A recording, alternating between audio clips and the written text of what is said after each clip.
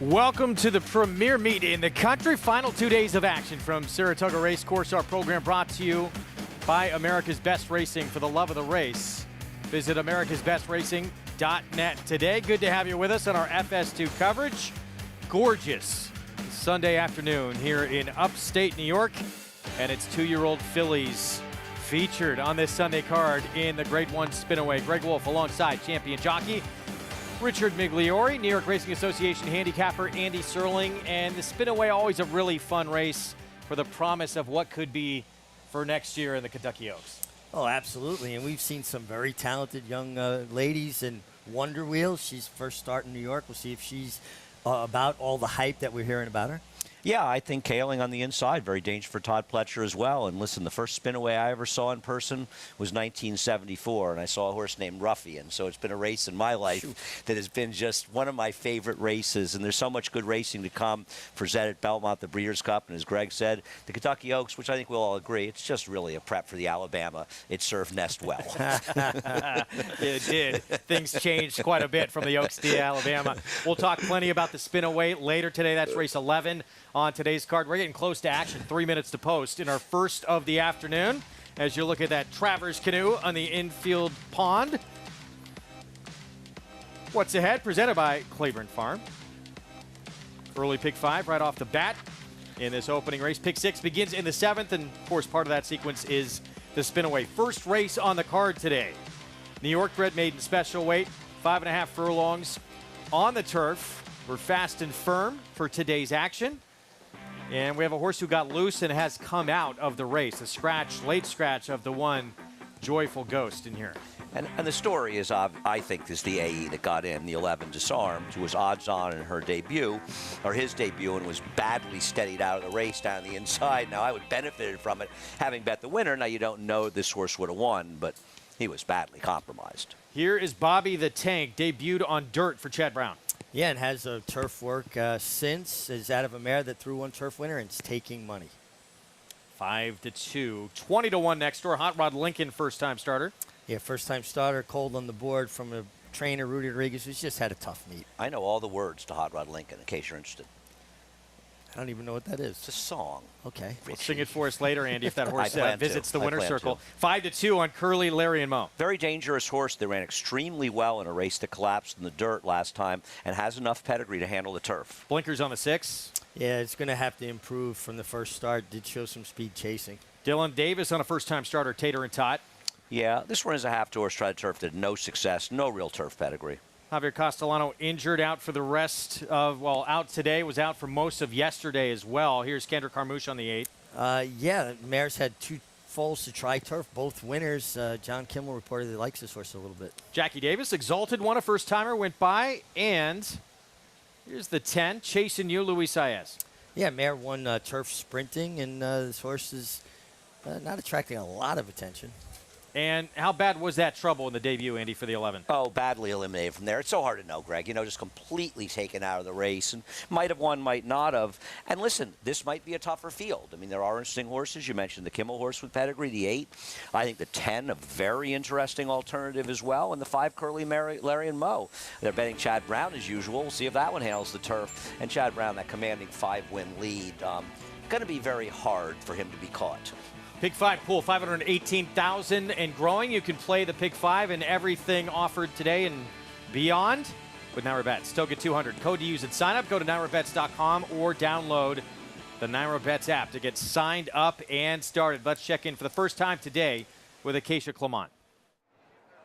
And Greg, it's always an adventure with the 2-year-olds. As you did mention, the number 1 Joyful Ghost, a late scratch is when he stepped onto the racetrack. He did drop Jose Lascano. The outrider made a tremendous catch, and then unfortunately he did get loose again and made his way about halfway across the racetrack. Jose Lascano walked back fine, and Joyful Ghost has been apprehended. Taking a look at the horses that will compete, those starting to the outside with Disarmed, the number 11. His last work on the dirt, though, was in company with Inflation Nation, who we did see win on the turf. the other day in his second start, and Matty Oliver, who we did that story on, working to become a jockey and regular breeze rider for Christophe Kamal, was aboard Disarmed. And this one was actually going slightly best on the gallop out over Inflation Nation, who did just win. And he did have that trouble in debut, as Andy had mentioned. He's been very professional, especially in the face of a couple who have not been in this race. Makes a lot of sense, but he does have to take a step forward, and we'll see with a clean trip what he can do in here today. The number 2, Bobby the Tank, his first time on the grass. He did have a recent turf work that you can watch on XBTV. That was back on August 14th outside of an unraced 2-year-old mate. Starting a little bit behind. I thought he moved fine on it. I wasn't completely overwhelmed. He is certainly built like a tank. He's well named in this spot. Was a horse that I did notice, though, if anything, at that OBS March 2-year-old work in which he went 10-1, he moved with a little bit of high knee action. And I know that Chad Brown has been one to pay attention to those 2-year-old works at OBS because they're on synthetic and the way horses move over that. So he is one that absolutely, if he takes to it, has a license to move forward and draw now more towards the insides. He'll break from the rail with that late scratch. The number 8, Vacation Dance, I can understand why John Kimball likes him. I was really intrigued by this horse coming in. He too had a workout on the turf that you can watch on XVTV, moving beautifully over the grass, always going better than his unraced mate. He worked 10-1 when purchased at the Timonium 2-year-old sale, which is very quick on that conventional dirt track. One thing I worry about is that he is a very big horse, and sometimes for early 2-year-old races, maybe horses of this size can run off their feet a bit, but he looks like he is ready to roll. The 10, Chasing You, did drop Louis Saez out of the post parade too. Luckily, Louis held on and just kind of launched himself back up, but this is a horse that I think is well suited to the conditions and could be an interesting one at a price, Greg. Acacia, thank you. That pick 5 pool closing in on 750,000, now up and over that number. It's the 11, also eligible 6-5 favorite. Flavian Pratt had a pretty productive Saturday afternoon. He rode some horse that won in California. I heard was pretty good. Unbelievable. It really was. I watched it on my phone at dinner with my jaw dropped. My jaw dropped Actually, as well. the bartender said to me, what are you looking at? Trying to think of a performance. We're talking about Flightline of the Pacific Classic. Arrogates Travers was impressive. It was nothing compared to what we saw in that race. That was destruction, the stretch. This was crazy. John Imbriel, the call. Here's the opener of our Sunday card. The opener.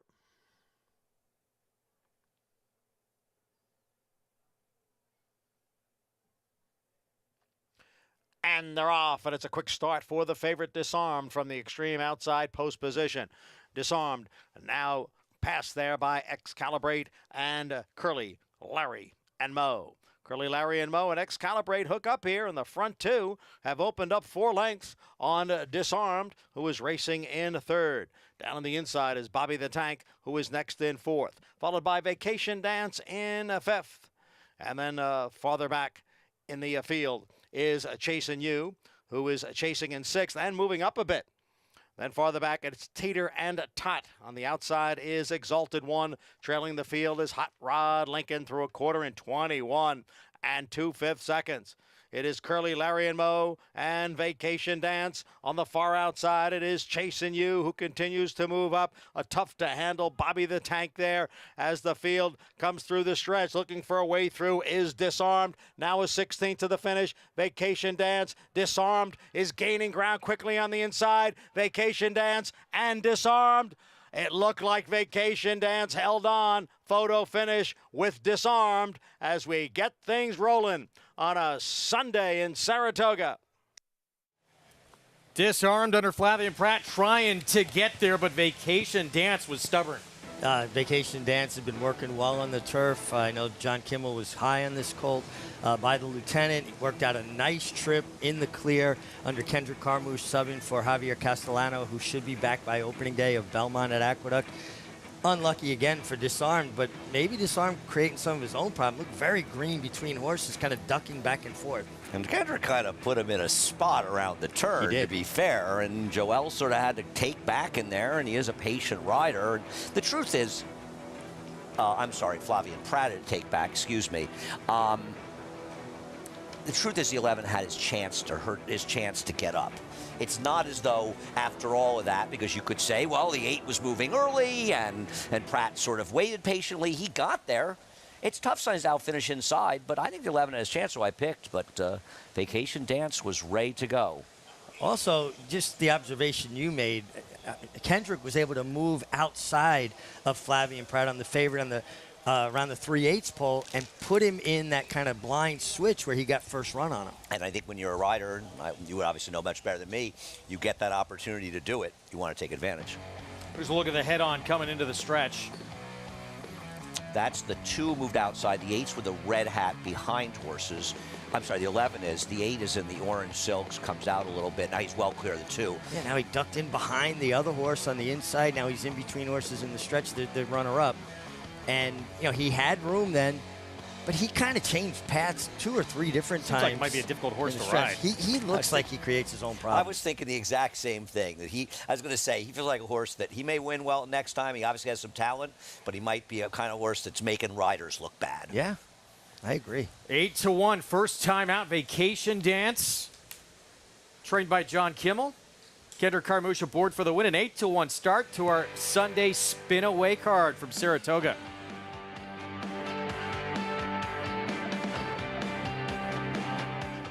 Warfront. On the racetrack, his accomplishments included this victory in the Vanderbilt at Saratoga. It will be Warfront to win it by 2.5 lengths. Now this son of Danzig ranks among the world's elite sires. With over 100 stakes winners, Warfront's progeny includes some of the world's most talented runners, both at home and abroad. Ranked #1 by percentage of lifetime stakes winners, graded stakes winners, and Grade 1 winners. Warfront, standing at Claiborne Farm. RaceLens is the most in-depth product in horse racing, with unique features found nowhere else. True odds, predictive analysis, and pace projection. RaceLens. It will change the way you follow horse racing and take your game to the next level.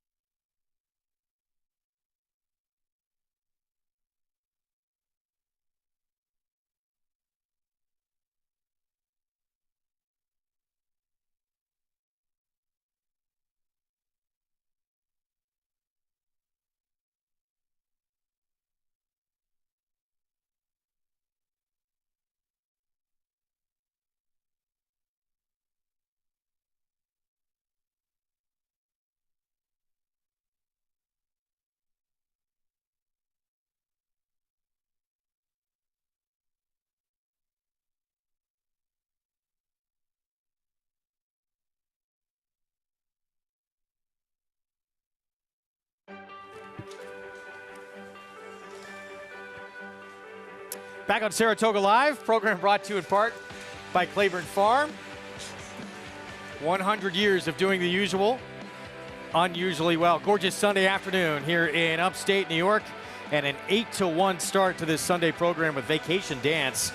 John Kimmel and Kendrick Carmouche filling in for the injured Javier Castellano. Again, we expect to see him back at Belmont at Aqueduct. Yes, I communicated with PJ Campo, his agent. They've had a terrific meeting. Bad timing because they did have live mounts coming in the last 2 days, but nothing broken. He should be fine, even probably before opening day, but he has at least ample time to rest and be prepared. But if you know where PJ Campo is, you might want to bring him some Tums, because I think he just went through a day's supply of them when Javier's horse just won the first. Let's go to Acacia for more. Oh, pleased to be joined by winning trainer John Kimmel, who had Vacation Time ready to roll at First Asking. And John, this is a big call. Talk a little bit about getting a horse of this size ready for an early 2-year-old race. You know, he came through 2 different sales. He was in the OBS sale. He breezed very well there.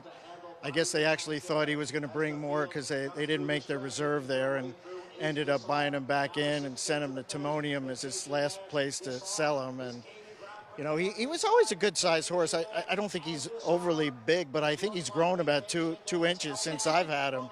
But he's a quick horse. He worked in 10 and 10-1 at both places. And for a big horse, he's got a fairly good early lick. And he's a lovely mover over the turf. Oh, he's a beautiful mover, and that's kind of what caught my eye. I didn't know anything about the sire until I found out his history. You know, he's a half-brother to Justify and Mendelssohn, and unfortunately, he only has this one crop. So he's probably going to be a great sire because there's no more of them. You know how that story goes. But you got a nice 2-year-old winner at First Asking, and Kendrick doing a little race riding there, but he was clear he had this horse going well. Yeah, you know, he's been a really good gate horse. He broke a tad slow. Your father-in-law's horse broke pretty sharp, and then I thought he was the horse to beat, and he had a race under his belt. And then he kind of made a nice run around the turn, and I think when he hit the front end, he kind of powered down a little bit, but Kendrick kept him to the task, and we got there first. Oh, Vacation Time, an impressive winner on debut. Congratulations, John. Thanks, Acacia.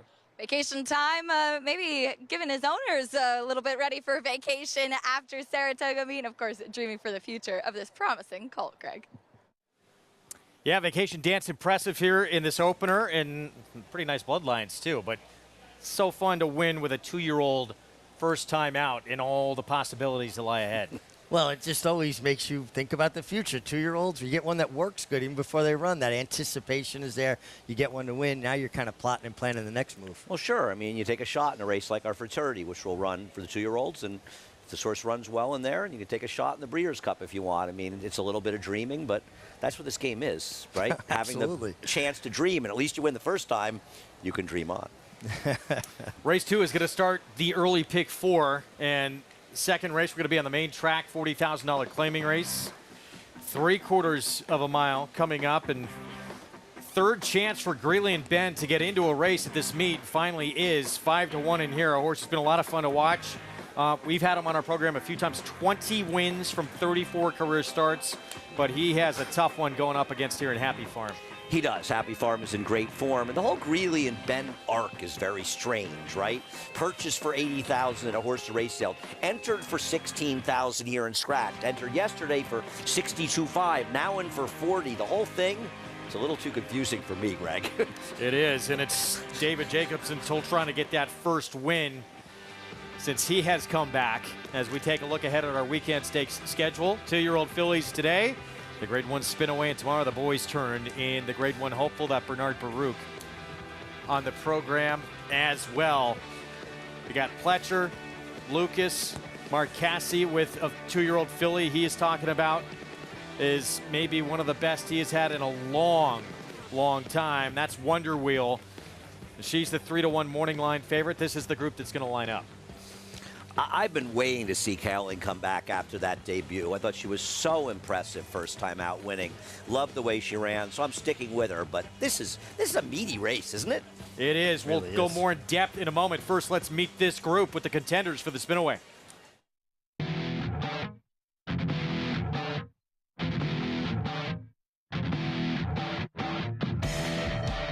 Over the last 131 years, the Grade 1 Spinaway Stakes has been captured by a long list of talented fillies, including Hall of Fame members Cicada and Ruffian.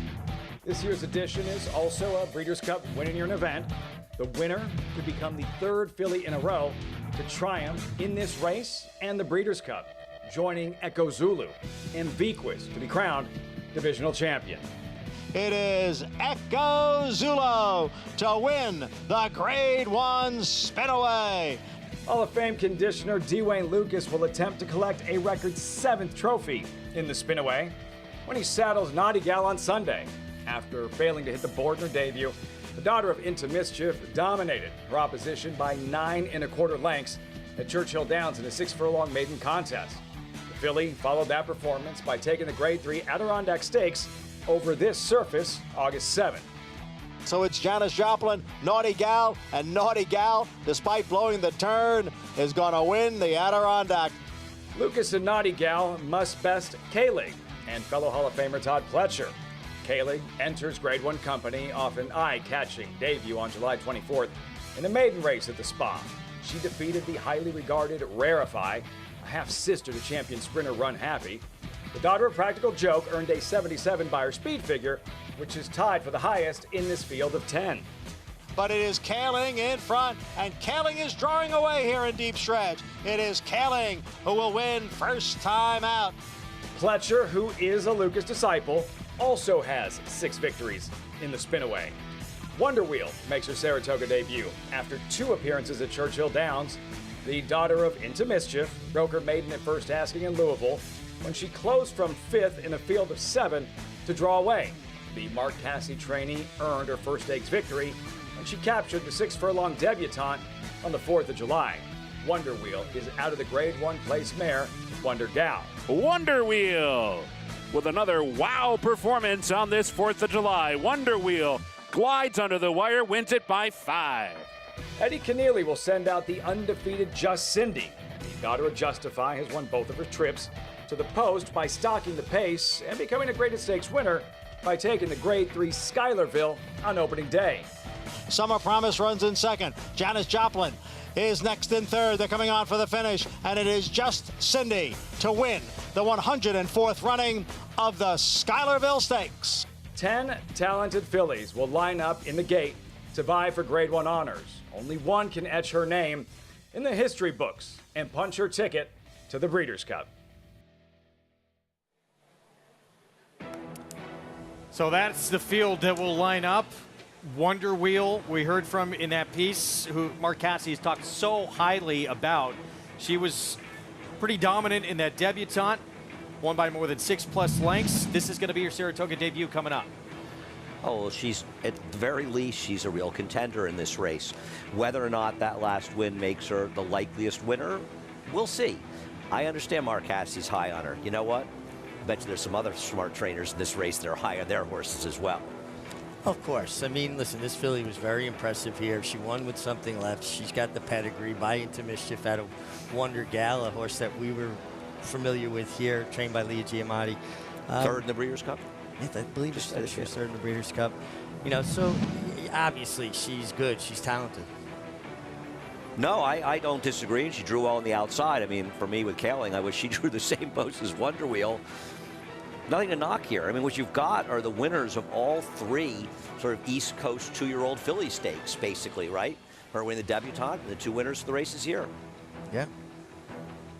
She's been dominant first 2 starts of her career. John Velasquez will hop aboard for the first time as we look what lies ahead here in the final 2 days of the meet. Spin away for fillies today. Hopeful tomorrow for the boys getting their chance.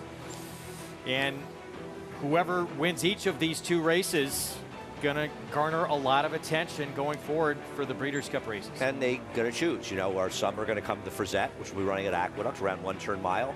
Some will go to Kentucky, and especially with the Breeders' Cup at Keeneland with a 2-turn race. We'll see how things play out, but there's a lot of good racing to come. In the Spinaway, I mean, it's the first big race, right, for this division, and it came up really strong.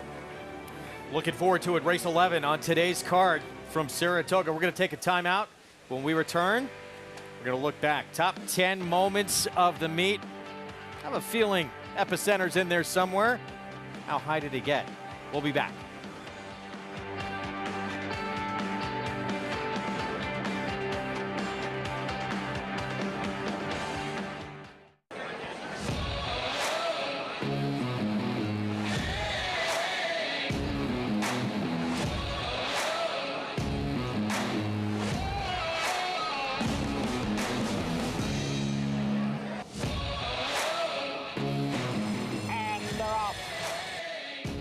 Jackie's Warrior in front by 4 lengths, and he wins an unprecedented Grade 1 stakes at the Spa for the 3rd straight season. Who you betting on? How about an app created specifically for horse racing? Naira Bets. We specialize in thundering hooves, fist pumping, and boosting your bankroll with robust weekly promotions.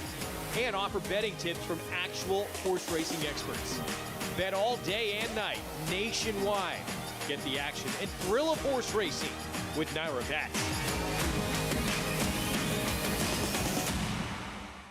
The momentum continues for War Dancer as Dancing Buck scores a decisive victory on the Saratoga turf. And it is the New York-bred Dancing Buck who wins it. And Elegant Dancer scores at Monmouth. It's War Dancer's Elegant Dancer, winning by 6 lengths. Interesting note on War Dancer I just got. He is the leading third crop sire for winners and earnings on turf. So he is certainly off to a blazing start at stud. Now with 34 wins in 2022 and over $4 million in progeny earnings, War Dancer is a sire on fire.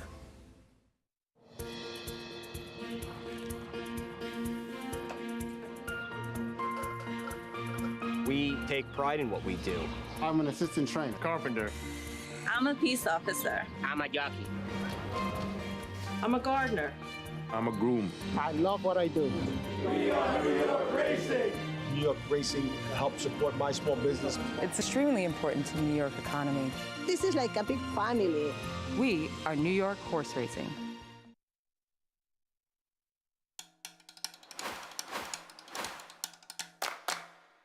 Gufo is putting in a late run. On the outside is Soldier Rising. Here comes Gufo up to challenge Mirror Mission for the lead, and Gufo has got it.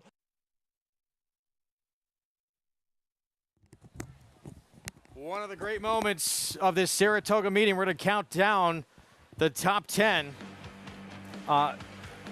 Depending on how you did in these races, you have positive or negative feelings about them being in the top 10. If you bet Mirror Mission, this was not one of the top 10 moments for you. And I don't know, Greg. I feel like we should do a top 10 moments for us, for bets we made, we cashed. I don't know if I'd have a top 10. Bottom 10 would involve there we go. a win that was very popular on this show for other people, but not so much for my friend Greg Wolf. That was big for Gufo, though. Back-to-back at the Sword Dancer. Good for him. That was...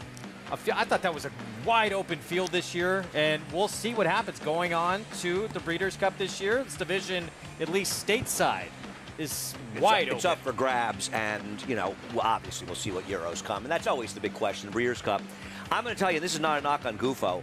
I'm very impressed by the race Mirror Mission ran second there, and I think the fact that he ran as effectively did first time going long opens up some real opportunities for him. I know someone else who really liked that, probably would have put that a lot higher in their top 10. Acacia Clement. Yeah, that would be number one of the meet for me, Greg. A very, very special win for my husband and his family in particular. And it's just a really fun horse that has given a lot of exciting moments. And for owner Stephen Keneally, the co-breeder and the only horse that he owns, a 3-time Grade 1 winner, which is just incredible. So taking a look at horses in the paddock here, starting with the number 2, Greeley and Ben, who, as you mentioned, Greg, we finally get a chance to see him in a race. He was a vet scratch a couple weeks ago, entered yesterday, and as per the rule, will run today when entered in back-to-back days. The blinkers do go on, too, as he does come back now as an 8-year-old. And, of course, a horse that has a ton of back class. Shortcut blinkers on. He hasn't raced since July. He was purchased at the Horses of Racing Age sale. And when he was first entered here at the Spa, he was entered for actually a lot lower claiming tag than he is here today for the $40,000. So I'm not 100% sure what to do with him in here. Given his back class, he absolutely could step forward. I wish he looked a little bit more fit. Now, he is an 8-year-old, as I mentioned. As horses start to age, they carry their weight and condition a little bit more, but that is definitely a question, and especially with the drop in class. So we'll see what we get from him. Certainly has been a fun horse to follow and has a tremendous record with 20 for 34 lifetime.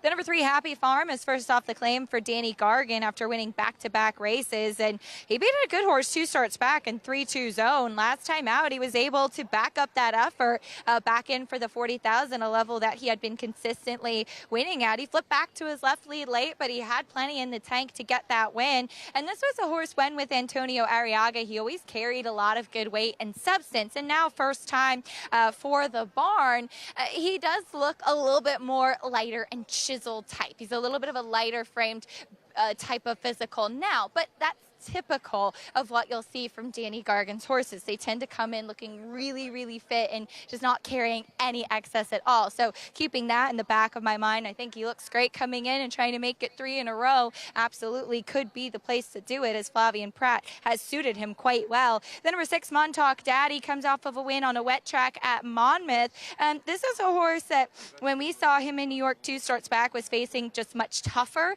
than what he finds in here today. I'll be curious to see how he warms up. He looked just like he was just taking a little bit of time to get going when he came here into the paddock. So I'm going to watch him out on the track. But again, he does look fit. He ran a good race that day. He has some tactical speed from the outside, and Manny Franco will be back aboard as he piloted him to a couple victories at Belmont. But it looks like they've got to get around the in-form Happy Farm, Greg.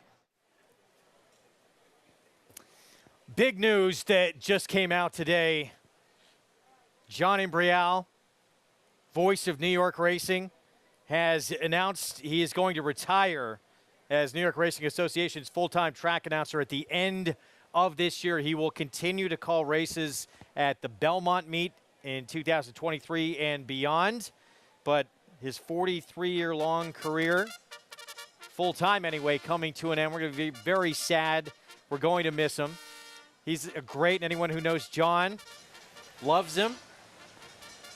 Frank Miramati will call Saratoga next summer. Chris Griffin will call Aqueduct next year. And I can say that when I first started doing television back here in the mid-90s, I worked with Johnny, and nobody was more helpful to me and more patient. He has no ego. He is incredibly talented at everything he does. We are very lucky to have had him at NYRA. No question. We wish him the best of luck. We're glad he's not leaving us full-time. We can still see him. Great guy, an incredible employee, and a great friend. Here's our 3-5 favorite in this second race. Happy Farm, Flavien Prat. Danny Gargan just claimed him. He's in great form, and if Danny can keep him going as well as he's been running, maybe 3-5 isn't an underlay. Junior Alvarado filling in for the injured Javier Castellano on Hero Tiger. Yeah, a horse that's been running well. Looks like there's a couple in here that maybe are a little bit faster than him, but certainly a horse that tries hard every time. Yeah, Montauk Daddy, Manny Franco, Orlando Nota comes in off a win on a big number. Yeah, big number, gets a good outside draw, should set up shop just outside the other speed. I want to say the horse I think is a little interesting in here to maybe get second if you think Happy Farm is going to be very hard to beat, is the horse in the rail, Big Engine. I know his form is bad. He is a rail runner, and drawing the rail gives him a chance to run his best race. Here he is. I like this warm-up from him. Trevor McCarthy, big win yesterday for Trevor. On Sanctuary City, and Trevor knows this horse. He's won on this horse making a rail move. So look for Trevor to take full advantage of being well posted for this kind of horse. No, this is something Trevor and I have talked about with this horse before. Go ahead, Greg. No, I was going to mention in that race, he beat a horse, good field in that group, who actually had a win over your eventual Breeders' Cup Sprint winner, Aloha West. Yeah, I mean, at times, listen, his last race, obviously a disaster. Was a race dominated towards the front end. And I think being able to get inside with him gives him his best chance to run his best race. Next door, this has been a fun horse to watch. Over $700,000 in earnings. Greeley and Benny's 8 years old. He's put together some incredible win streaks. 20 times he's visited the winner's circle in his 34 career starts. He's 5-2. He's been off since early July at Delaware. And as we mentioned earlier, this is the third time these connections have tried to get him in at this meet. He was entered at a much lower level. He was entered at a higher level. Now he shows up here for 40 with blinkers on.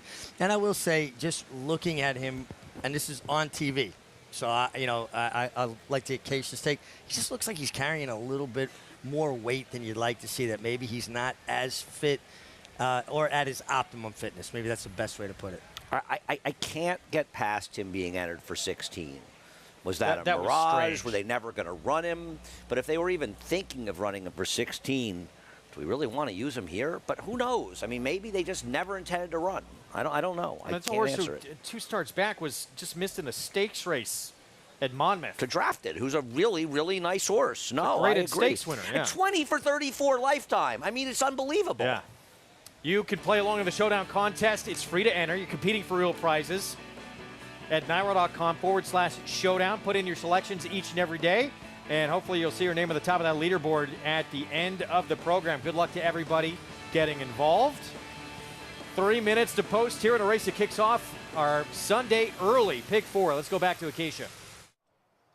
And as far as Big Engine is concerned, you mentioned it, Greg. He had a big warm-up out there on track, and he had run on his mind. As soon as Trevor McCarthy went to take him away from the pony, he kind of took a little bit of a hop and was like, okay, I'm ready to go. Let's do it.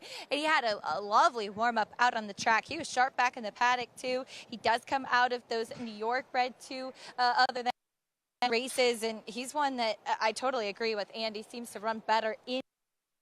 And he also looks really well today, like he's carrying good condition off the back, making his second start here in Saratoga, though a disappointing effort last time out with a little bit of trouble getting bumped there. But I liked what I saw from him on track. I still wasn't sold with what I saw from Montauk Daddy on track, and I just wanted to wrap up thoughts on the 6 there. As I had mentioned back in the paddock, I was curious to see the warm-up. Manny Franco never took him really out of a jog. The only one that had a big warm-up on track was Big Engine, which I was a little bit surprised to see. Montauk Daddy has been kept very quiet out there. Would have liked to see a little bit more of a gallop, and as the surprise instructions, because Manny typically will take horses away from the pony and give them a big gallop, and we didn't see that from Montauk Daddy today, so I'm not 100% sure what to do with him off of that. But the 3 Happy Farm, just wanted to mention Flavien Prat, as he has been jet setting, flying back from California after riding the tremendous flight line. That was about 8:45, 8:50 East Coast time, comes back here, second in the first race, on the favorite here. Jockeys are so tough, and I'm looking forward to catching up with Flavien after this race and getting his thoughts on Flightline's performance in the Pacific Classic. So that's something to look forward to following this second race, Greg. Acacia, thank you. We touched on it briefly. Flightline's performance in that Pacific Classic, 126 Beyer speed figure. And it's just, you're left speechless watching that race. It's the fastest Beyer figure since Ghost Zapper ran a 128 in the slop at Monmouth in his 2-term debut, and we all know who Ghost Zapper was. Horses like Skipaway, Formal Gold ran those kind of numbers. These are some of the best horses of a lifetime, and that performance yesterday, I think we all agree, it was jaw-dropping. Flavien Prat got on a jet plane to go out and get into a rocket ship. That was an incredible performance. As good a performance as I've ever seen. And that's going back to I'm going back into the 70s. And you know, you talked about seeing Ruffian. I got to see Ruffian at Belmont. You saw her up here in the Spinaway. Got to see, you know, all the greats of that era. Seattle Slew, Spectacular Bid, Affirmed, Forgo.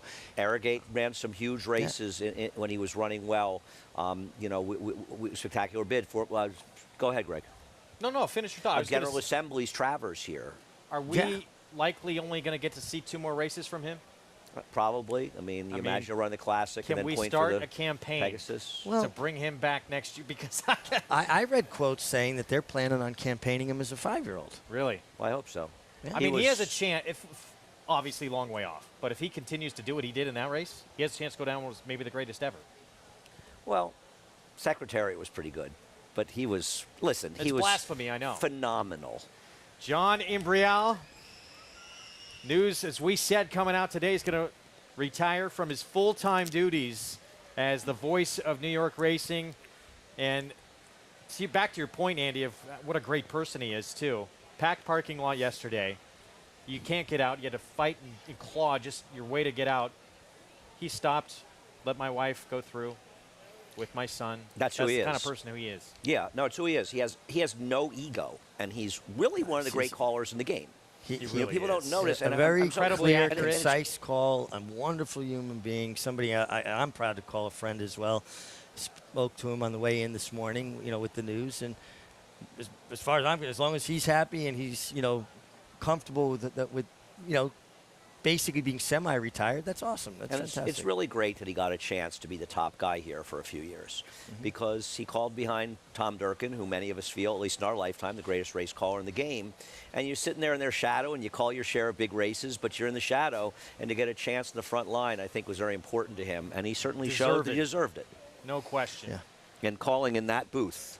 That you don't with all the bushes and the shrubbery. Tom Durkin to tell you what a nightmare it is calling up there, and we're very fortunate to have had him as a coworker and as an employee here at the New York Racing Association. And I'm thrilled he's going to be coming back at Belmont too. And I wouldn't have let your wife in yesterday. I would. I know you wouldn't. No, because it's race riding. You can't give up your spot. John's got to get your position John's going a much forward. nicer guy than you, Richie. I don't think you got have to get to your position give any going further forward. proof of that. You know, you got to I hold actually your line. wait. I'm the worst person, but I let people out in the car. It's like one place I'm not impatient, I think. 3-5 favorite. There's Happy Farm, Flavian Pratt. Going to hear from him shortly on that incredible performance with Flightline in the Pacific Classic. He's on the one to beat here as well. Pick 4 begins in race 2. Let's go upstairs to John Imbrial. Ready for race 2.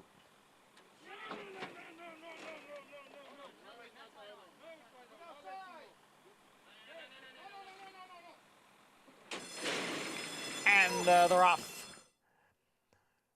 Happy Farm is going out for the lead with Grilly and Ben. Happy Farm, Grilly and Ben are right together in the early going. Sitting right behind is Hero Tiger next in third. On the outside is Montauk Daddy in fourth. And then it's almost 5 lengths back to Big Engine, who trails the field in fifth. Grilly and Ben on the inside and the favorite Happy Farm on the outside. And the two of them right together going into the far turn. The quarter went in 22 and 1/5 seconds. It's Grilly and Ben with the white blinkers in front here. Happy Farm on the outside is second by 2 lengths. And then it is Hero Tiger who is next in third, followed by Montauk Daddy. Big break back to Big Engine as they come for the quarter pole. It is still Grilly and Ben and Happy Farm. They are 1-2. Grilly and Ben with a narrow lead. Happy Farm on the outside. Hero Tiger is in third. Montauk Daddy is down at the rail, and Big Engine is putting in a late run here with a furlong to the finish. Grilly and Ben. Happy Farm down on the inside. Big Engine continues the gain, but the wire is coming. It's Grilly and Ben and Happy Farm. They've been battling for 6 furlongs, and Grilly and Ben got there first by a head. Happy Farm was second. Big Engine finished third. 6 furlongs, 1 minute 10 and 1/5 seconds. Greeley and Ben, 21st win of his remarkable career, this 8-year-old. What can you say? All the smoke and mirrors with the buying them and dropping them and entering them. It didn't matter. Greeley and Ben gets in the racetrack, and he's all racehorse. He drifted quite a bit, though, in this race. I will say that. He drifted a long way. It'll be interesting to see the head-on. The head-on of that. Big Engine so far, back early, really put it together, kind of started to finish, and looked like he might have hung just a touch. And what do you say about a horse that's 21 for 35 now? No, he's remarkable, and you know, he's clearly hurting the number 3, whether or not there was contact. And if there isn't, they'll never take him down. I do think if the inside course track had been better at this meet in the stretch, you wonder if maybe Big Edge would have gotten up. But this was an amazing horse. 21 for 35 now, assuming there's no incident in the stretch. 2-3, 1-4. Greeley and Ben at 5-2 in this spot. Crossing the wire. First, let's take another look here and see. No question, he comes out. White blinkers in that pink cap. This isn't a true head-on, so I'm not really sure. Left-handed crop from Ortiz as well. Right there, slight contact. Nah, there's nothing. That's not a true head-on, so I don't really know what to make of it, but it doesn't appear. But there was always space between the two horses, even though he was drifting, until that last little bit where they made slight contact. Even though that's not a true head-on, that's one thing you could discern from that shot. Yep. So 5-2, Greeley and Ben. First start back since early July 3rd. Try to get into a race here at this meet, and it was worth the wait. As he outduels a pretty good horse here, even with a little drifting. Yeah, I don't Happy Farm is a talented runner. I don't think Happy Farm didn't run his race. And truly, Happy Farm came out as well. This is one where, now here's the head-on. Jose Correa comes out to see him, to be honest. there's no real herding going on here. No, he drifted out to a point and then kind of kept his line. And then, if anything, it looked like Flavien was trying to kind of get back down on top of him. Yep, no herding going on there whatsoever. None by Jose. And Jose Ortiz is not a rider that herds. No. He's not. His brother has been known to herd in his day, and others around here have been known. But Jose isn't one of those guys. And he didn't there. 5-2 winner, Greeley and Ben, 21st time in his career. He has crossed the wire first, I should say, and get his picture taken. It's a fun horse to watch. We've been treated to seeing him at Churchill Downs, now here at Saratoga. Well, let's go to Acacia for more. Well, I'm pleased to be joined by jockey Flavien Prat, who we saw yesterday on a tremendous horse, Flightline, 126 Fire Speed figure in the Pacific Classic. Flavien, I know you were excited to ride him. What did you feel from him yesterday? Obviously, a great feeling. I mean, he's just an unbelievable horse, really smart, and just I mean, so good. I think a lot of people expected him to win, but maybe not to win like that. Were there ever moments when you thought, I'm getting a little bit too far ahead, maybe they're going to come back to me? No, because I was traveling well, and I never. It's not like I was pushing him to do it. I mean, he was doing it on his own. To be honest with you, when I look back at the 8 pole and I see how far in front I was quite. I was quite in awe. And he was pretty much wrapped up at the end too. Yes, but I mean, as soon as I hit the 3/8 pole, he kind of went on, and like I say, just did it naturally, and it was the race was pretty much over at that point. Now you're coming back here to Saratoga today, back riding. You're riding Catling in the Spinaway later today. How are you feeling and looking forward to that 2-year-old filly? Yeah, she ran a great race first time out. She's been training well. I mean, it's going to be an interesting race, but I like her. We're glad to see you back in New York. Congratulations on the big win yesterday. Thank you. Flavien Prat and a very, very special horse, Flightline, in the spotlight in California yesterday, Greg. We've seen limited starts from him every single time he's been on the racetrack. He's produced something special. Well, let's also point out in the Met Mile, he showed he could overcome some adversity. Yes. He didn't break particularly sharply. Junior Alvarado, and rightfully so, put him in a very tough spot on a good horse in Speaker's Corner, and just dismissed him like he didn't belong in the race with him. He's a Grade 1 winner. He won a Grade 1 in his prior start. Dominated one. And like you said, you'd love to see the fact that he doesn't need everything his own way, that he doesn't have to go to the lead. Even yesterday, he indulged a long shot for a little while, kind of set up shop outside of him. When he opened his fingers, it was over in a twinkling. And oddly, considering his running style, the brilliance he showed in shorter races, you felt like, well, the mile, of course, a test. But, and of course it was, or theoretically it was. It wasn't as it turned out. But given his pedigree, it's not surprising that he got better with more distance, right? No, and particularly with his mechanics. You said it off camera. His stride never deteriorated. He was always strong. His legs were underneath him. It's such a pleasure to watch a horse with perfect mechanics. And until they do it, you don't know. No. And this was his first time going 1.25 miles. Straight as a string. Incredible. Sits inside. And those horses behind him aren't a bunch of 12 claimers. Nobody's going to confuse them with Spectacular Bid either. But these are legitimate Dubai World Cup Grade 2 to Grade 1 horses. Dubai World Cup winner. These are horses that have competed, run triple-digit buyers in many of their starts, and he made them look like they should be running in the bottom-level claiming races. This was unbelievable. Unbelievable. I mean, I'm sorry. Every time you watch it, it becomes more impressive. You're getting more excited watching it again. I can tell. You think back to some of the great performances you've seen. Obviously, that Arrogate Travers was up there. Again, Arrogate, the Dubai World Cup, when he missed the break. Right. Skip away when he was running, and he was running against Formal Gold, who was a brilliant horse for a couple of races. Yeah. Where would does this blow him all away? I mean, it's hard to watch that race and say, well, Formal Gold would have beaten him. Ghost Sapper, we left out, would have beaten him. I'm not saying they wouldn't have been competitive, but I don't know how you watch that race and feel like somebody.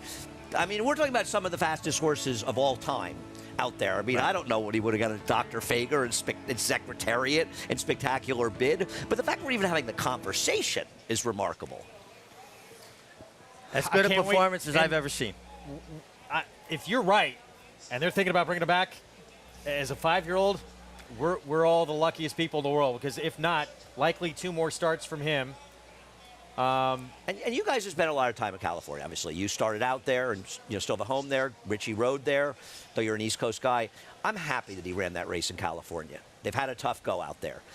racing is better for California racing being strong. Some sort of notion that anybody takes pleasure in them struggling at different times, and Del Mar Meat's gone very well for them. We're happy for that. I think it's great that he ran that. A lot of people say, come here for the Whitney. We had him for the Bet. They had him for this race, and I'm happy about that. Incredible from Flightline, who is going to be how short a favorite in the Breeders' Cup Classic, and Life is Good's going to show up there as well. I said that Life is Good wouldn't run the Breeders' Cup Mile, but they must have watched that and gotten a headache. Wow. We're going to take a timeout. We will be back. More Saratoga Live on the way. We'll set up the third right after this.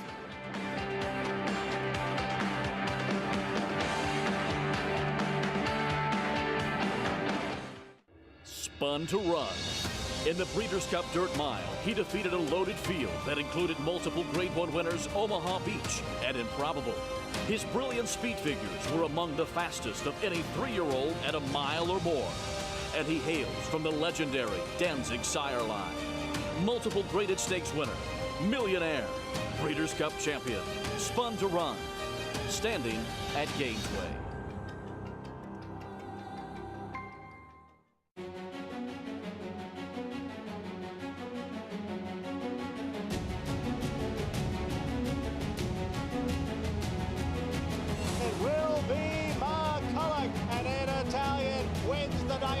Domestic spending to take the lead and win Ocean Road. It will be State of Rest pulling off the upset in this $1 million Grade 1 Saratoga Derby.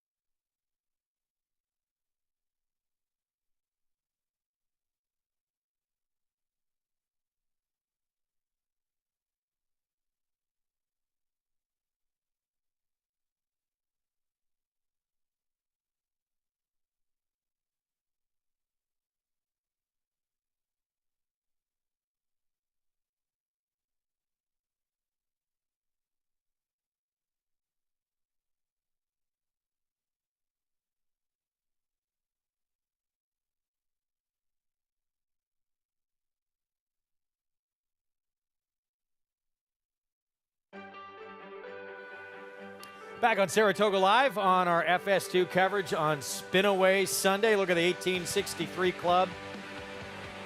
Gorgeous spot to watch all the action from. Those outside decks. One of the great views in racing, really, anywhere. Fantastic. I spent a little time up there yesterday with our man Jonathan, and we all hung out, had a good time, and watched some great racing. Just a tremendous day of racing, coast to coast. No. Happy for this horse here, Greeley and Ben, to get another win. 21st time in his career, getting his picture taken, this 8-year-old, with Jose Ortiz aboard. Yeah, Jose, been on a very, very good run in the late stages here. Is he closing that gap? A friend of mine has Jose plus 10.5 wins to his brother. I feel like it could be getting close as we get near the end of the meet. He had given up a chance to win that bet. He's alive now.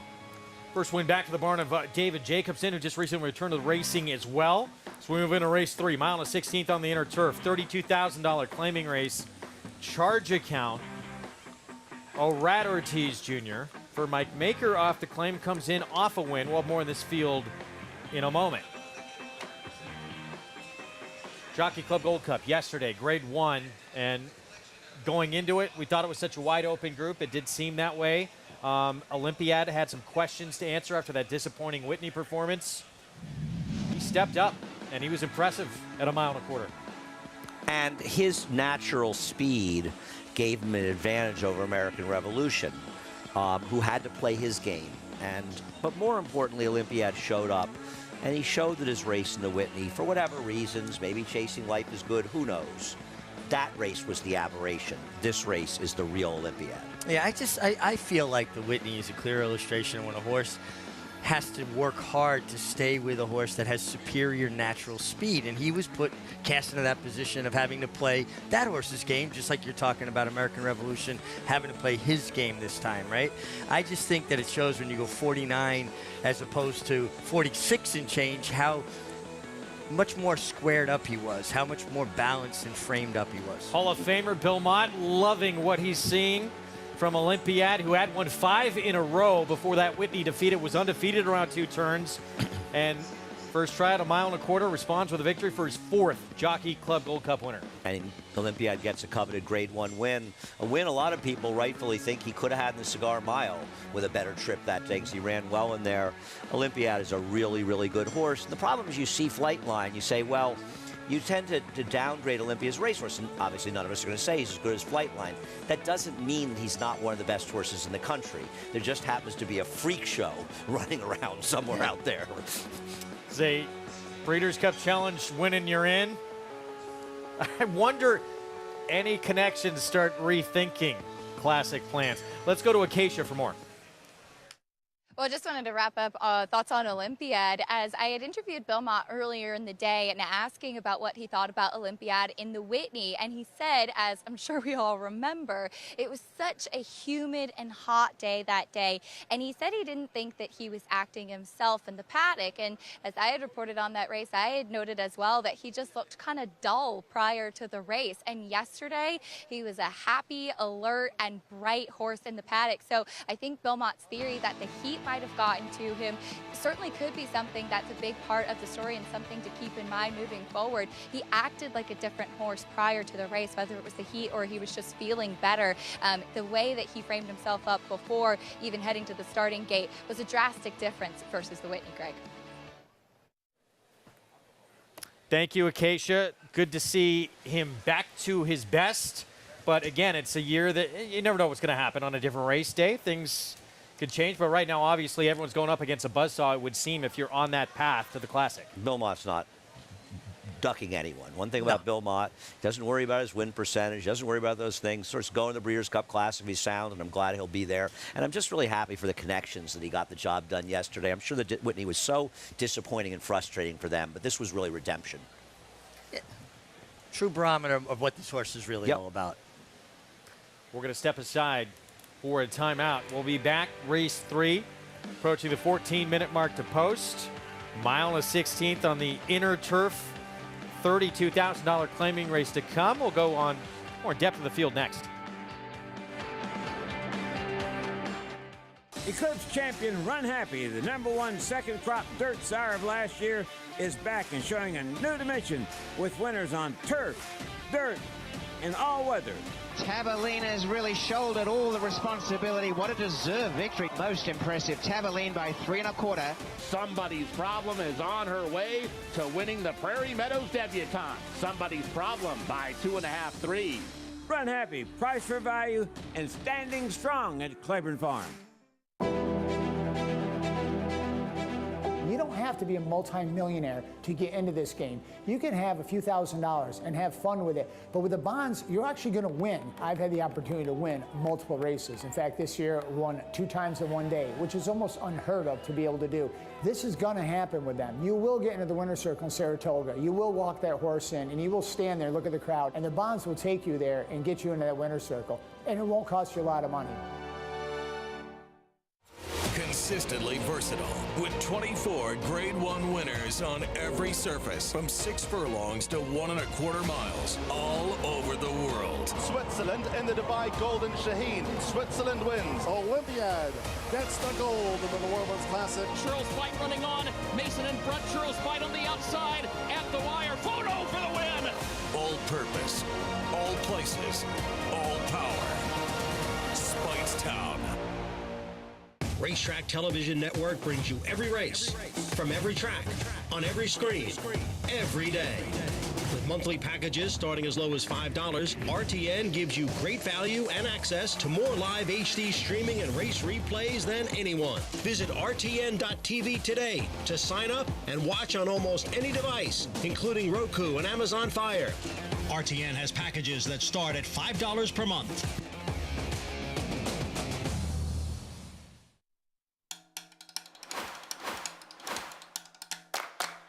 So it's Life is Good, Hot Rod Charlie, Happy Saver has come through down on the inside, and Olympiad is next, and they're moving for the 8th pole.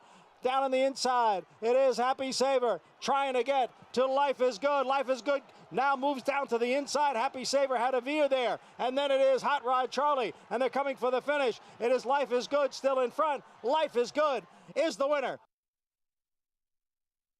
Life is Good in the Whitney. Number 9 on our top 10 moments of the meet. This was certainly a terrific effort by a very, very terrific racehorse. And once again, another horse. It just looks ordinary compared to Flightline, but he's also a tremendous racehorse and a dominating and deserving winner of the Whitney. So much natural speed, and speed is his weapon, and he used it effectively in the Whitney. I like when guys with speed horses get into their natural gait, their natural rhythm. Don't take their speed away from them, make everybody else chase it. And you don't really know the reasons that Olympiad ran as poorly as he did in that race, but certainly it's valid to suggest that it's possible that one of them is that he had to chase Life is Good. And doesn't that really just say a lot about Life is Good? Absolutely. Listen, I think we have a very deep older horse division. I mean, obviously what we saw yesterday with Flightline was jaw-dropping. But there's a lot of good older horses out there. There's right a lot now. of good horses around there. Don't forget Epicenter, Nest, what we've seen from her. I mean, I think there's a lot of good horses around generally. Jack Christopher around. Sure. Yeah. So I think right now this is a really good time for the better horses. And one of the reasons for it is more older horses sticking around and running. Yep. Race 3, 11 minutes away. Let's head to Acacia.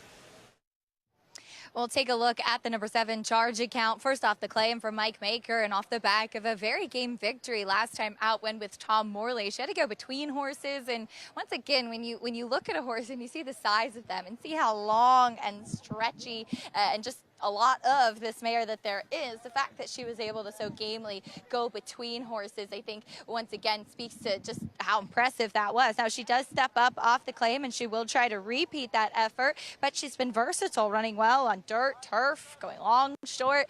I think more than anything, this is the right spot for her. She's built more than anything like a horse that wants to go long on the turf, and she looks great in here again today. She's pretty sharp and on the muscle. The number 3, Blue Atlas, also had a win last time out. She was just kind of sitting in the catbird seat as 2 horses dueled in front of her, but she ended up having some company coming down to the wire, and I think was just best in that race, and she too will try to make it 2 wins in a row. She's a typical kind of English Channel build, not the biggest, but just carries substance, a little bit more of a stout type of build, and they flourish racing long on the turf. Now, mile and a 16th does seem to be her preferred distance, and as Horacio de Paz has continued to have a strong meet at Saratoga, this mare is the class, and she always carries her weight well from race to race. And while she's coming off a bit of a freshening since July 1st, she's really well muscled and strong here in the paddock today. I think a little bit of the wild card is the 2 State Crown, who is taking a drop in class for Mike Trombetta. She's been well traveled too. Seems to fare well at Presque Isle on the synthetic. That's where she comes off of a win last time out, but she has had good races on grass as well, including Delaware Park. She comes in here for the $32,000, and I think it's just kind of a realistic right spot for her. She is a very big, leggy type of filly, and she too has run a variety of distances, and I think long is what she really wants. She looked like she was a little bit more tucked up than I'd seen her in the past when she came in, and then when they put the tack on, she kind of puffed herself up in here as well. She wants ground, and she is energetic. Once again, we'll see, as Kendrick Carmouche has ridden her before, if he'll have her forwardly placed in this spot, as I think this could be the right place for her to potentially get back on track, Greg. Thank you, Acacia. We'll get to the post parade coming up in a moment. They're just walking by us here on our paddock set as we approach the 8-minute mark to post coming up. Greg, I want to remind everyone real quick, you can download free Equibase past performances, get all the stats on the jockeys, trainers, horses at NYRA.com/TV schedule. Go ahead. I'm curious some of your thoughts in this race. I know you look at the thoroughgraph sheets and you have a somewhat of a different approach than I do often. And I like when you and I agree. It feels like we agree on horses against. We're often right. And so on horses. I thought that the 2 State Crown, if she could run her out-of-town races at the reasonable distances, might be the horse to beat in here. I also think Othwalk has a chance to wire the field. Did you have an opinion on particularly the 2, but even the 6? Othwalk's very intriguing, I think. Yeah, especially at that price, right? The Yep. fact that she could potentially get to the front. The 2, her Delaware race, I thought made her. It's not like she's meeting any tigers near. No, out of town. You didn't think you're not a fan? That's fine. no, it's one of the players for sure. And just in terms of the turf race, too, the last time she was on turf, this is a big drop. Well, yeah, she ran a And she mile didn't and wanna go that 3/8 far. here, too, right. You look at those shorter races, it just feels like she's a horse that's at least Obviously a comparable. major player. And I don't know why, I mean, no disrespect to the 7, but what is so special about Charge Account? Got a big figure. Okay. In some Okay, no, that's fair. publications, yeah. That's why I ask. Lenny Kate, Trevor McCarthy rides from the inside. Mert Cantor-Masi off the claim. Saw Matt last night at dinner. She's going to have to improve off even her turf win to be competitive here. So here is State Crown. Yeah, probably did not want a mile and 3/8 last time on the turf. No, I think she lands in a much more appropriate spot. I like the turn back in distance and the drop in class. And can get some position as well. The 3, Blue Atlas. She's okay. I mean, she's a logical type, probably work out a decent trip, but nothing about her screams short price to me. Jose Gomez, apprentice on Forever Dreaming for Dwayne Lucas. Our turf races are certainly good enough to make her a contender here. Got a dirt sprint under her belt to get ready for this. 6-1 Adelaide Miss.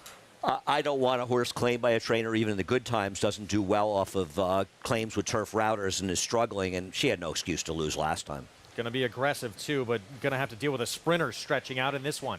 Yeah, Athwack is fast. She's the main speed here. And sometimes she doesn't switch off. Sometimes she kind of runs a little too keen. This doesn't save quite enough energy. And 2-1, this is the favorite. Charge Account, Mike Maker just claimed. Okay, maybe she'll get the job done. Maker's claim numbers off the claim aren't that strong. The IRAD or cheese money. You say a big fig. I'm assuming with the thoroughgraphs. Yeah. I guess she's a contender. I'm not. I'm going in a different direction. I like the 6. I like the 2. Hopefully that works And out. it wasn't a figure that towers over this group, but yeah. That and the IRAD factor are probably what's contributing to making her 2-1 at this point. 4-win day for the meet's leading rider yesterday, Arad Ortiz Jr. As we look at our WinStar top jockeys of the meet, 51 and counting for Ortiz Jr. And then a long ways back, but tremendous meets for these guys as well. Joel Rosario, 39 wins. Saez, big again after winning last year's meet. How about Flavien Prat? First full summer at Saratoga, and he's in the top 5. You said it all meet, Richie. A room full of great riders. Deep colony that got deeper with the addition of Flavien Prat. And then Flavien flew out to Del Mar and had a really good meet at Del Mar yesterday. So 2-1 favorite. One who just left our screen as we go back now to Blue Atlas. Jose Ortiz, Horacio de Paz, and the comeback race for the 7-year-old mare was a win. Let's go 2 starts back, and Othwalk was in this race as well. Well, that's why I showed it, because they were both in there, and this was the last time we saw Othwalk go a 2-turn route. And it was a track that was kind of inside speed, but she drifted in the stretch. And she was very game in this race, and it shows that you look at it, she's kind of a runoff there, like you were talking about, Richie, but she still hung in gamely, barely losing this in the late stages to Tass, who I want to say was the favorite in here. She can be game, and if you look at her, in my opinion, one of the reasons I like her, her last race, she couldn't get the lead in a race that was won wire-to-wire by better turf sprinters. She was wide against the track in Monmouth 2 back, and then she was running against killers 3 races back. She's now in Patty Reynolds' barn, and isn't this the first time she's been in a race where she can win for Pat? She absolutely is. You know, she's in the appropriate level.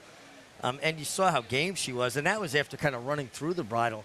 You know, you love to see turf horses make the lead and kind of give the bridle up a little bit to the rider, throw their ears up. You know, they're conserving energy. There's days with her, if she gets set off, she kind of runs through the bridle.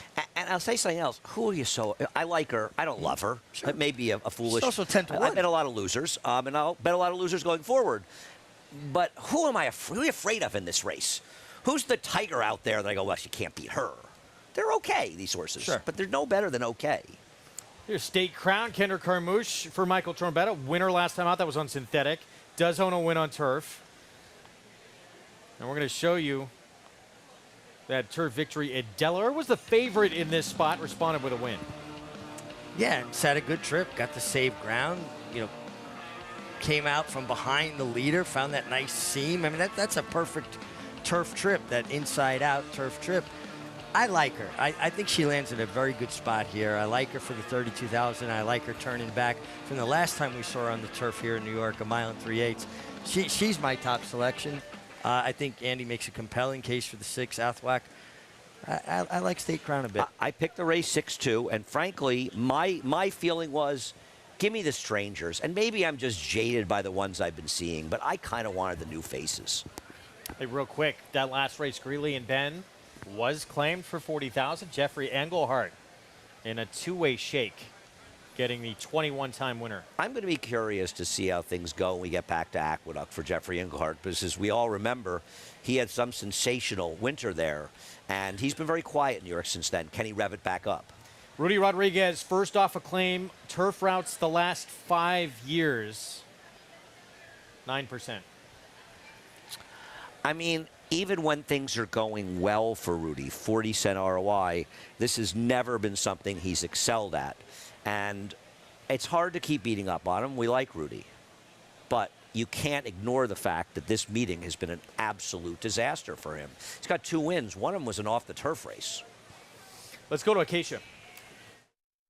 And just to wrap up thoughts on the number 6, Athwack, this is a horse that I actually always felt that shorter was potentially better.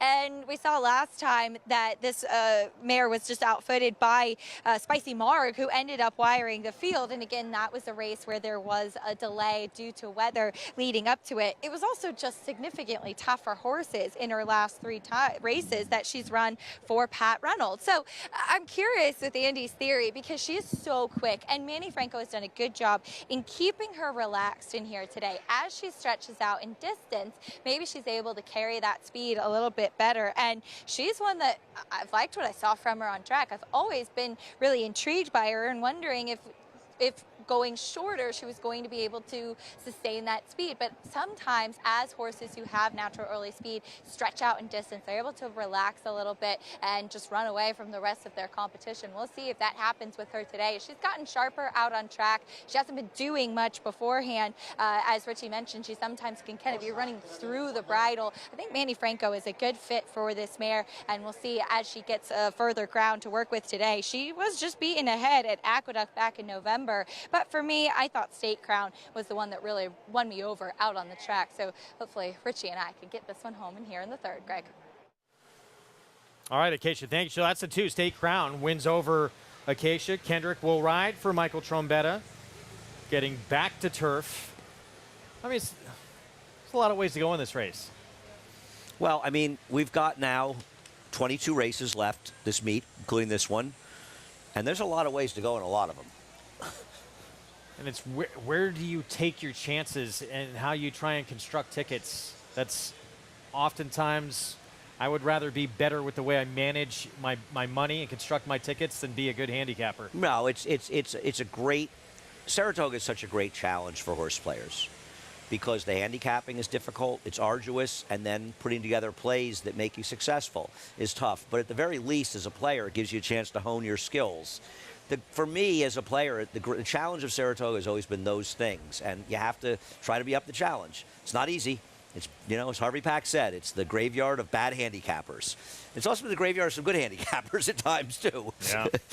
I'm always impressed. I admire people that know how to really wager properly. I'm terrible at it. I really understand that I don't construct tickets well. That's certainly an art form in itself. Yeah, my friend Steve Christ, a great bettor. Andy Beyer, very good at putting together bets. My friend Nick Tamaro, excellent at putting together tickets as well. But I agree, it's more important to know how to bet properly than it is to handicap, frankly. And what, you had Andy Beyer's guest on Talking Horses? 9 for 13 yesterday, Not including bad. the 16-1 firster. He put on handicapping clinic yesterday. Well done, Andy Beyer.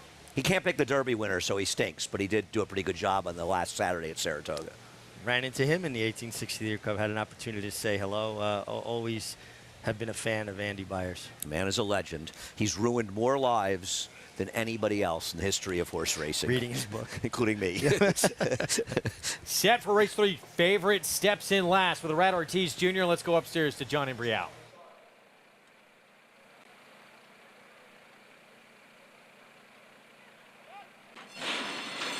And they're off.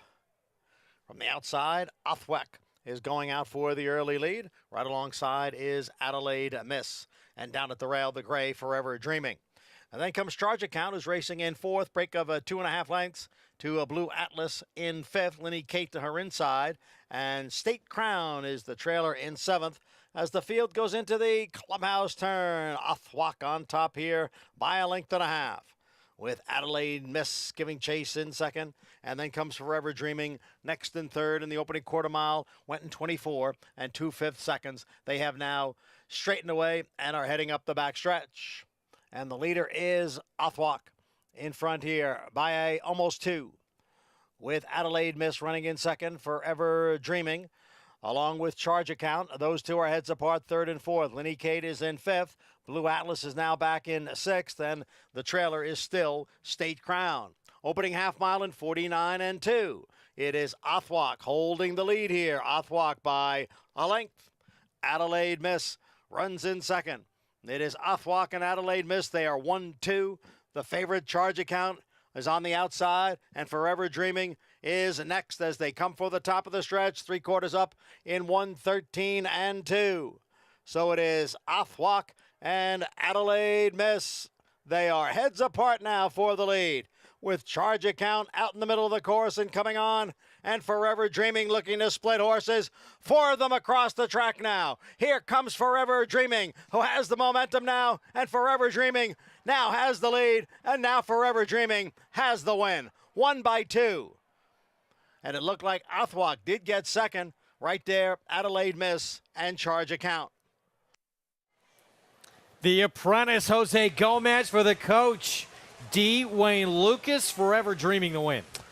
I'm going to say we were a little remiss in not mentioning this horse because Wayne had her for 1 dirt start. She's not a dirt horse, and if you look at her last 4 turf races, and I know it's after the race, and I shouldn't say it after, but you look at her races, and I picked her 4th. I feel like a moron not having this exacta with the 6 holding on for 2nd, I believe, here.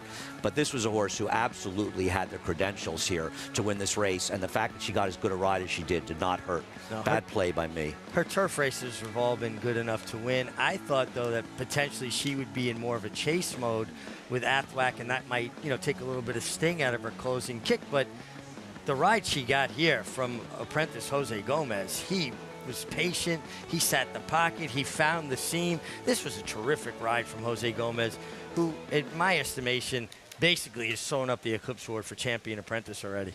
The coach, the legend. There he is, D. Wayne. Another trip to the winner's circle. Came to this meet with a Kentucky Oaks winner. First full-time presence at this meet since back in 2019. Yeah, I blew it. Talk about bad betting here. I should have had this exacta. This horse's turf races are absolutely fine. She's the fastest horse on Timeform US. She's got the fastest consistent buyer figs of anybody in her turf races. And she got a great ride to win here, but she should not have been 7-1. I feel like an idiot. And she's a stranger in here as well, frankly. 4, 6, 5, 7, Jose Gomez. The youngster teaming up with the legend for a victory with Forever Dreaming. We'll have the prices for you when we come back. 7-1 on this 4-year-old filly by the Factor. We'll be back right after this. Stay with us.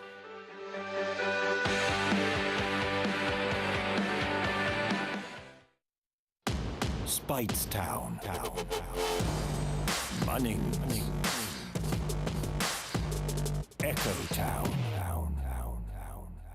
It's Echo Town for Joe Talamo, and Echo Town raced away. And Echo Town is drawing away in the stretch. Echo Town wins the Allen Turkin Stakes. A sire line so prolific, it repeats itself. Echo Town. Adelphi Racing Club, offering a truly personal racing experience. I would just say that it's a smaller, tighter-knit group. Everybody has a common interest. We spend a lot more time together than some of the bigger operations, and I very much enjoy that. We're not just a syndicate, and our members aren't just investors. We are partners. Contact us to get a taste of the Adelphi experience and come hang with us this Saratoga meet.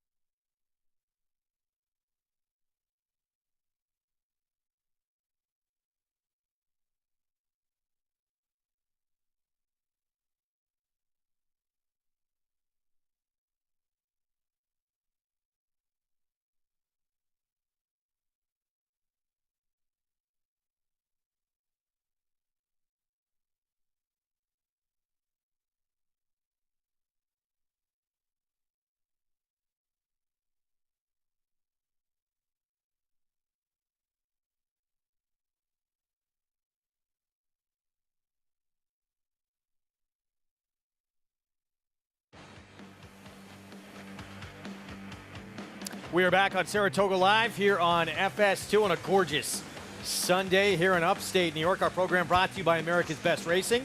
For the love of the race, visit americasbestracing.net today. Jose Gomez and Dwayne Lucas. I like this team together. Teaming up for a win at 7-1. I like that. Well, Angel Cordero Jr., Jose Gomez's agent, won his first classic for Wayne Codex in the Preakness. And, you know, I liked Andy Beyer on the Talking Horses show with me yesterday. The first text I got was from Angel Cordero saying, give Andy my best. That's Two cool. legends. Very cool. 4-6-5 here in the third from Saratoga. Let's go to Acacia. And always a pleasure to catch up with Wayne Lucas in the winner's circle. As Forever Dreaming, Wayne got back on the turf today, and she finished up nicely. That's where she belongs. I think that we found that out. We tried the other a little bit. But you know what I think was most important is that the bug boy, Gomez, rode a picture-perfect race. I mean, he just saved ground. He waited. He saw the gap in the seam and took off. I think his future is going to be terrific. I'm really pleased with watching some of the things he's doing. He's far beyond the bug boy status. And we've seen him win a couple for you up here at this meet. Can you tell us a little bit about riding an apprentice, maybe some of the concerns for a trainer? And as you said, I mean, you've got one that's really seeing a race very clearly. Well, I think if they're easy to ride, and I don't mean easy, but if they're, you know, they're broken, they do things right, and they're legging in or out and things like that, I think taking that 5 or 7 pounds is important, especially going a route of ground on the turf. I've always been partial to a bug boy if they have that look in their eye that they're going to go a little further than the bug boy part, you know. But if they look like they're talented, and he sure is, I like to ride him. I'll take the weight every time. I'm sure he's so excited to have the opportunity to ride for you, too. But talking about one that maybe is a little bit quirky later in the spinaway, we'll see Naughty Gal, who did drift last time out, maybe was a little naughty. Can you tell us what you've seen from her since that last win? Well, she's training super. She's doing really well. I have no excuses going into it. I think that she overreacted a little bit. They were going to go wide. He told me in a paddock he was going to go wide. Well, he went wide. But I think that that's behind us, and the knowledge of, you know, knowing things about him is what makes the difference. We can't wait to see her later. Congratulations here, Wayne. I can't wait to see her either. Wishing you the best of luck. The spinaway coming up a little bit later on. And the coach will have a big one in there, Greg. That'll be fantastic to see legendary Dwayne Lucas again in the winner's circle in the spinaway. We'll see if Naughty Gal can get it done for him Winner of the Grade 3 Adirondack earlier on at this meet. Fourth race at Saratoga. Looking at the current odds, 7/8 of a mile. That's for non-winners of 3 lifetime. And the current favorite, that is Ampersand in this spot, Arad Ortiz Jr. I don't know if you've noticed this trend. I'm just starting to pick up on it. Arad Ortiz is on a lot of favorites. He is. Not always his fault when they lose his favorites, because Ampersand is... People might want to take a look at the horses he beat last time. Oh, we saw the height of silliness with him getting overbet. Was that Aqueduct? Oh my winner? God! Yeah. Who was the horse? You and I. Well, were time like, after time. But you and I. There were a couple where you and I were both. I mean, you were as bad as me. And when you're as bad as me in those situations, there's something wrong. We've had some tremendous moments at this meet. Obviously, with this jockey colony and as deep as it is, some tremendous rides. Man leading the way. As we look at our WinStar top jocks, Arad Ortiz, 51 wins and counting. Let's go to Gary Stevens for a ride of the meet. Arad Ortiz, the leading rider of the meet, along with Director of Bloodstock at WinStar Farm, Liam O'Rourke. Liam, for leading rider and the ride of the meet, it's Dolce Zell in the Lake George. Tell me about that ride. He's a little tiny filly, nice filly. She broke so well that day, break on top. I was able to switch off. She relaxed so well. She saved all the energy for the end and turned it for home. I have nowhere to go. Little space inside, close to the rail, open up a little bit, try to make the hole. She did it, and she was get brave when she get there. She made the lead, and she was able to hold off the other horses, and she was really nice that day. So thanks the train, thanks the owner. I mean, that was an amazing race. On behalf of the Trout family and everyone at Team WinStar, I want to congratulate you on a wonderful meet, all your success you've had here. You know, it's such a prestigious and challenging meet, and we really salute you for all your hard work, and thank you for your great work on some really special horses of ours. So congratulations. Life is good. Going to retire to WinStar Farm Stallion next year. He had a workout on Friday. What are the plans with Life is Good moving forward? Yeah, well, you know, the plans are to get to the Breeders' Cup. We've had a tremendous couple of years with him. He's given, you know, everybody at the farm a lot of thrills and excitement. So, you know, we're looking at setting him up for a run in the Breeders' Cup, possibly going to the Woodward. I think that's the plan at the moment, and then rolling into Lexington after that to take on all challengers. Okay, so I know you were probably watching TV last night, Flightline. Give me your thoughts on a possible matchup in the Breeders' Cup Classic with Flightline. I mean, it was a freaky performance, honestly. One of the best performances I ever seen in my life, and it was very impressive. But Mayo is nice. They got similar style. I think it's gonna be a really good race if they can face each other and sound and healthy. That's gonna be a really good race. Listen, Irad, I want to congratulate you on an excellent meet, leading rider. I know the meet's not over with, but you are leading jockey. You've won the WinStar Ride of the Meet at this meet. I've appreciated watching you, and I just want to congratulate you once again. Thank you. Another tremendous summer for Arad Ortiz Jr., and this is Life is Good. This was a work Friday here at Saratoga, courtesy of XB TV, 4 furlongs and 49-2. And we are lucky to be racing fans right now because there are some really good horses out there, and Life is Good is one of the best. Look at the way this horse works. He is a horse that loves what he does. He's generous in his workouts, always high energy. He's got his ears up. You can see the rider, Amanda Green, who does such a good job with this horse, trying to keep him from going too fast. She's got her feet up in the dashboard, hands back down on his withers, and you can see he's crying out for more rain. He's just like, please turn me loose. I want to go faster than you want me to go. But that's Todd's MO. Doesn't want his horses to overdo it in the morning. If she does give in at all at the wire, I know you're not a gallop out guy. Look at that gallop out. Are you kidding me? He's a good horse. He has 4 legs. He looks good. He's an incredible worker. He really is. I mean, this is one of the great workhorses we've seen in the last probably few decades. Just what he does in the morning is incredible. He does so effortlessly. Such a generous workhorse, and he just really enjoys it. You could see he was crying out for more rain, and when she finally gave in a little bit, God, he flew around that clubhouse turn onto the backstretch, and Even Andy could see that. He just wants to be the curmudgeon that he wants. I'm not a curmudgeon. I'm admitting that I know nothing. No, you just want us all to believe you're like that. You can't wager on the workout, so you're not interested. I'm interested. He's impressive. No, I'm just having fun here.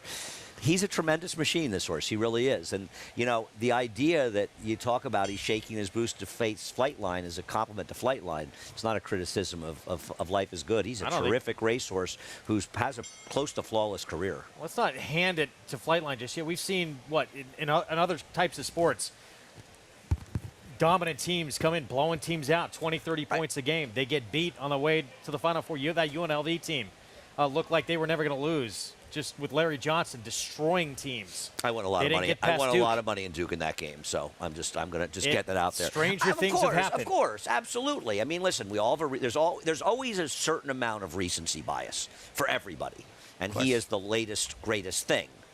But much as I love Life, listen, I love Life is Good. I think he's awesome. That thing yesterday was just ridiculous. That was otherworldly. He runs a race like that in the Breeders' Cup, and they're not going to beat him. But horses don't always run the same race in every day, but it is hard to look past what we saw yesterday. That's all I'm saying. Race 4, approaching the 15-minute mark to post. Still to come, 2-year-old fillies in the Grade 1 spin away, and the undefeated Wonder Wheel for Marcassi, making her Saratoga debut. He's talked so highly about her, maybe the best since he had Classic Empire. We'll be back.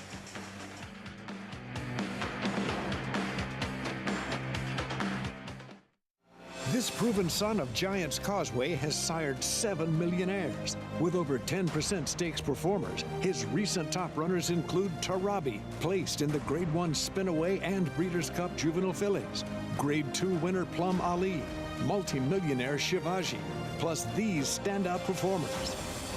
Now his biggest book in the past decade will be 3-year-olds in 2022. A proven value sire, First Samurai, standing at Claiborne Farm. Who you betting on? How about an app created specifically for horse racing? Naira Bets. We specialize in thundering hooves, fist pumping, and boosting your bankroll with robust weekly promotions. And offer betting tips from actual horse racing experts. Bet all day and night, nationwide. Get the action and thrill of horse racing with Naira Bets.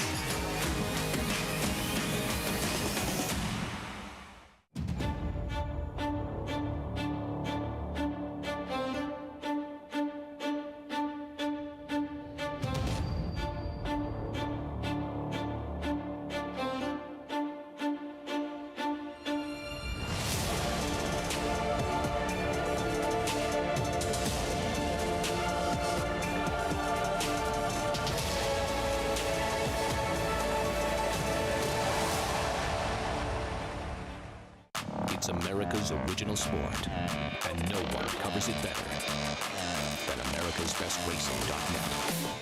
From the sport to the lifestyle, the best races, horses, and destination venues, cocktails, gambling, fashion, and more. America'sBestRacing.net is a sport for you. Live it, love it, bet it.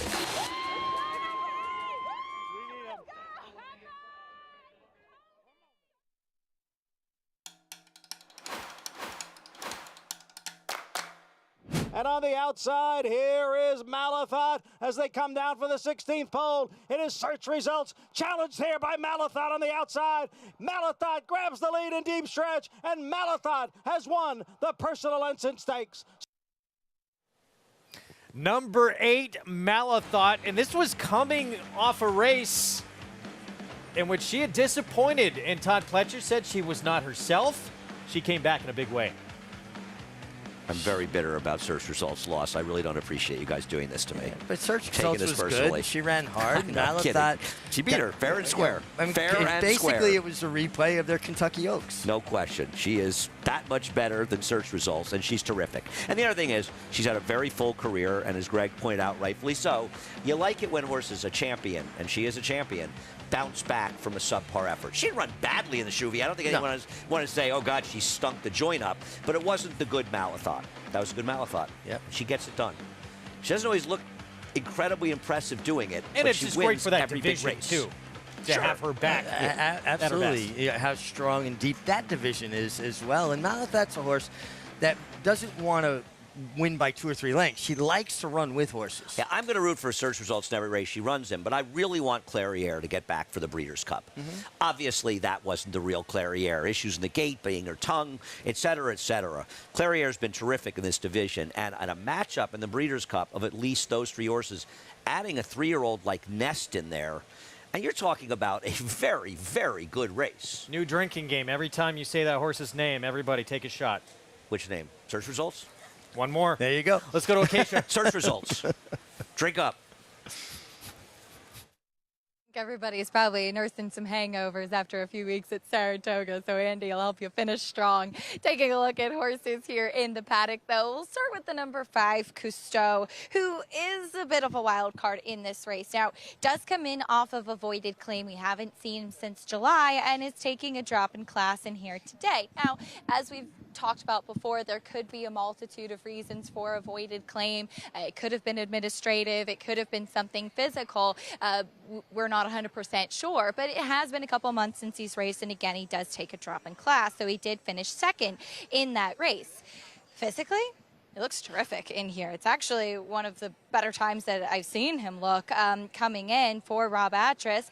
So we'll see what he does. His coat looks great. His weight looks terrific. Sometimes he can get a little bit hot under the collar prior to his races. And while it has gotten warmer, they're keeping him quiet in the saddling stall. He hasn't gotten overly hot, at least as of yet. So I like what I see from him, but of course there is a little bit of trepidation that he does take a drop in class off of that last race. The number 3 at Majestic Tiger is a generous price, and I thought he's going back to the level at which he belongs. His race 2 starts back. He did drop back to last and was closing and kind of clunked along to get 3rd, but the winner wired the field, and this horse was making up significant ground. He's always a horse that I like visually for Gus Rodriguez, who has had a couple of nice wins throughout the meet here after just a year of training, and I thought that Majestic Tiger looks very strong. I like him back at the 7 furlongs. I like him back at this level of competition. Hopefully he is not last like he was 2 starts back, as he does have the ability to be a little bit more forward. He's very laid back here in the paddock today, though. He's very, very relaxed, but physically, he looks a picture coming in for the barn, and I actually liked what I saw from him last time, too. Just thought that he was facing horses that were a notch better than what he is. If he can run back to his race 2 starts back, I was a bit intrigued by him. The number 10, Ampersand, now is first off the claim for trainer Peter Walder, and he is 5-2 is your favorite right now.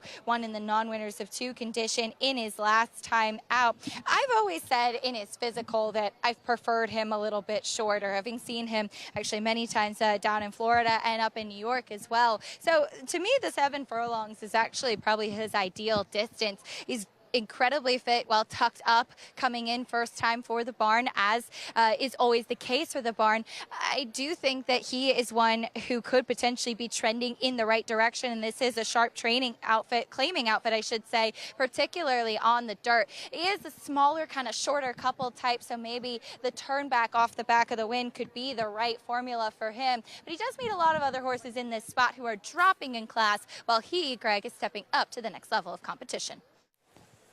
He did the right way, though, with a win on this track to get through that non-winners of 2 condition in late July, 3-1. Right now, not the favorite, however, as we have our post-parade coming up in just a little bit. I want to remind everyone the historic Belmont Fall Meet will be run at Aqueduct this year. Get ready for it with the Belmont at the Big A Bankroll Builder. Earn a $20 bonus for Belmont at the Big A. To qualify, bet $50 to win on any one horse in the spin-away, and you'll score that $20 bonus. You got to opt in.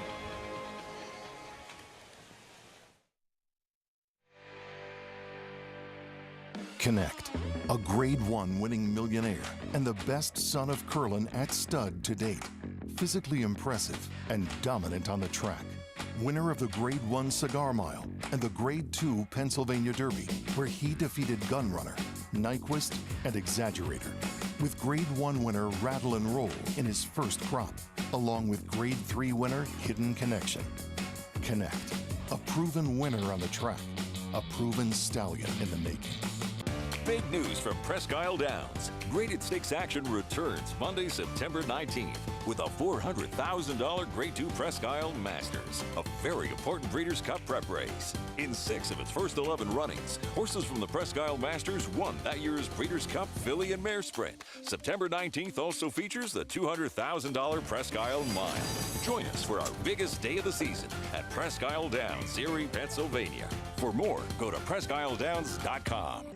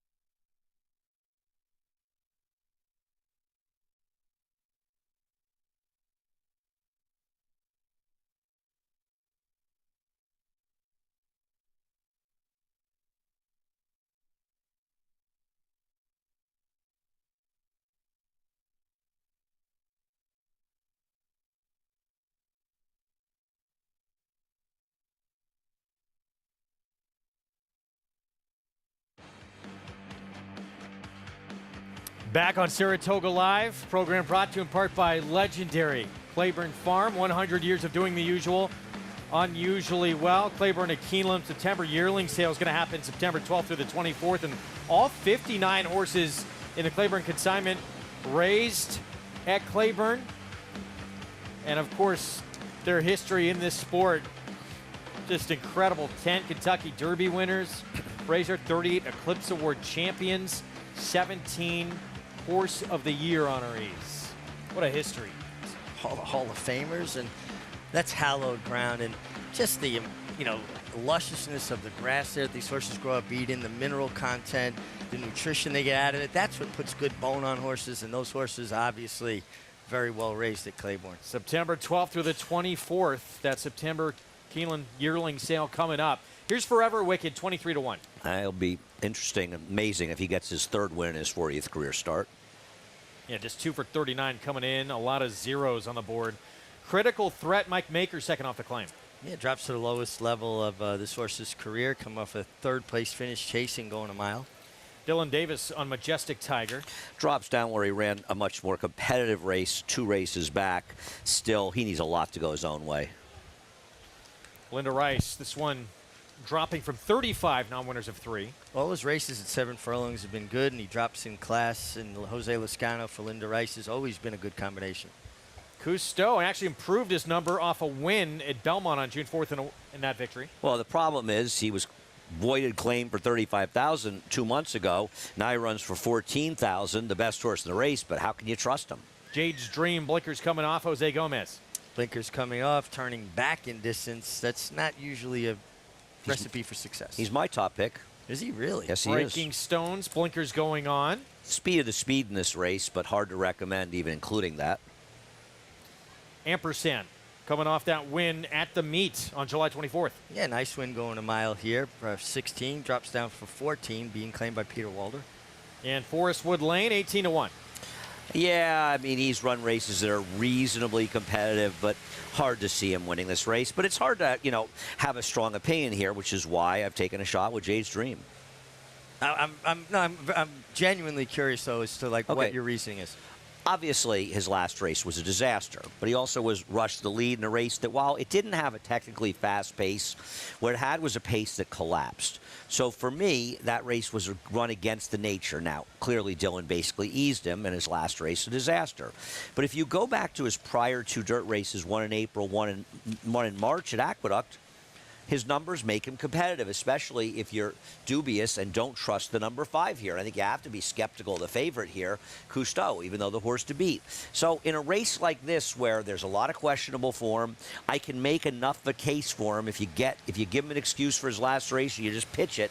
I don't want to just make excuses for horses that run as badly as he did that are short prices. He's currently 14-1. So I don't mind doing that because those prior 2 dirt races are competitive. Okay. 2 minutes to post. We'll touch on this and follow up in a minute. Let's go back to Acacia.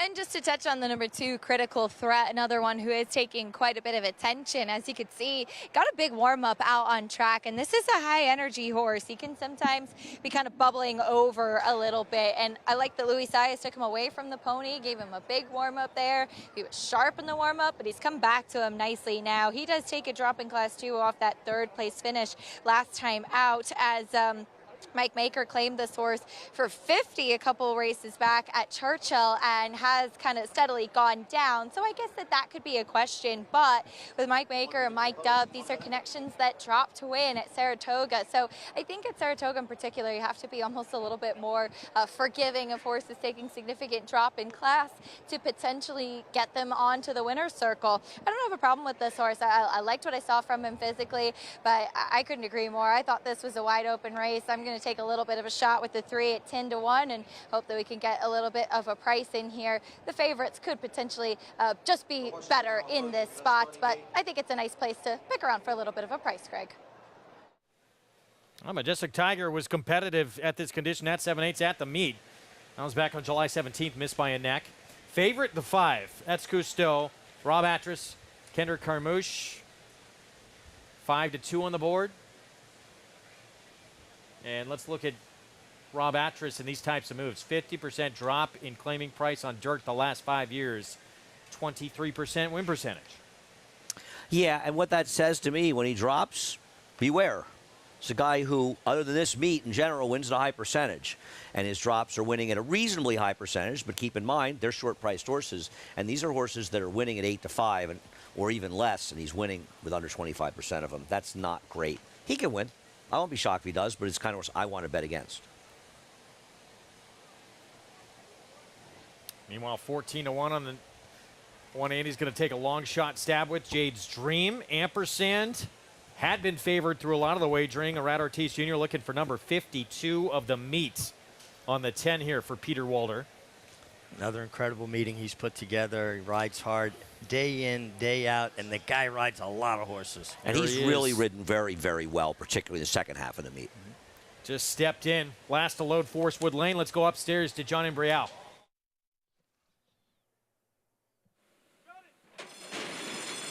And they're off. Ampersand from the outside, away well. Charger is now moving up. And Forestwood Lane is up close as the field moves up the back stretch. It is Ampersand with the lead and Charger running in second, and Cousteau is next in third. Forestwood Lane on the outside in fourth. Critical Threat moves up a spot down on the inside in fifth. And then it's a break of 4 to Majestic Tiger, who runs in sixth. Right alongside is Jade's Dream in seventh. And then we come back to Breaking Stones, and the trailer is Forever Wicked in ninth. The opening quarter, 22 and 4/5 seconds. Up front, it is Ampersand, who has stepped away here to lead by 4 lengths. Cousteau is in pursuit in second. And then down on the inside is Charger next in third, followed by Critical Threat. As the field comes for the top of the stretch, the half mile was sharp, 45 seconds. Ampersand is the leader with Cousteau in pursuit in second. Then it is Critical Threat, who is now coming on through. Charger is down at the rail. They're moving for the 8th pole now. Ampersand still there. Cousteau's on the outside, looking for a way through is Critical Threat, who now switches to the outside for the final 16th. Here is Cousteau now with a narrow lead. Ampersand battles on, and Critical Threat on the outside. They come for the finish, and it is very tight. It looked like Cousteau got it. The late charge from Critical Threat. Cousteau, Kendrick Carmouche, Rob Atras dropping down and just up for the victory. A struggle fest for the drop downs down at the wire, and this one prevailed. Cousteau. Rob Atras gets his 5th win. My horse was closing like a wildebeest at the end to be beaten about 2 lengths for all the money. The 8. Unlucky, too, with the 2-horse Critical Threat, who tried to come through inside of the 10 ampersand. Right here, you're going to keep an eye. Pink cap, yellow colors of Michael Dubb. Just going to kind of run out of room, have to alter course, lose a little bit of momentum there. And when you get beat a short head or a long nose, fair. That's enough to probably cost you enough momentum. More than fair. 5, 2, 10, and 8. Cousteau just getting by.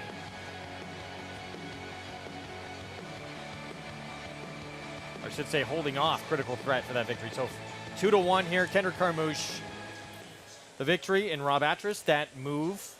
Double drop down works again for him. Yeah, put a horse in the right spot. Looked like Cousteau might be in deep water at the 16th pole, but Critical Threat could not get there.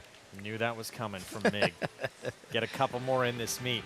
Let's go back to the start. Keep your eye on the 9 horse, which would have been your main speed, or should have been, in the 9 Breaking Stones, and he kind of skied it at the break, adding blinkers on a horse that already possessed early speed. That changed the complexion of this race a No great question deal. about it. Probably hurt James Dream the No, most probably did. of anybody, because it couldn't have helped. I mean, to be fair, the pace was pretty honest. 1:23-2 final time for the 7/8. Kendrick Carmouche notching the win on this 4-year-old son of Into Mischief. We'll have the prices for you when we return. Mandatory payout pick 5 coming up next in the 5th on this Sunday spin-away card. We'll set the stage for that when we return. Cousteau off a layoff, first time at Saratoga, enjoying his time here with a win.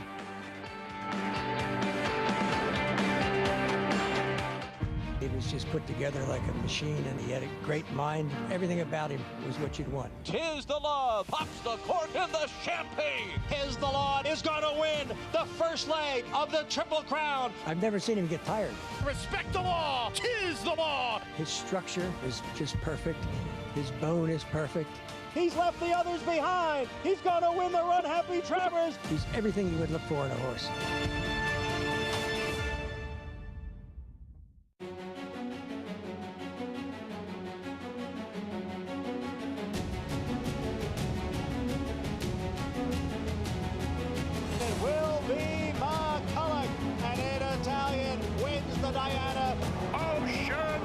State of Rest to win it here by a length. Domestic Spending and Tribovan. And here is Domestic Spending to take the lead in deep stretch and win. The sun shines bright on Caraconte. His first crops of racing age are showing brilliance on the racetrack with a high percentage of stakes winners. His versatility is evidenced by winners on all surfaces across the globe. And his offspring are lighting up the sales ring. With his biggest and best quality of books in the pipeline, the sun shines bright on this value sire. Caraconte, standing at Gainesway. Racetrack Television Network brings you every race, from every track, on every screen, every day. With monthly packages starting as low as $5, RTN gives you great value and access to more live HD streaming and race replays than anyone. Visit RTN.tv today to sign up and watch on almost any device, including Roku and Amazon Fire.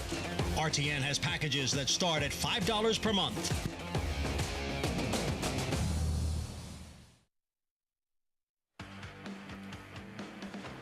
Back on Saratoga Live, program brought to you in part where you can play it all at Naira Bets. Download the app, go to nairabets.com and bet any track, anywhere, anytime. Day and a half remaining here at Saratoga. All fall long and into the Breeders' Cup.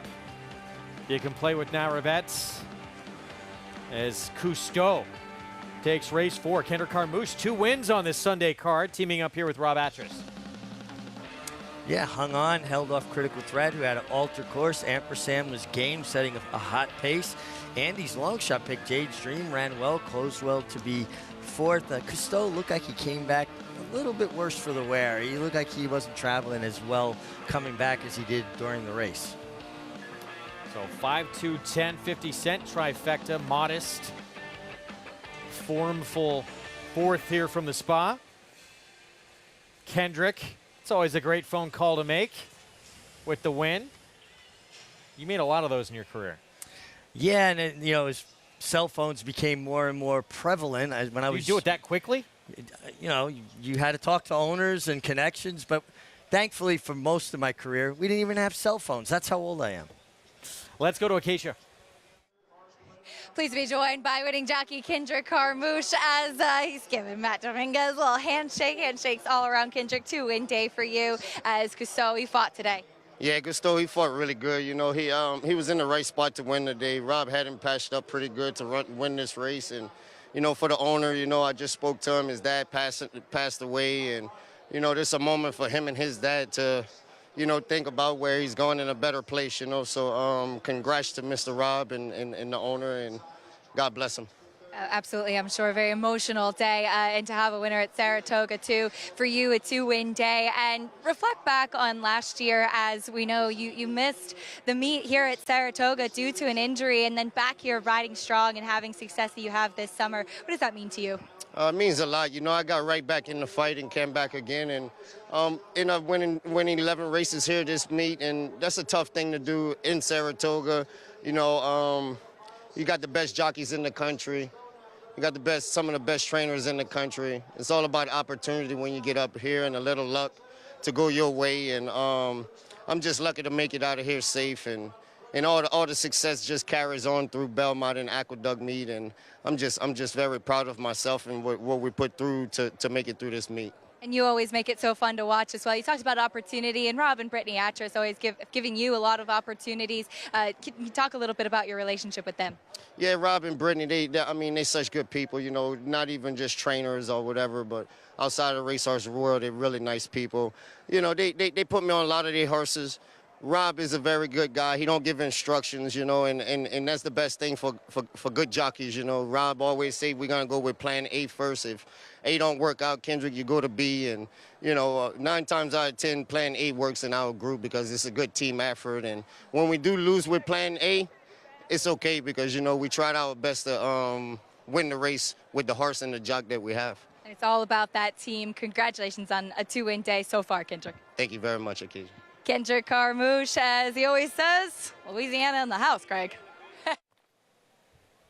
Bayou represent, always a smile on that man's face. Good to see him doing well here and having a multiple win day on this Sunday card at Saratoga.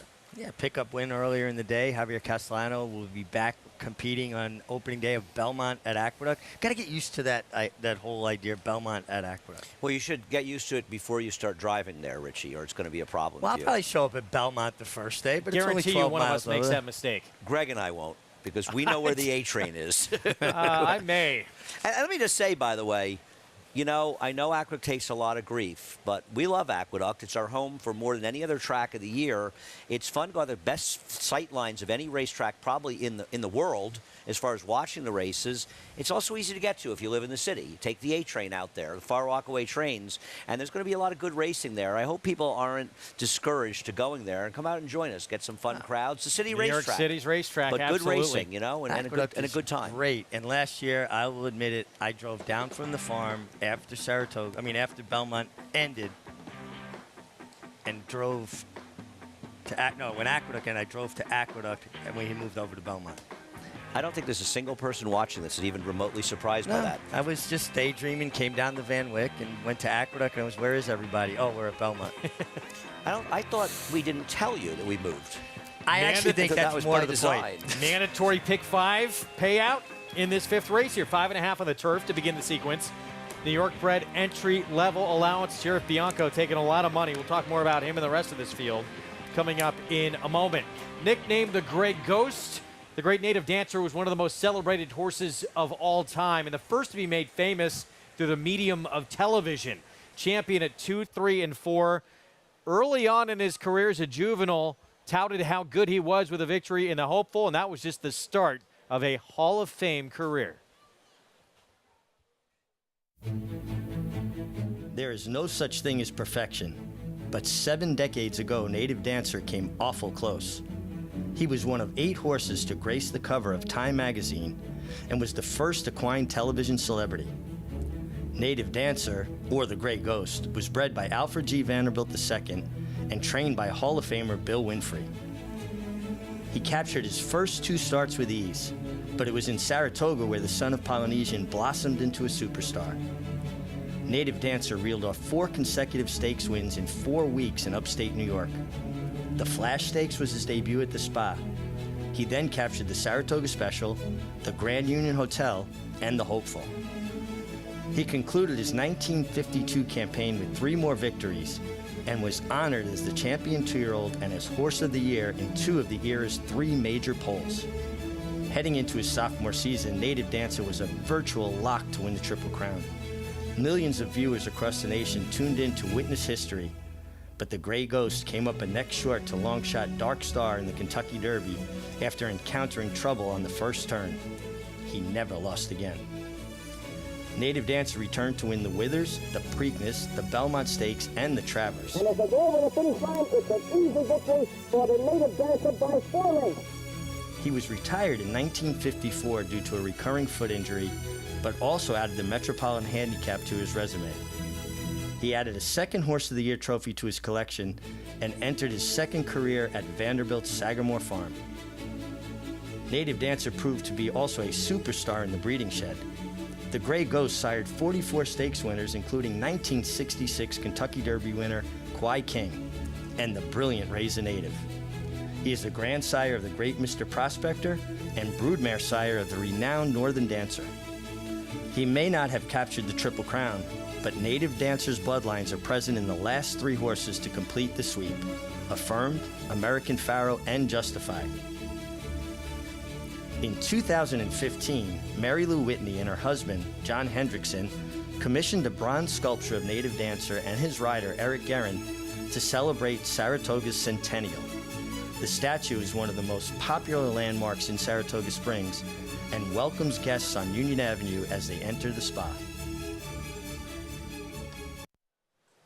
Well done, Mig, voicing that for us about the Gray Ghost, one of the all-time greats. And that's what you love about this town. They appreciate the history of this sport so much with that Native Dancer statue as you come onto Union Avenue and make your way down the racetrack. And thanks to Mary Lou Whitney. Yet another thing we can thank Mary Lou Whitney and her husband John Hendrickson for, but great job, Richie. Pretty good horse, huh?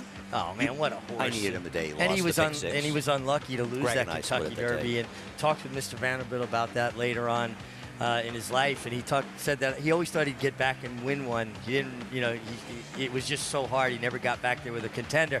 You want to talk about well-named horses? Native Dancer, Polynesian at a geisha. That's pretty cool. And Alfred Vanderbilt, it's a little before your time, Greg, but as Richie and I both know, I mean, he was the track all the time. You saw him at the, I mean, he was an active owner and really, really loved the game.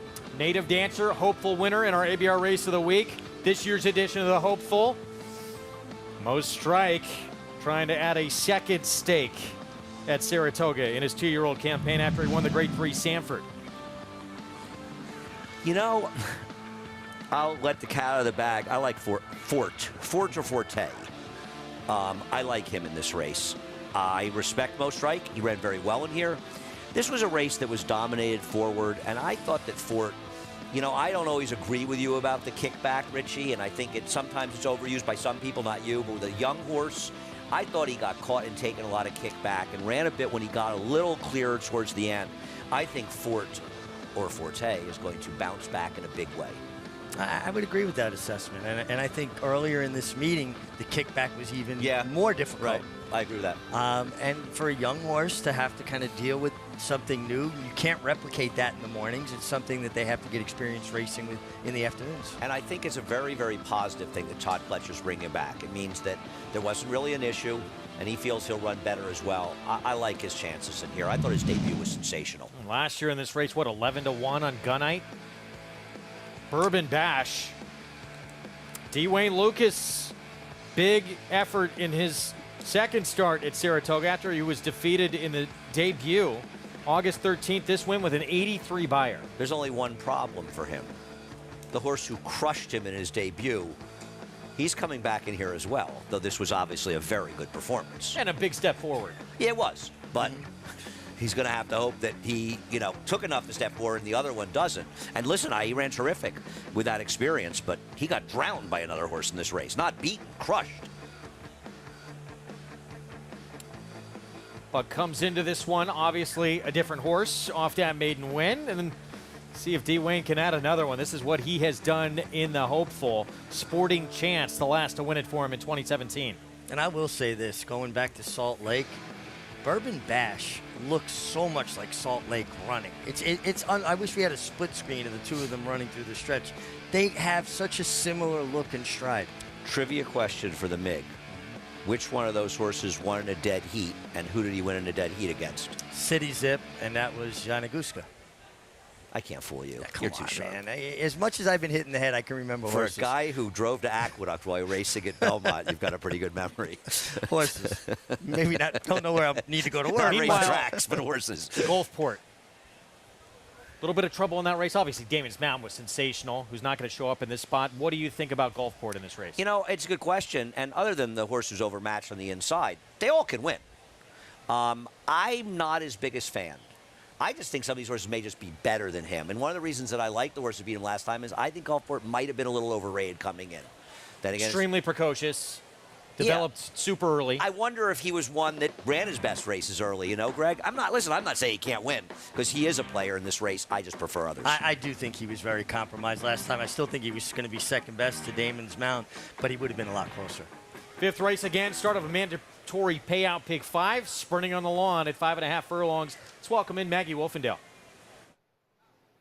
And Greg, we'll take a look at your current favorite. That is number 6 in here, Sheriff Bianco. And last time out, first off the claim for Linda Rice, he definitely ran a winning race.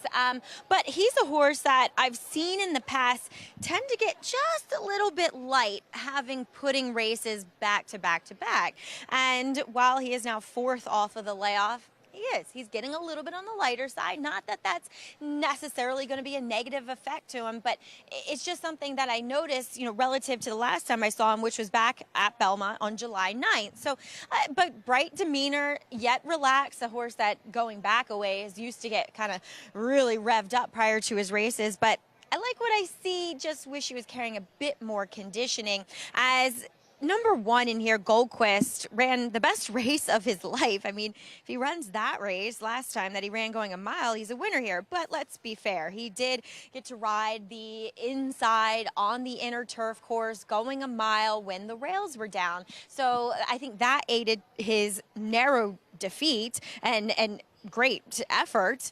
It kind of, sensationalized it a little bit. But Goldquist, I was like, well, why are they turning him back if he ran such a good race going a mile? And weirdly, I've never been in the paddock to do his races. Well, he looks like a sprinter. So turning back, at least from the physical sense of things, makes a lot of sense. He's just way more compact, built downhill. Looks great here for George Weaver. And, maybe he is a horse that is putting things together and kind of able to iron out whatever issues he has had in some of his previous efforts, whether it's, going the 2 and 3 back, because those were not good efforts. So we'll see what he does here and if he can recreate what he did last time going 5.5. Moving on to the outside with number 8, Athenry.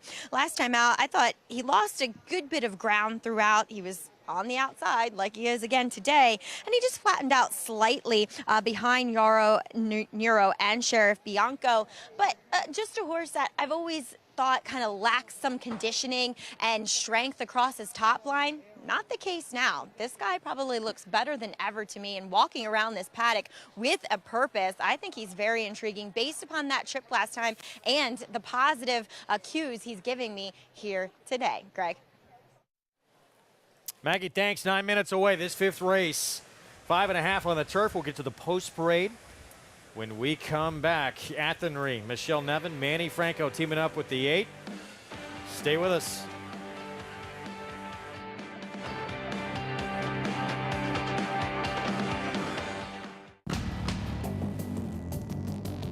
Whether it's Division I or Grade 1, top athletes have certain traits in common. Speed, strength, class, versatility, and most of all, willpower.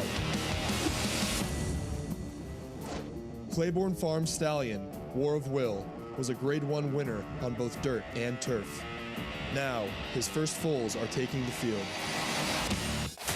Who you betting on? How about an app created specifically for horse racing? Naira Bets. We specialize in thundering hooves, fist pumping, and boosting your bankroll with robust weekly promotions. And offer betting tips from actual horse racing experts. Bet all day and night, nationwide. Get the action and thrill of horse racing with Naira Bets.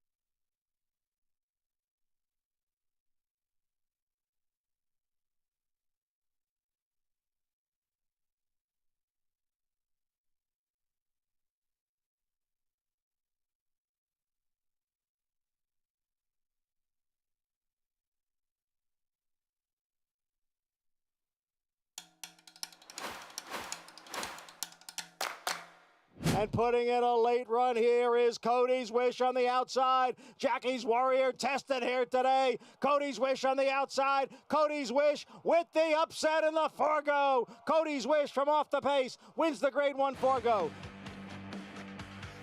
One of the biggest upsets of the entire year anywhere, certainly here at Saratoga.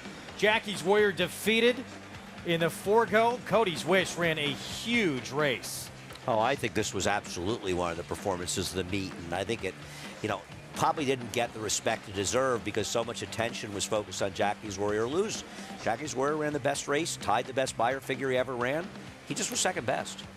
I think we always have a tendency when a big favorite loses, then that kind of grabs your attention more. Cody's Wish ran, Jackie's Warrior ran, just got run down. 112 buyer speed figure, I believe, in that victory. Right. I'm not sure, but I think that might be the top. He and Epicenter may be tied for the highest buyer speed figure given out for a dirt race or any race at this entire meet. Here's our post parade. We start with Goldquist, George Weaver. This one cutting back in distance. He rode a gold rail last time, but at least started to show life again. I'm worried, especially this rider, though, in a turf sprint. He won't have the speed to keep his position, and that could be detrimental. Courageous Ola has speed. Has speed and will be involved. His rider comes along with him from Finger Lakes. He's aggressive. Hudson Overpass 0 for 9 on the lawn. Tough to make a case for this one. 10-1, me and Sapp, another one who has some speed on occasion.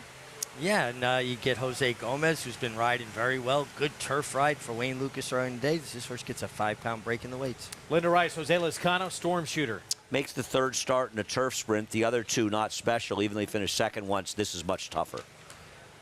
Sheriff Bianco had the lead in the stretch, got beat by a neck at this level. Yeah, he's got other speed to deal with here, too, though. He might be casting more of a stalking position. He's obviously a logical contender. Dylan Davis on Giramonte. I'm hoping with the rider switch to Dylan Davis, this horse can be more forward and run to his best race, which I think can win. He's my top choice. Athenry, major player at 5-2. Major player, horse named for the town in the County Galway. He has good speed. He should be stalking from the outside. So 4 minutes away here. Again, mandatory payout. Pick 5 starts in this fifth. Let's look again. There he is, Sheriff Bianco, 8-5 favorite. That race here at the meet back on July 17th. I thought he ran well in here, but I'm not sure he ran any better than the 8-horse Athenry, who made a middle wide move in here. Nothing wrong with Sheriff Bianco's race. He's okay. I just kind of prefer the one Athenry who finished right behind him, beaten just about a half length. Thought he ran as well, if not better, in making that wider move. Yeah, he was a little bit wider every step of the way. He did have to move into kind of the teeth of it around the turn, flattened out a little bit late. I agree with you. I think Athenry is more attractive at a little better price. Yeah, and I wonder with the presence particularly of Courageous Ola, who I agree with you, Richie, an aggressive rider, he's going to go here, and maybe he'll make the pace a little bit hotter if he does.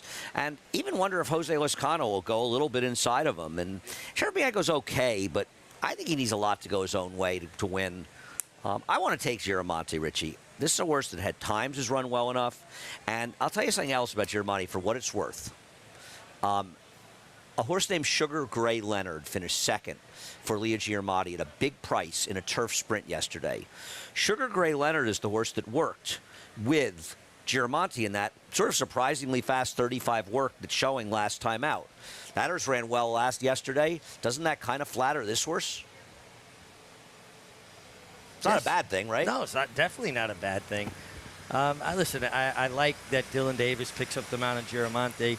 I think he's well drawn, and there's speed in here. So if things get heated, certainly he's a horse that'll be coming late. Meanwhile, Goldquist, who you're looking at, Eric Cancel, that inside post. He obviously has shown some ability sprinting. He broke his maiden sprinting. That was a race taken off the turf, but ran well on the turf, going longer last start, and now cuts back in distance. Now, he did have the benefit of being on the goldest of gold rails that day, but he did show that he is capable of running a good race and got a big figure. And originally, you would have said he was a sprinter type. You have to ask yourself how much of this performance was manufactured by his position on the racetrack. Probably a lot of it, but it still showed some life, and it's not as though he was terrible in his second start, but Richie, the rail in these 5.5 furlong races can be detrimental to horses that aren't quite fast enough to keep up.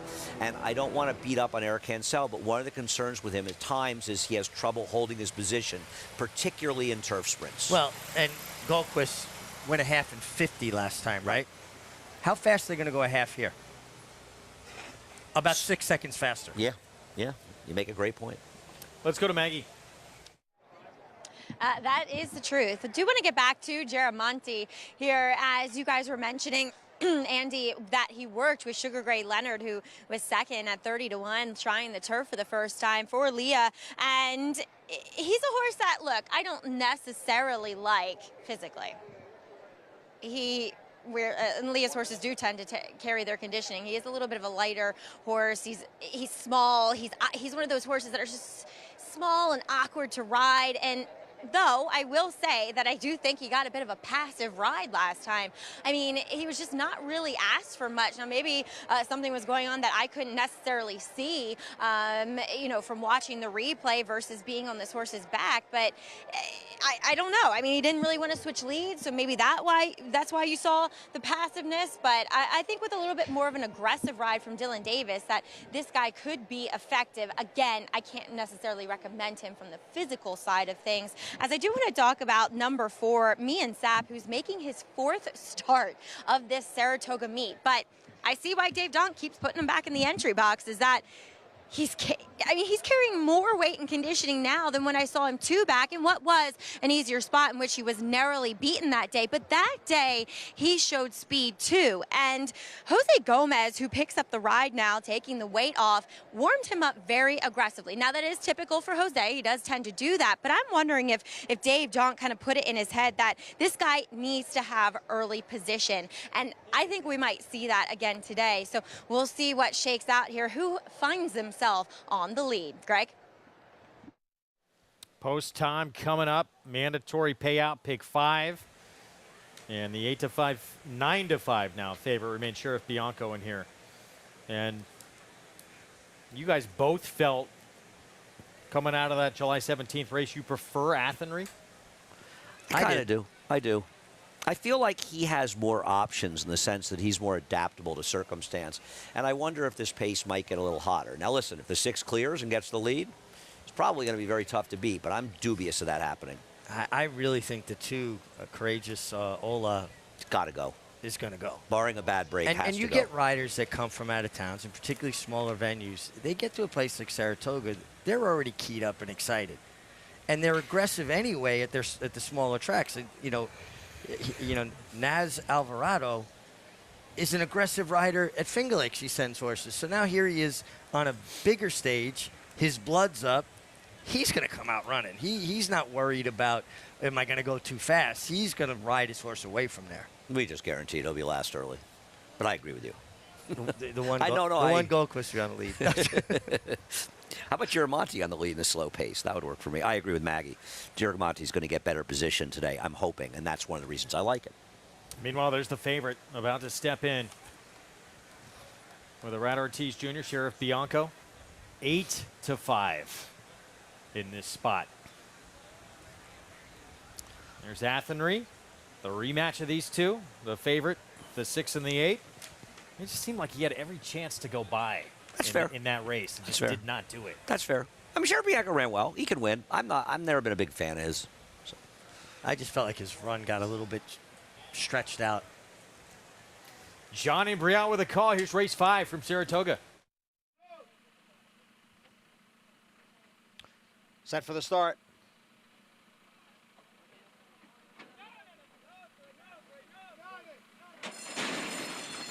And they're off. Goldquist from the inside. Away well. Out for the early lead, along with Courageous Ola. It is Goldquist in front, Courageous Ola in second. Then it's a 4-length break back to Me and Sap, who is in third. Followed next by Storm Shooter in fourth. To the outside is Sheriff Bianco next in fifth. Then Giramonte in sixth. Followed by Athenry in seventh. Hudson Overpass trails the field in eighth. The battle up front continues through a quarter in 21 1/5 seconds. Goldquist at the rail. Courageous Ola on the outside. The others are getting closer now. Me and Sap in third. The favorite Sheriff Bianco will be forced widest of all as they come off the turn and enter the stretch. And it is Courageous Ola who has the lead here. Courageous Ola in front. But here comes Me and Sap. And on the outside it is Sheriff Bianco. It is Courageous Ola challenged now by Me and Sap. Then Sheriff Bianco and Athenry, they come on for the finish. Me and Sap got it. Me and Sap over Courageous Ola. A couple of long shots. 1-2 in race 5 at Saratoga.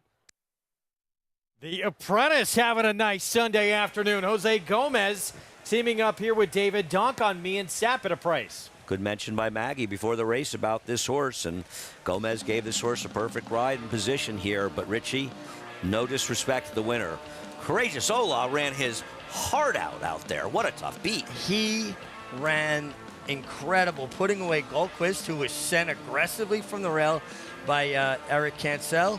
And Naz Alvarado was saying, no, I'm going to keep sending mine. And he just barely got caught. I mean, he hung on so gamely.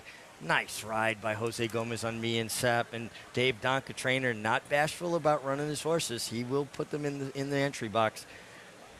There's at a point in time, if an apprentice is going to make it, that they start to really see a race. And about 3 or 4 months ago, you could see Jose Gomez really starting to see a race. Some guys never see a race. They don't stick around long. Jose Gomez, you're stealing with 5 pounds with him right now.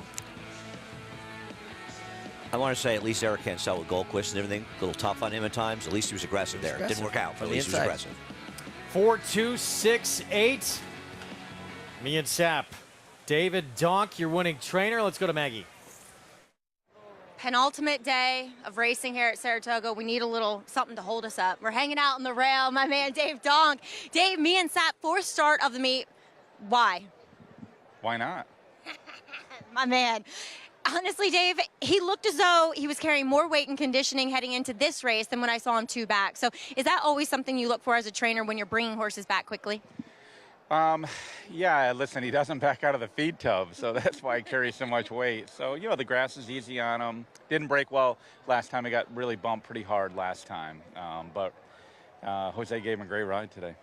talk about Jose Gomez. You were going on about him, and I feel as though maybe at the beginning of this meet he wasn't riding the turf as well, but his second turf win today, he's riding it outstandingly now. Yeah, I told him. I mean, this is the greatest experience for him riding here. Everyone gets to see him ride, owners, trainers. He's done really well the last month. You know, Angel is not the greatest agent, Cordero, but he's 100 times the coach that anyone else could be, you know, so he's going to learn so much. Had a long conversation about him the other day. I haven't really had the opportunity to ride him because I've been fortunate to get some of the best riders in the world here, so, but he gave this horse a heck of a ride today. Job well done to you, and another winner. You're having a great meet yourselves. Congratulations from me and Seb. It's been a fun summer. We're lipping to the line, though, here, Greg, but we got the good old rail here to hold us up. Dave Donk's had a tremendous Saratoga. Good for him to add another one here. 8th winner of this Saratoga meeting. And yet runs this horse 4 times at the meet. Obviously doing well. Instead still eating up at the feed tub. And shows why he entered him for a 4th time. And what a job he's done with Thin White Duke, who he got from Phil Gleaves. Another horse, Yes and Yes, who he had done so well with. And Thin White Duke with that huge win here the other day in the Lucky Coin.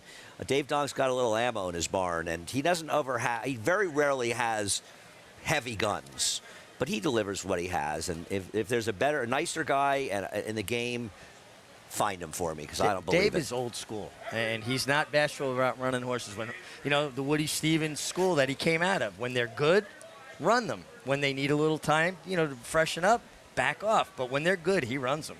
And the disappointment of the Jet season hasn't yet started to set in for him. But that's, what, about a week away, Greg? He hangs in with that hat, though. He doesn't blink. He's going to wear that. I mean, he's going to get those Jets home. If the Jets get the Super Bowl, can we have, at some point, and we're still alive, which is probably not a big favorite, can we at least get Dave Donk tickets somehow? We got to get Dave the Super Bowl if the Jets ever get there, right? As an industry, pull together. I agree. There has to be a GoFundMe for Dave Donk to get to the Super Bowl. 24.60. Me and Sap to start off a mandatory payout pick 5. Pick 5 ends here as well. Pays almost $12,000. Somebody just yelled at me. I just got yelled at. Who that was? He's still Highly working here? unprofessional. He's still working here? No, nobody's told him yet. I'll get to that later. Still blaring from that. Wow. That was really wrong. That's why he has no friends. Let's go back to Maggie.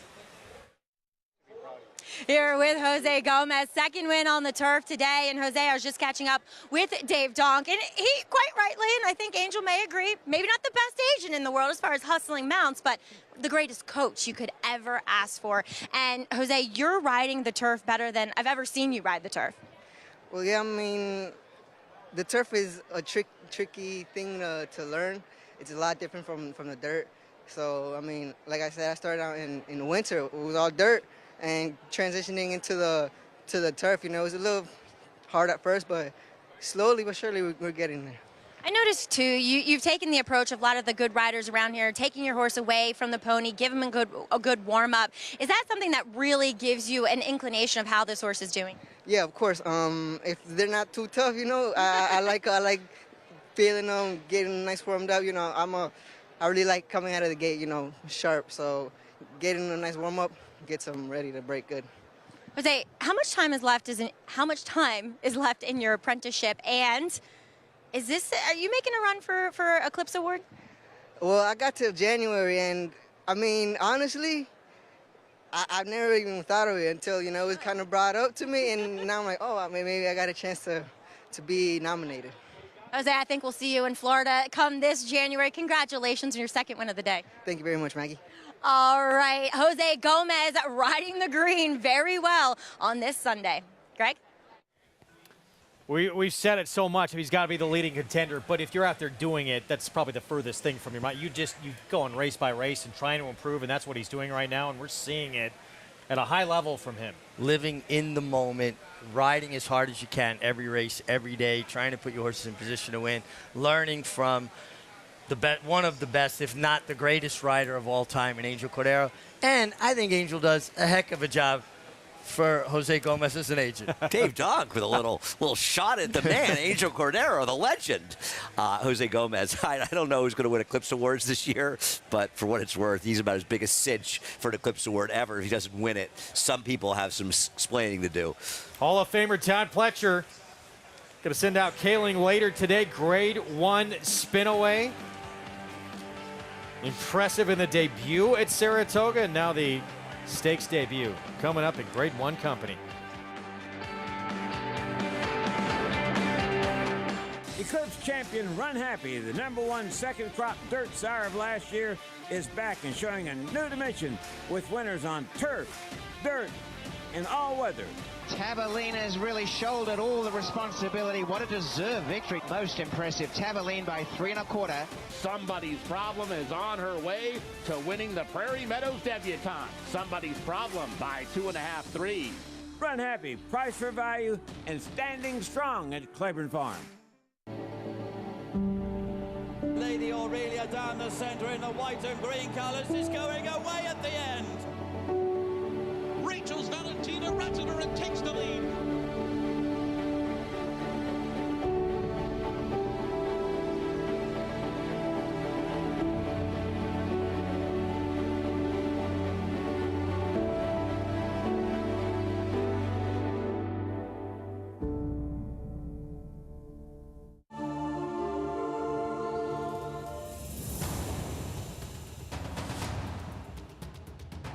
Come down to the line. Tyler's Tribe remains undefeated. But it is sharp as a tack. Look at him roll in the Tyro by almost 10 lengths. And it's all Tyler's Tribe to the final furlong. He's putting on another show tonight. He is 8 lengths in front. Now it's 10. Now it's 12. There are lots of ways to support our brave first responders. Drinking a rich and smooth proper Irish whiskey is one of them. For every bottle of proper number 12 we sell, a donation is made to first responders. Here's to the proper heroes. Shlonda. RaceLens is the most in-depth product in horse racing, with unique features found nowhere else. True odds, predictive analysis, and pace projection. RaceLens. It will change the way you follow horse racing and take your game to the next level.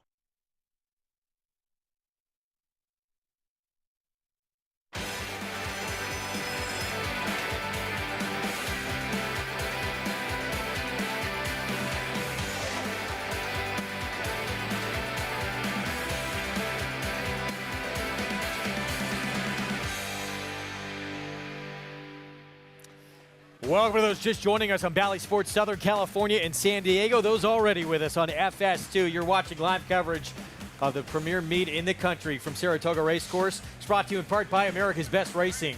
For the love of the race, visit americasbestracing.net today. Beautiful overview of this historic racetrack on Grade 1 Spinaway Day. 2-year-old fillies in their first Grade 1 action. That's coming up in race 11. A lot to happen until we get to that point. I'm Greg Wolf. Good to be with you. I'll bring in my partners here on the desk in just a moment. Final 2 days of what has been just an incredible meet here at Saratoga. Some enormous upsets again yesterday. We'll see what transpires today in the spin-away. And, of course, closing day for the boys, their turn. Grade 1 action in the hopeful. As we take a look at what's ahead, presented by Claiborne Farm. Race 7, a pick 6 will begin. A race away from the start of that sequence. Late pick 5 in the 8th, and the spin away part of both those, of course, in race 11. You can play it all by getting signed up with Naira Bets. Head to the app or download the app, I should say, or head to nairabets.com. That's the offer, that $200 deposit match sign-up bonus with this code right here, TOGA200 for new members. And bet any track, anywhere, anytime. With me, always a pleasure, champion jockey Richard Migliori, New York Racing Association handicapper Andy Serling. Couldn't ask for a better day. And I know we're a little sad because it's the final weekend of the meet, but we're going to go out with a bang. No, lots of action to come. We've still got 19 races to go here at Saratoga. A lot of action. Plenty of big fields coming up. And the spin-away today came up an extremely interesting and deep race. Wide open in both your opinions, the spin-away? Yeah, I think so. I think there's a lot of horses that have ability to win. It's going to be about trips. They're stretching out a little further in distance, and it should be interesting. I would like Kaling, who I know Andy likes a lot more, if she didn't get stuck on the rail. Yeah, I wish she hadn't drawn the inside, but I still like Kaling in here, and I'll be betting on her. Her debut, it was July 24th at this racetrack. She won impressively from post 2. Competition's going to get a lot tougher, obviously, in this spot. We saw just Cindy look impressive in the Schuylerville on opening day. And Wonder Wheel comes in for trainer Mark Cassidy, who has talked so high about his undefeated filly, and she just dominated the competition in that debutante victory in Louisville. No, she was terrific in this race, no doubt about it. She handled the horse who also finished second in our Adirondack, but she handled her much more easily, and Mark Cassie's raving about her. We'll see if she delivers today. She drew well towards the outside, that's for sure. See, from a physical perspective, she sure looks like 7 furlongs will agree with her. She's got a lot of size, a lot of substance to her. Andy, you ever been on the Wonder Wheel in Coney Island? You know, I've never been to Coney Island. Isn't that embarrassing? Man, that's where I grew up, man. I'll take Greg, you. we got to go. Greg and I are going to go there for lunch. I've been there many times. Yeah, it's embarrassing that I've never been there. Well, he lives by the F train. I used to live where Greg lives back in the 80s. It's embarrassing. Hot dog eating contest next year and make a date for it. So Wonder Wheel going to try and remain perfect. It's going to be your first try here at Saratoga. Is there anything to having a race over this racetrack? Do you prefer that for these younger horses? There will be when she loses. Yeah. You know, I mean, a lot of trainers will say yes. Some trainers will say no. I think it's, you know, it depends, right, Richie? I felt stronger about that earlier in the meet when this track was a bit more demanding. This track has gotten a bit more, tightened up, a little bit more glib. And the fact that she has 2 starts bodes well, and she's well posted. Yeah. Even early in the meet, though, too, when it was a lot, we were seeing horses coming in from Churchill and having a lot of success here. Yeah, a lot of the horses early in the meet did well from Churchill. Yeah, you know, you hear about people talking about it. Some say you come in, you get him a run over the track. Some is not. I just don't know. Is it horse specific? Just Cindy looked fine over it her first time in the Grade 3 Schuylerville for Eddie Keneally. Yeah, she had speed. She chased from the outside. She was very resolute, very game. She's going to have to run a better race than she did this day to win here. Having said that, 6-7 weeks is a lot. Hard to believe this race to be in the meet. It feels like it was about a year ago. 6-7 weeks is a 2-year-old. It's a lot of time. It is. She can run better. Not going to knock her. She got a very good trip in there. She's got the kind of positional speed to get good trips. From that first to that second start from her, at least by your speed figure-wise, not a huge move forward, but no, it's not good or bad. But how much development potentially can there be now? And also, she has gotten very good trips in her 2 races. That's not to say she hasn't put herself in that spot. But then again, horses have a way of not getting as good trips sometimes, especially in 10-horse fields.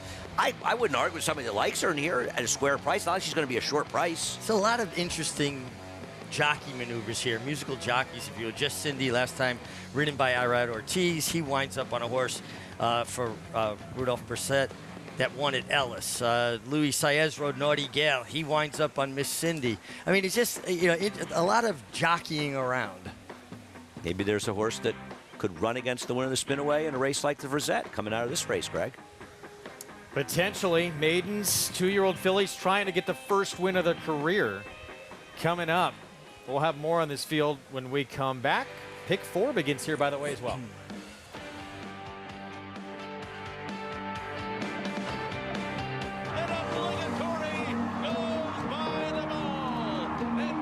Here comes Malathaat. Here comes Clariere on the outside. They're coming to the finish, and it's going to be Clariere. Nest, much the best. She won by better than 10 lengths. Cody's Wish on the outside. Cody's Wish with the upset in the Fargo. Malathaat grabs the lead in deep stretch, and Malathaat has won the Personal Ensign Stakes. Curling, the classic sire. Monmouth Park's 50-cent Win Early Pick 5 is one of the country's earliest Pick 5s, making it the perfect way to get your wagering day started. With a 12:15 post on weekends and 2 p.m. start on Fridays, the Win Early Pick 5 is home to 6-figure pools and a low 15% takeout. Start your day winning early. Play Monmouth Park's Win Early Pick 5. Win early, win often.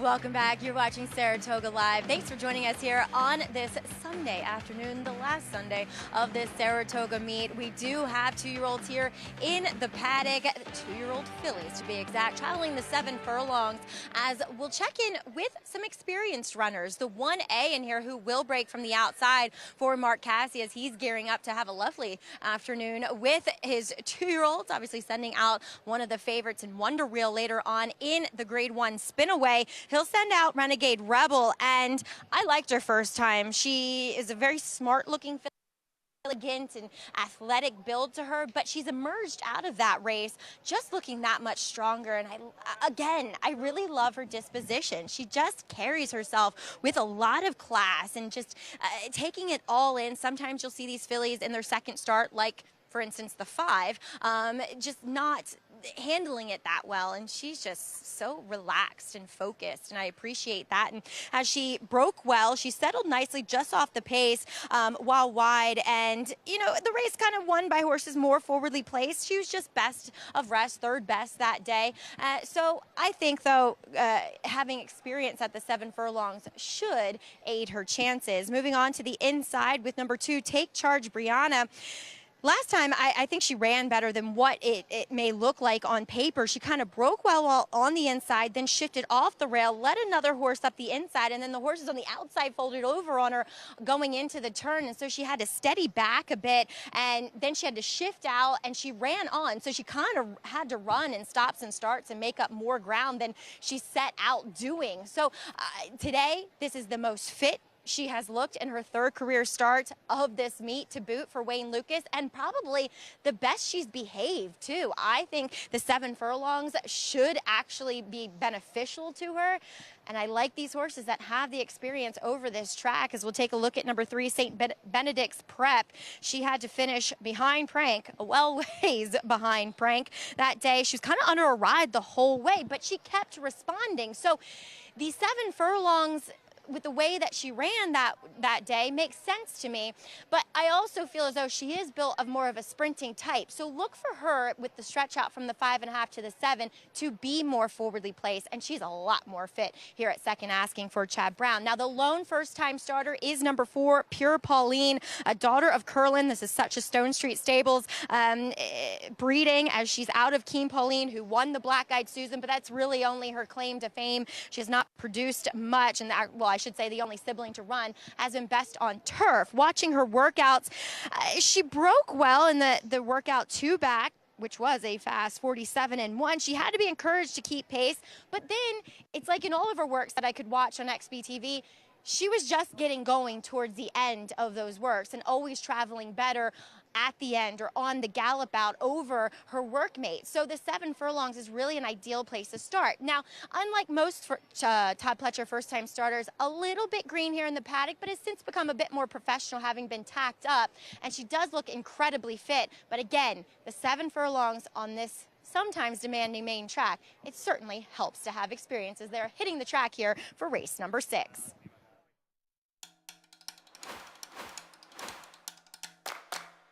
It is Damon's Mound who now has come away with the lead. Super Chow runs in second, and Gulfport is third. Farther back, Valenzen Day as they head for the 16th pole. Damon's Mound has built a 4-length lead. Gulfport in second, and it will be Damon's Mound to win the 117th Saratoga Special.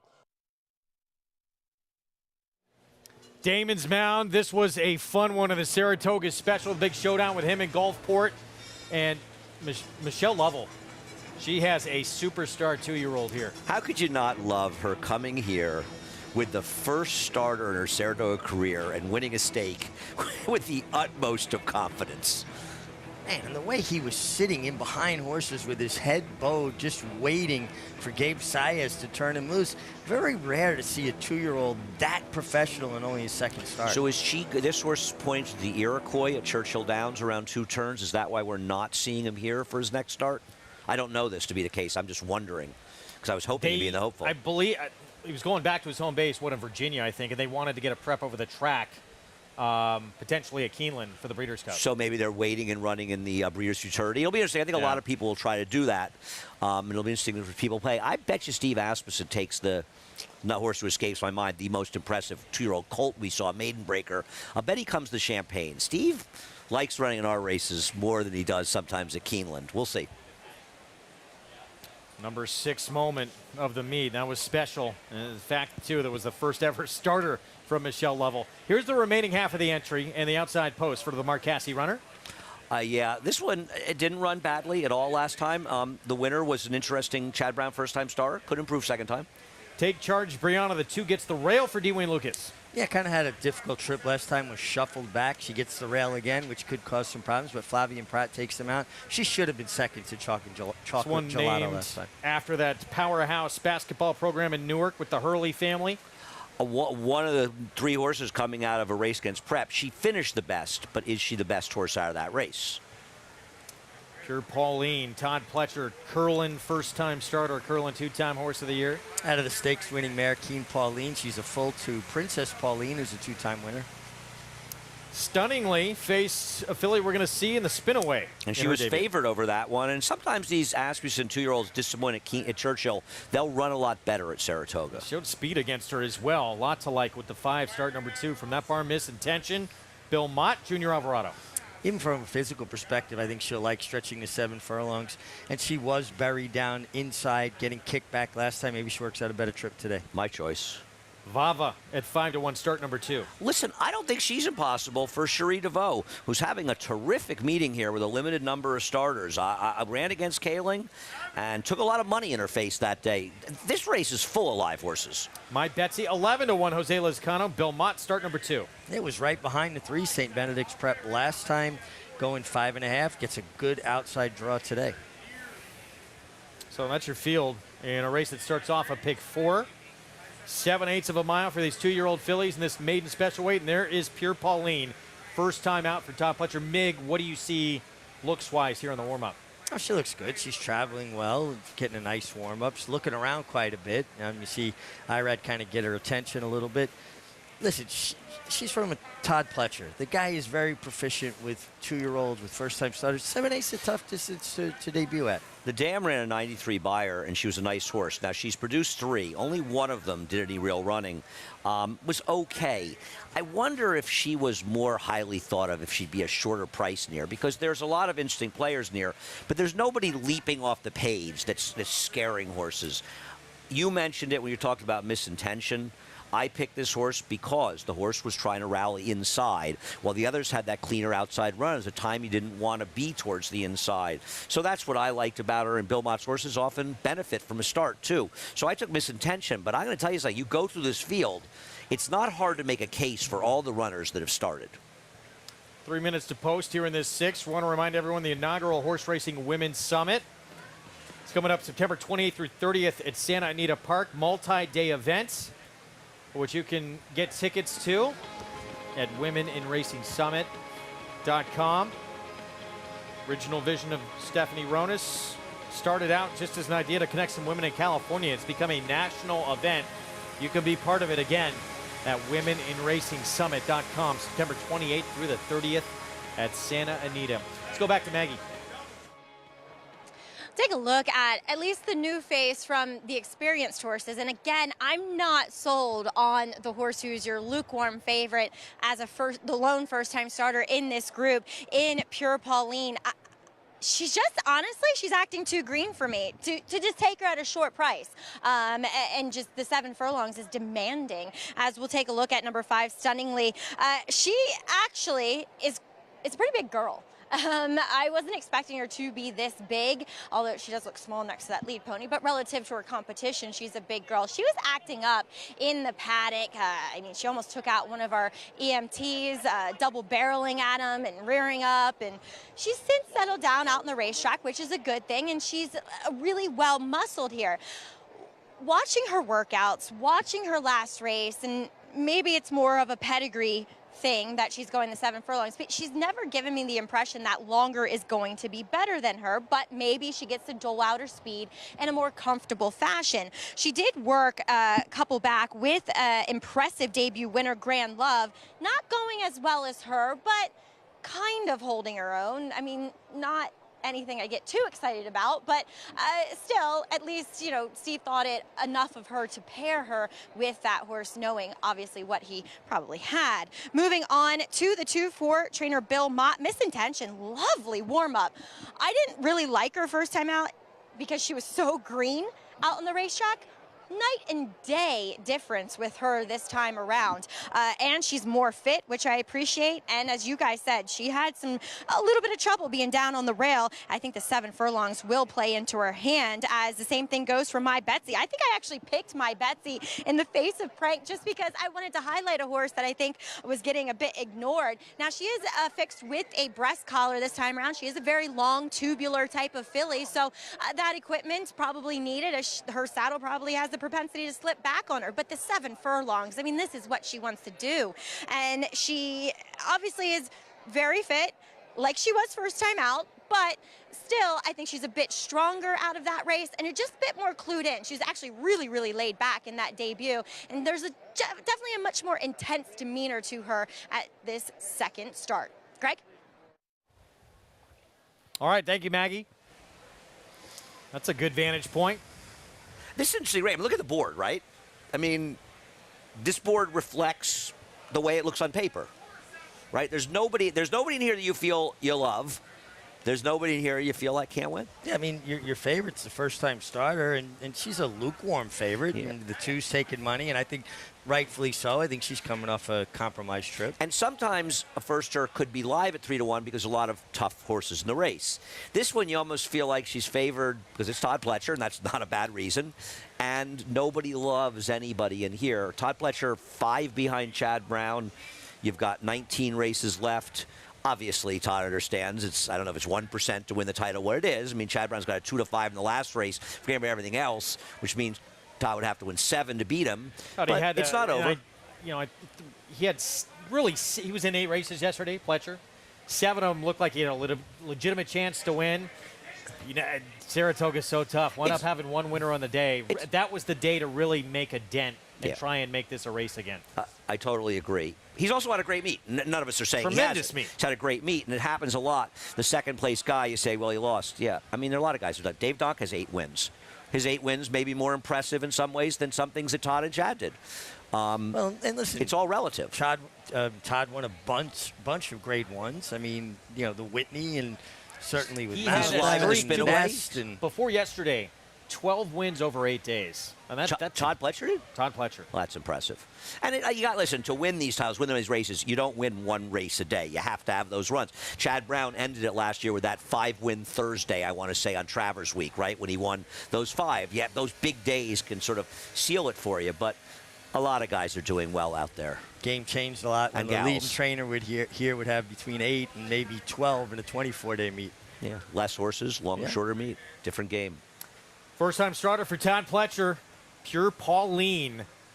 3-1 choice on the board in a wide-open group of 2-year-old fillies going 7/8 of a mile. There's Pure Pauline stepping in with meet leading rider Arad Ortiz Jr. We're set. Let's go upstairs. John Imbrial, the call.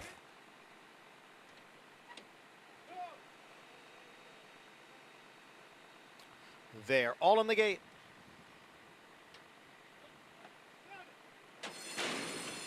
And they're off. A slow start for number 2, Take Charge, Brianna, and she trails the field. Stunningly is up for the lead along with Vava. And now moving on through is Misintention. Misintention narrowly. Vava's on the outside. Stunningly is down towards the rail. Sitting just off them, Renegade Rebel races in 4th, followed by St. Benedict's Prep in 6th. And then we come back to Pure Pauline, and followed next by My Betsy, and farther back is Take Charge, Brianna. The quarter went in 22 and 3. Misintention by a neck. Right alongside is Vava in 2nd. Renegade Rebel races in 3rd as the field goes around the far turn. It is still Misintention and Vava. The 2 of them are together. And now gaining ground on the outside. There goes the first-time starter, Pure Pauline, who makes a move here. Pure Pauline going up to challenge Vava as Misintention drops back. Then comes Renegade Rebel, followed by My Betsy. St. Benedict's Prep looking for a way through the half mile in 46 seconds. And now there's 3/16 to the finish. And it is Vava who has the lead here. Pure Pauline is tailed off on the outside. My Betsy now moves into second. It is Vava with the lead. And then it is My Betsy. And on the outside, Take Charge Brianna, who is so far back, is putting in a tremendous stretch drive. Take Charge Brianna got there. Take Charge Brianna, so far back in the early going, comes from out of the clouds to break her maiden. Lost contact with this field, comes flying home for the victory and start number 3 for Dwayne Lucas. Second win for the coach today. 2 wins for Lukey today, and this filly, Richie, you liked her, good call. She was best. Yeah, she kind of bumbled the break, was far back, was resenting the kickback. You see her covered in dirt. Flavian had to wheel her to the outside to get her in a comfortable rhythm, and she dropped her head, and she ran the last 1/8 of a mile. This filly's really okay. I liked her progression from her first start to her second start. She took another big step forward. No question about it. And, you know, I'll say a couple things. Tough beat for Cherie DeVoe, whose horse ran very well. She was second best. I mean, the winner was best. There are close photos you lose where you feel like you could have won. The best horse won this race. Yep. And I think it is worth noting, they did get beaten by a lot. Did we see anything from the horses that ran behind Prank? My horse is 6. I thought I was a genius when Misintention went to lead after last time. Her there. Seemed like she was the right horse. I mean, she stopped top of the stretch. She had nothing in there. St. Benedict's Prep, I didn't see if she had an excuse. She didn't do any running as well. And My Betsy did run a respectable dirt. Not to say that we don't wish that Prank was in the spin-away today, because she was brilliant first time out. Sure, and Flavian Pratt had a great day at Del Mar yesterday.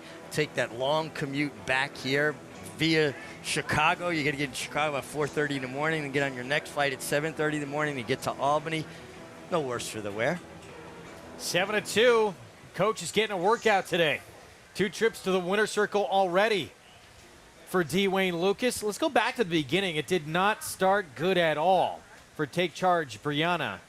Keep your eyes on post 2. Yeah, no, post 1, stall 2 right there. She's kind of bobbled and kind of just, you know, but you got to see the pan, too, to see what it cost But it her. thwarted her momentum a bit, too, because she kind of almost had to put her toes in the ground to catch herself, and then that gave up all the ground. Now you're getting hit with all that kickback. It's not like the race was falling apart. I mean, you know, it's not like others were coming in there. And let me say something else. She was beaten 8 by Jalka Gelato last time out. She was beaten 7 in her debut by Kaling. Now, she may have improved, but maybe it flatters Kaling heading towards the spin-away. And Jalka Gelato, who, in my opinion, she and Prank were the 2 most impressive 2-year-old fillies we saw, both from Todd Pletcher. Certainly flatters her form for later today in our grade 1 for 2-year-old fillies with Kaling. Look at this charge down the stretch after that compromised beginning.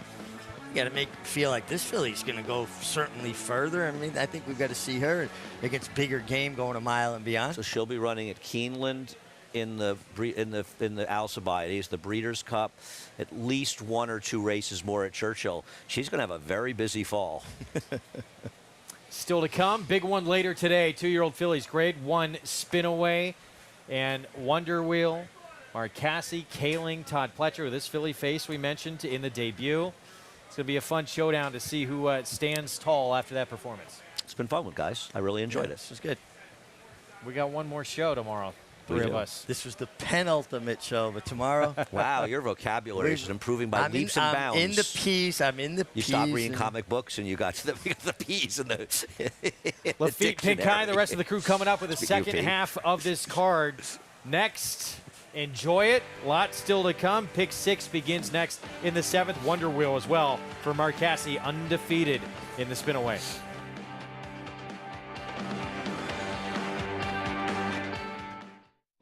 Dream big with a WinStar Bread. 77% of WinStar Bread graded stakes winners were offered at public auction, including more than 125 stakes winners, 60+ graded stakes winners, and over 20 Grade 1 winners and counting. Look for the star at the upcoming sales.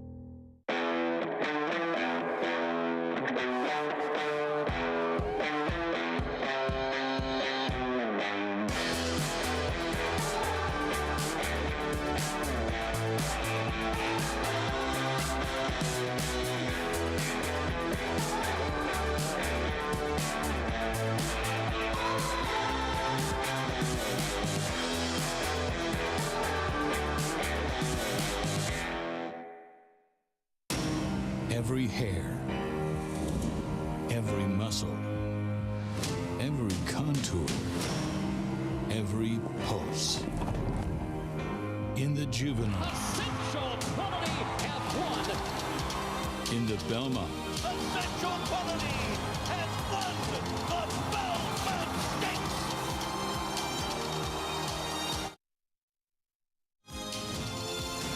well named. Racetrack Television Network brings you every race, from every track, on every screen, every day. With monthly packages starting as low as $5, RTN gives you great value and access to more live HD streaming and race replays than anyone. Visit RTN.tv today to sign up and watch on almost any device, including Roku and Amazon Fire. RTN has packages that start at $5 per month.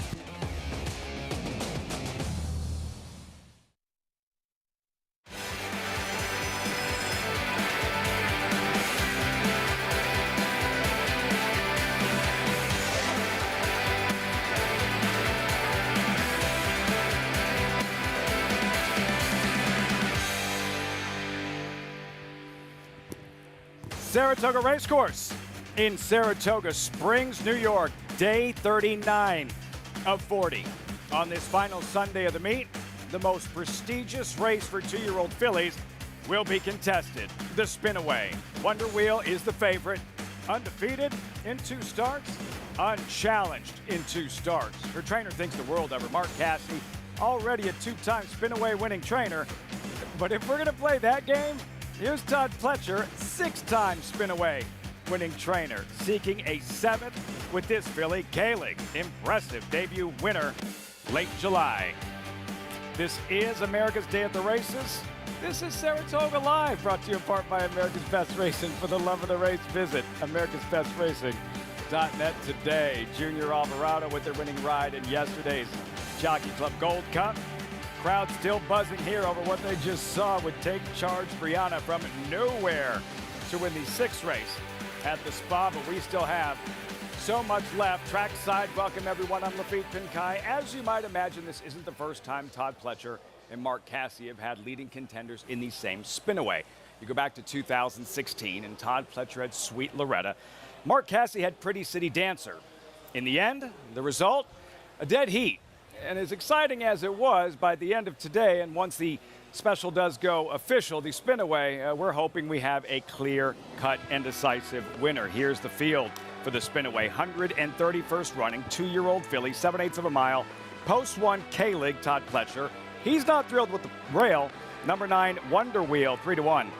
Morning line favorite as I welcome in my co-host, Hall of Famer Gary Stevens, top-class trainer Tom Amos. Guys, this is the last time we get to do this. The last time. Don't get emotional on me. The Spin-Away, grade 1, Tom. What does it mean for a 2-year-old filly to win this race? Well, let's take last year's winner, for example, Echo Zulu, who used the Spin-Away, her 2nd start, won a Broker Maiden here at Saratoga, and made that transition to middle distance, Gary, in winning the Spin-Away. And this was her stepping stone to an undefeated season, winning the Breeders' Cup Juvenile Fillies, and becoming champion undefeated 2-year-old filly of the year. The Spin-Away is a huge piece on a resume, and it's valuable to the horse off the racetrack as a broodmare, as a mama, but it influences the voters at the end of the year when it comes to being 2-year-old champion. She debuted opening day. We saw her in the Spin-Away for Zet, juvenile filly winning the Breeders' Cup Championship.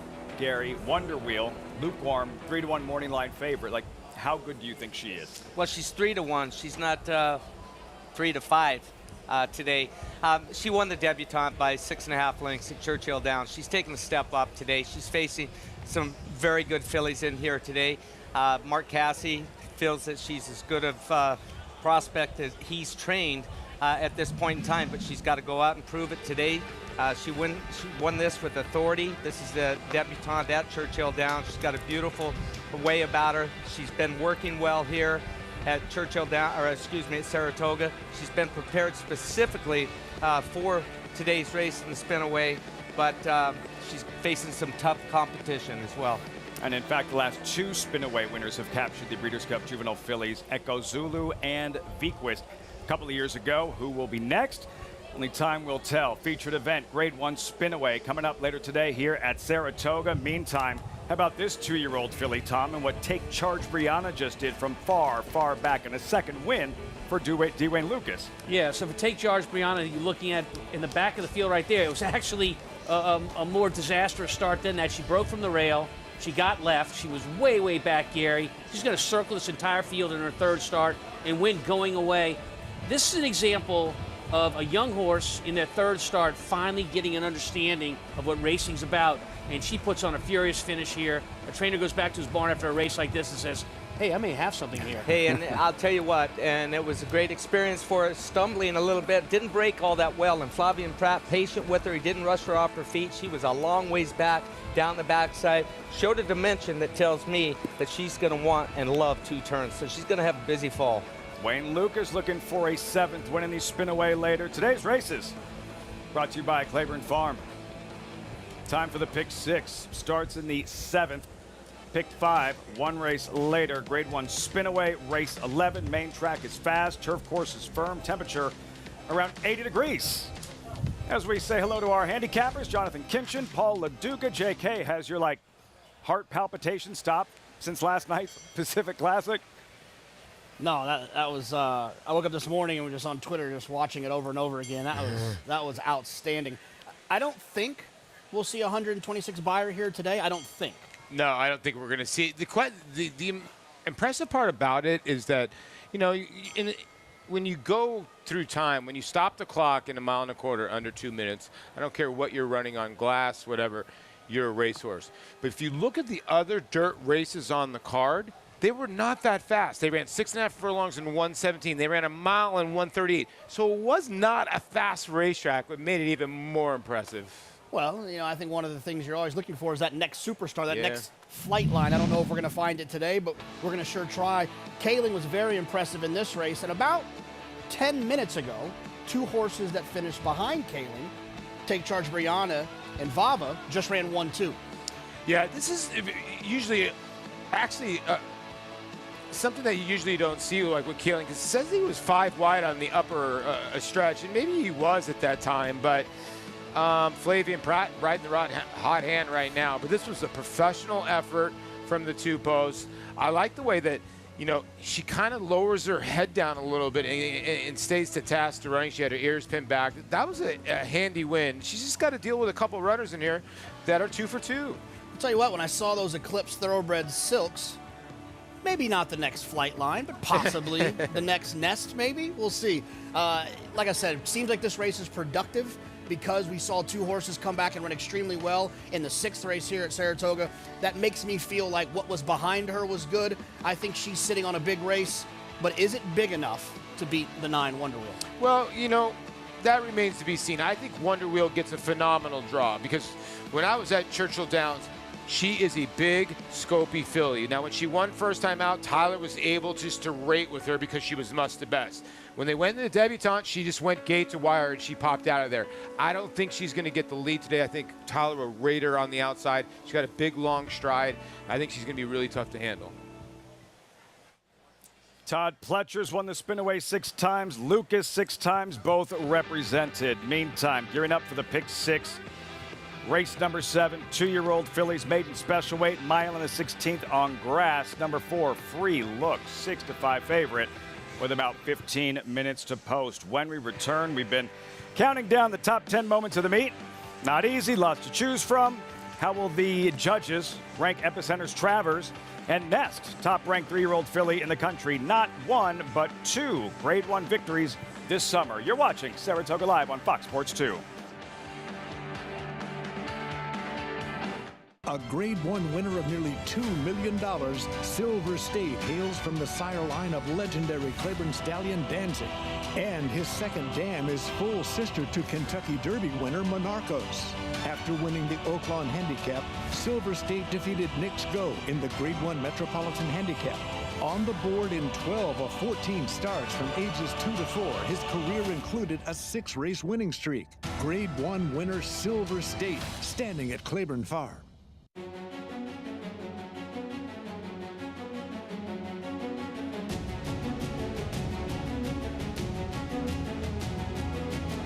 Italian wins the Diana State of Rest to win it here by a length. Domestic spending to take the lead and win Ocean Road. McCulloch has taken the lead in deep stretch, and it will be McCulloch.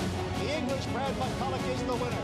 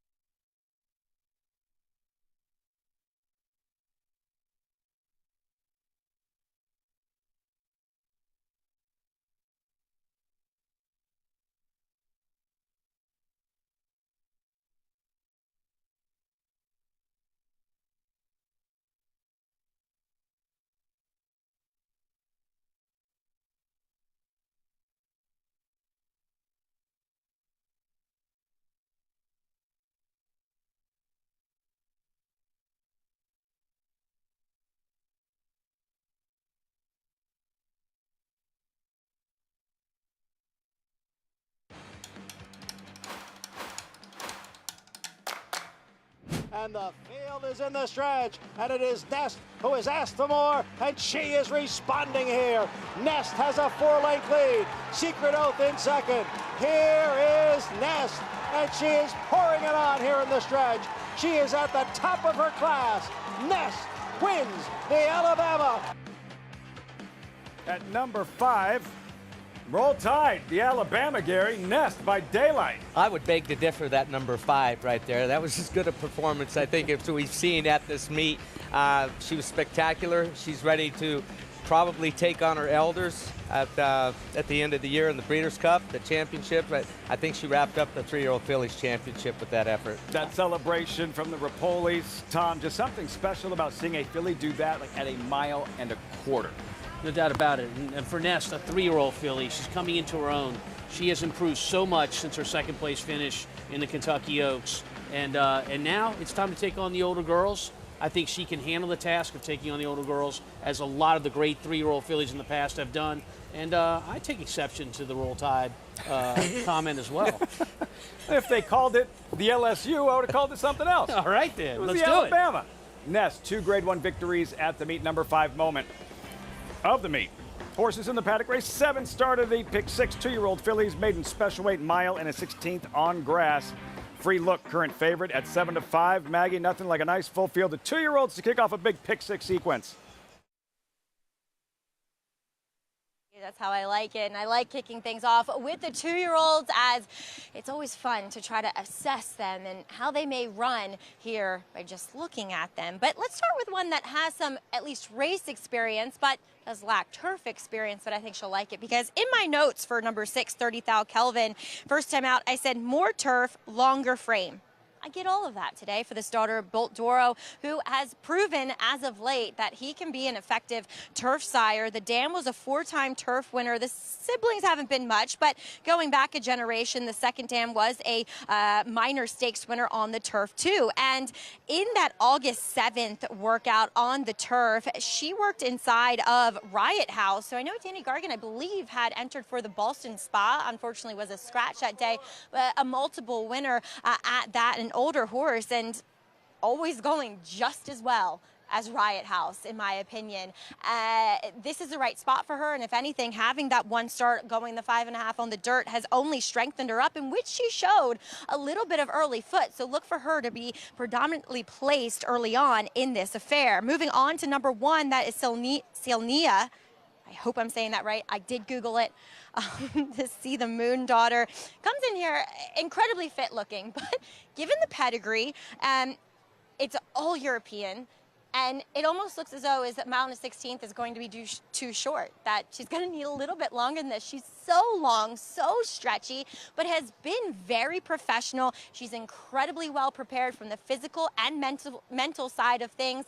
One that I'm definitely going to watch with interest. Obviously, your price hurt a little bit with the 1A drawing in off the AEs. Number 7, that is Prover, a daughter of Justify, who has had some turf winners in this first crop. The dam won first time out as a 2-year-old on the turf, and also she eventually was a graded stakes winner on the turf. And then the siblings kind of run the same races on the dirt and turf. This is the right spot for her, as you can guesstimate with that pedigree. She's a very long, slender frame, very massive turf hoof to her. I want to watch her with interest in how she behaves out on the racetrack. Can tell there's a little sass. People always warn you of chestnut fillies. For me, it's always the gray fillies that are a bit more handfuls, as you can see the tail swishing there. Fit, but I feel as though a start might be needed just to strengthen, as we'll take a look at Todd Pletcher's number 9. That's Avant here, as she's a big, rangy filly. I like the way she's put together. She's been really calm, cool, and collected. The problem is, though, there really isn't much turf pedigree to speak of. She's a half to Sower, who's a multiple stakes winner, sprinting on the dirt. Like I said, it's a lot more of a dirt sprinting pedigree, but I'm picking up what Todd's laying down here with entering her in this spot, because physically she looks as though this is what she wants to do. She's fit in here too. Now, watching her last breeze on the turf, she was working with an unraced mate, and then weirdly Nostalgic joined in the middle of it. And this one holding her own nicely, encouraged on the gallop out. So maybe indicating that fitness levels, she might need a race as they're heading out to the track, Lafitte. Perhaps one to, let's see what she does in her debut. Avant, post parade. Of course, you can join us, Naira Bets. Use that promo code TOGA200. Earn up to a $200 deposit match after your first deposit, but any track, anywhere, anytime. Join now at nairabets.com to earn your $200 deposit match. Written in the stars. Quick to leave the paddock, 19-1, 6-5 on Free Look. The current favorite. We'll start with the entry. Solania, maybe, not sure. Speaking of Nesco, owned by the Eclipse Thoroughbred Partners. Yeah, and I tried to look up the meaning, and I'm not sure either there, Lafitte, so we're both not sure. But I know that this filly in this entry has taken a little bit of money. She'll get 8 different pronunciations over the next 6 minutes. Pelota Sisters, 2 for 1. You're getting 5 to 1. Yeah, you're getting Grand Motion, whose barn has been heated up in the last month or so all around the nation. Freitas the Red, 4th in her debut, July 31st. Yeah, it's silly this horse is 8 to 1 and Free Look is 6 to 5. They had basically the same trip in the same race. La Mazel acting up with Tyler Gaffleone. Yeah, another horse that was way back of Pink U last night, but that race is had a couple of winners come out of that race. Gaffleone aboard. Free Look, favored. Flightline's jockey Flavian Pratt looking to go back-to-back. Yeah, I mean, look, Free Look had a slightly worse trip. She had a little bit more trouble than the two, but they shouldn't be this big of a differential in price. 30 Thou Kelvin, 6th in the first 2-year-old race of the meet opening day. This horse is a little bit interesting. Showed a little bit of speed, sprinting, has been working on the turf. Could wire this field. Number 7, Prover, and a debuting filly by Triple Crown winner Justify. Yeah, Justify's got off to a good start. 6 for 24 with his first-time starters. None on the turf so far, but first time for everything. Number 8, Summertime Fun, first-time starter by Not This Time.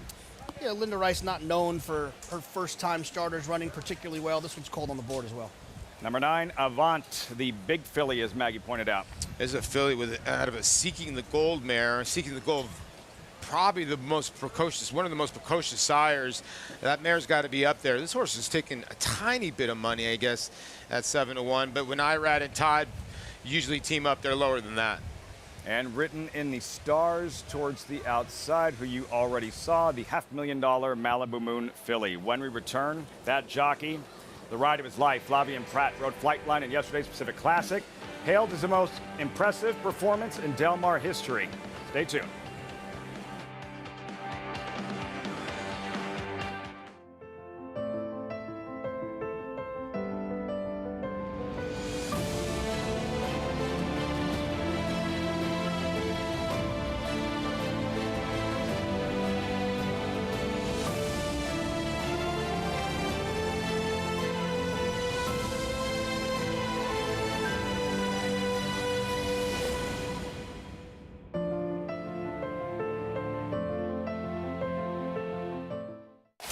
Who you betting on? How about an app created specifically for horse racing? Naira Bets. We specialize in thundering hooves, fist pumping, and boosting your bankroll with robust weekly promotions. And offer betting tips from actual horse racing experts. Bet all day and night, nationwide. Get the action and thrill of horse racing with Naira Bets. Irish Hill and Duchess View Stallions, proudly standing the ultra-fast, multiple stakes winning son of Uncle Mo, King for a Day, the only horse to defeat 2019 three-year-old champion Maximum Security. Well, King for a Day was basically a clone of Uncle Mo. I mean, good speed, the ability to carry it over distance of ground, real professional horse and a really cool horse to train. Sire maker extraordinaire Uncle Mo, represented in New York by King for a Day. Visit ihdvstallions.com to book your mare today. Big news from Presque Isle Downs. Graded Stakes action returns Monday, September 19th with a $400,000 Grade 2 Presque Isle Masters, a very important Breeders' Cup prep race. In 6 of its first 11 runnings, horses from the Presque Isle Masters won that year's Breeders' Cup Filly and Mare Sprint. September 19th also features the $200,000 Presque Isle Mile. Join us for our biggest day of the season at Presque Isle Downs, Erie, Pennsylvania. For more, go to PresqueIsledowns.com.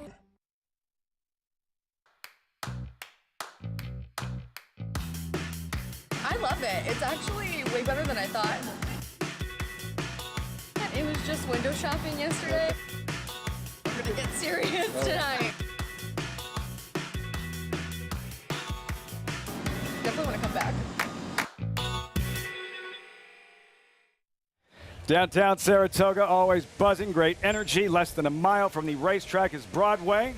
Yesterday, Flightline won the Pacific Classic by a mile with jockey Flavien Prat. His mounts today so far, a couple of seconds, a win, contender after contender now. Free Look here, Boston Post Road. Frank's Art Kalig in the Spinaway, Gary. I would imagine confidence riding pretty high. Oh, I guarantee you, that flight didn't seem near as long as it was getting back on. He was on a flight at about, 9:30 our time last night, and then he got on another flight that actually took off. Incredible. From one plane to a jet, back on another flight, and the filly he's about to ride here in Free Look. Take a look at her debut, July 31st, same level. And it was the P.G. Johnson winner, eventual P.G. Johnson winner, Be Your Best, Free Look, and Frieda Storetta chasing. Same rider that's on her today. It's a big, big, important move, in my opinion, when you test one out first time out, like Flavien got to do, back on her again today. Look for her in the second start to maybe be a little bit more into the race early. She had to come from way, way back. You see her finishing wide on the outside. If there's a negative to be taken from this race, it would be that Chad Brown is so good at getting horses ready to go 2 turns on the grass in their debut. Anything less than a win is almost a negative. Strength of schedule, guys. She gets a bump in stock. Yeah, she does get a bump in stock because Be Your Best was really good in her second start. But you make a great point that even money compared to the two we just saw, I mean, they were a length apart? Yeah, I mean, Free Look got a little bit more trouble early in the race, right when they popped away from there. She kind of broke outward. Then she kind of got steadied in between. So she had a worse trip. But 4 to 5 versus 8 to 1 for two horses that were closing into a pace that wasn't particularly quick and behind a horse that is at this point likely the favorite for the Breeders' Cup Juvenile Turf Fillies. I mean, you got to give the 2 a little bit more credit. I think the 4 is the most likely winner, but this is a gambling game, and I think the 9 to 1 on the 2 is pretty attractive. I thought the 6 was just interesting. Lafitte, just Danny Gargan got one little race over the strip. I think that's going to be the horse to catch. So if they don't back up, maybe the 6 can surprise at 15 to 1. Maggie, what have you noticed since these fillies have left the paddock and now completing their warm-up? Paulie and I on the same wavelength. I really like 30 Thal Kelvin. I like her more than her name. But let's take a look at your favorite. That is number 4, Free Look in here. First time out, I thought she just lacked a bit of substance and conditioning to her. She looked weak behind the saddle. And today, that's been, improved a bit. She's fine, but is she a standout in here from my perspective? No. And yes, she had trouble at the beginning, but for me, I thought the 2 had a more taxing trip because she was wide throughout, losing ground the whole way. But anyway, number 10 in here, as you see, she was acting up a little bit going on to the turf course there, and also in our post parade, she went out first. She was well behaved back in the paddock, but it must be something that she's shown to her connections when they had schooled her that she can be a bit of a bad actor. She sold for obviously $500,000 at the Fasig-Tipton Timonium sale. She was asked a little, but it was a really good looking work. Problem is there's just a bit more dirt pedigree, but I like the distance for her, so maybe that's what they're seeking here. Look, she's a huge price at 32 to 1. Definitely not the worst looking 32 to 1 shot though, Lafitte. Written in the Stars with Trevor McCarthy to the far outside. 3 to 5 now, Tom, as the price continues to plummet on Free Look. Yeah, as we watch these fillies go in the gate, you kind of wonder how the things are going to set up. So Paul mentioned 30 Thal Calvin, the 6 horse, with a very good turf pedigree, but first time on the grass and coming off a one-turn sprint race. It's almost like speed is built into the 6 horse, stretching out to 2 turns. So you don't know what 6 of the 10 of these horses are going to do. They're all first-time starters, but I think the 6, 30 Thal Calvin, tries to set the pace up front and tries to clear these early. Gary, where do you expect Flavien Prat to settle with the heavy favorite Free Look? She'll be closer than she was when she ran last time. Flavien knows her now. She got an education. Never mind when I see a horse getting beat first time out, especially a turf horse, gain some experience, come back against maidens instead of having to jump back into that second condition. But she'll be closer today than she was last time, saving ground. All set for the pick 6 on this final Sunday of the meet. John Imbrial standing by with the call. It's post time. There in the gate.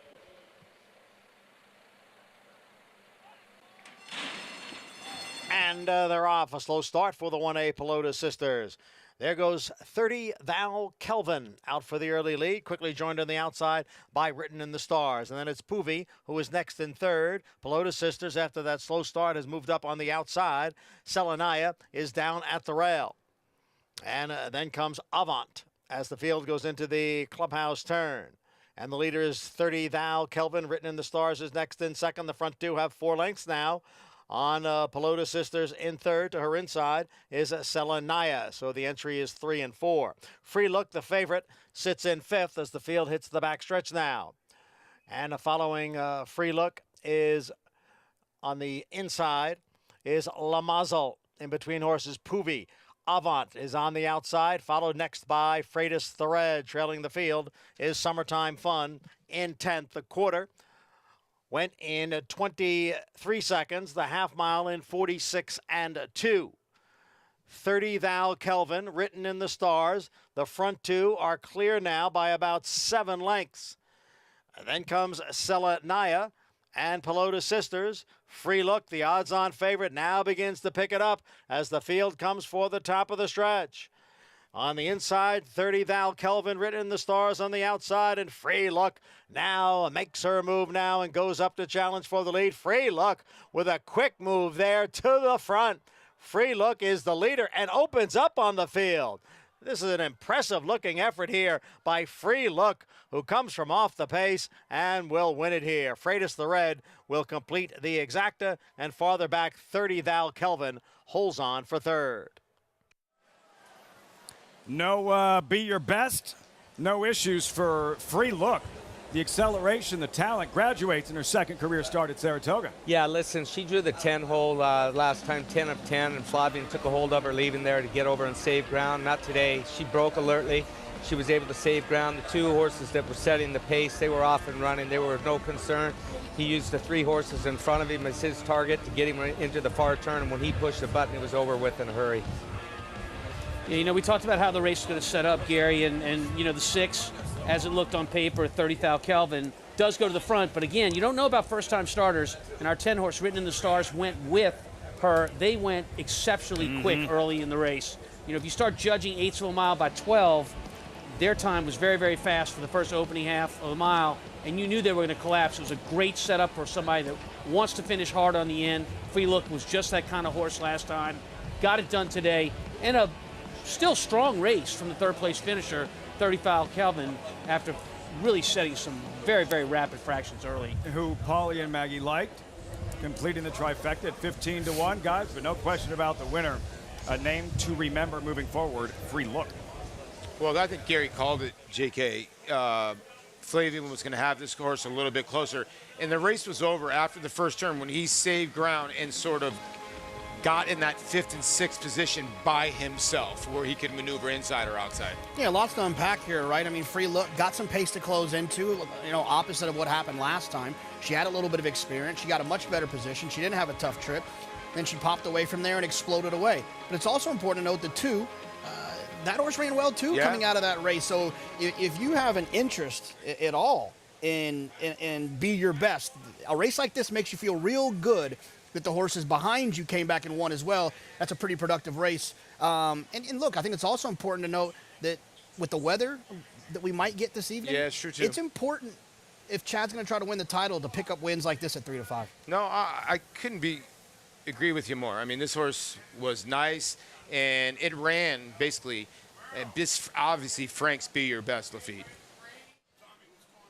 Free Look, guys. 3-5, 4-2-6-3. Back-to-back wins. Flavian Pratt leading trainer, Chad Brown leading owner, Seth Klarman. When we come back, at a visitor today at Saratoga, Yankee great Bernie Williams. I think the fans were excited to see him. 4-time World Series champ. Spent some time with Paul LaDuca. Stick around. That's next.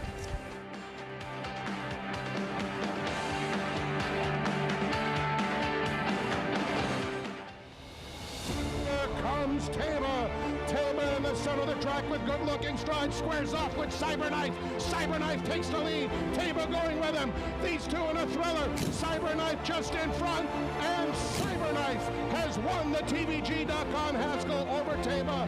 Jack Christopher finished third. The running time 1 minute 46.24 seconds.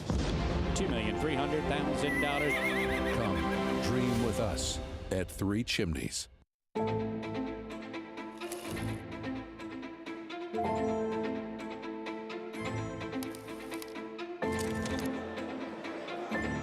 Good morning, ladies and gentlemen, and welcome to the Keeneland September Yearling Sale. A terrific maternal pedigree, Grade 1 winners, and champions across the field. Echo Zulu parties. Life is good. Next go, superstar. Go to the back. Good luck.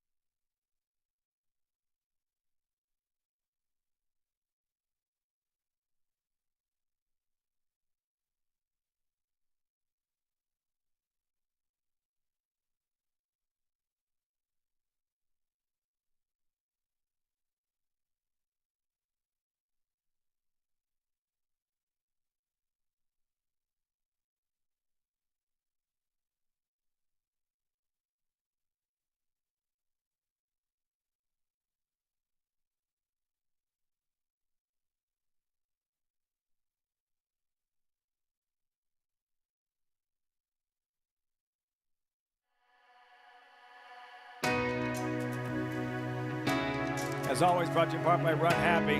#1 second crop sire of last year by Dirt Earnings. Lake George Steamboat. Look at that, the Mohican. There's one thing I know in this world, Gary, it's boats. How to drive them, how to fix them, how not to sink them, everything. You got to rent them, Lippy. I'm still upset you didn't bring your boat this year. You going to bring your boat next year, Gary? We'll rent one. Port or starboard? I'm sorry, what? Port or starboard? What do you want to know about port or starboard? Which one's which? Port's left. Very good. Very good. Really? That's as far as I go. Right? Yeah. Free look. 3-5. Odds on favorite delivers. Pacific Classic winning jockey Flavian Pratt. 2 straight wins. Chad Brown, the winning trainer. Seth Klarman, winning owner. Maggie, update on another jockey. What's going on with Kendrick Carmouche, who's won 2 races today? He took off his last remaining mounts here, Lafitte, citing that after the win in the 4th that something came about out of the gate. I'm not entirely sure on the full details. I've talked to as many members of the Jockstream that I can, but sounding like he sustained a minor injury to his ankle, whether it was coming out of the gate or what have you in that last race. So he will be off his mounts in the 9th and 12th, and we will be sure to bring you who will be picking them up as soon as we know here on our end. Lafitte? Not a lot of fun, Gary, trying to ride with a sprain or banged up, dinged up foot, whatever the case might be. Yeah, one of the most painful injuries I ever sustained was hitting the side of the gate coming out, and actually crushed my ankle. I was out for a while. I missed the Breeders' Cup at Aqueduct the year that they had it mount on Tsunami Slough, who your father picked up and rode. How do you do? I can't remember. You didn't win, I know that. Jose Gomez on Eddie the Great in the 9th race coming up at Saratoga. And Javier Castellano, of course, he's missing a couple of days, banged up his ankle yesterday here at Saratoga. So a couple of riders sidelined for the time being. Meantime, we had a visitor earlier today, Bernie Williams, who spent 16 years in the major leagues with one team. It's really, really rare. From 1991 to 2006, he was patrolling center field for the New York Yankees. Today, he visited Saratoga, and Paul LaDuca had a chance to catch up with him earlier this afternoon. Here in the Paddock Suites, I couldn't be more honored, to be honest with you, to interview 4-time world champion and, to me, a Hall of Famer in Bernie Williams. Bernie, you're here for the meet and greet and to sign autographs here. And I understand this is your first time at the racetrack here at Saratoga. Yes, it is my first time. I mean, any time that I have an opportunity to come here, I've been into the premises a few times before.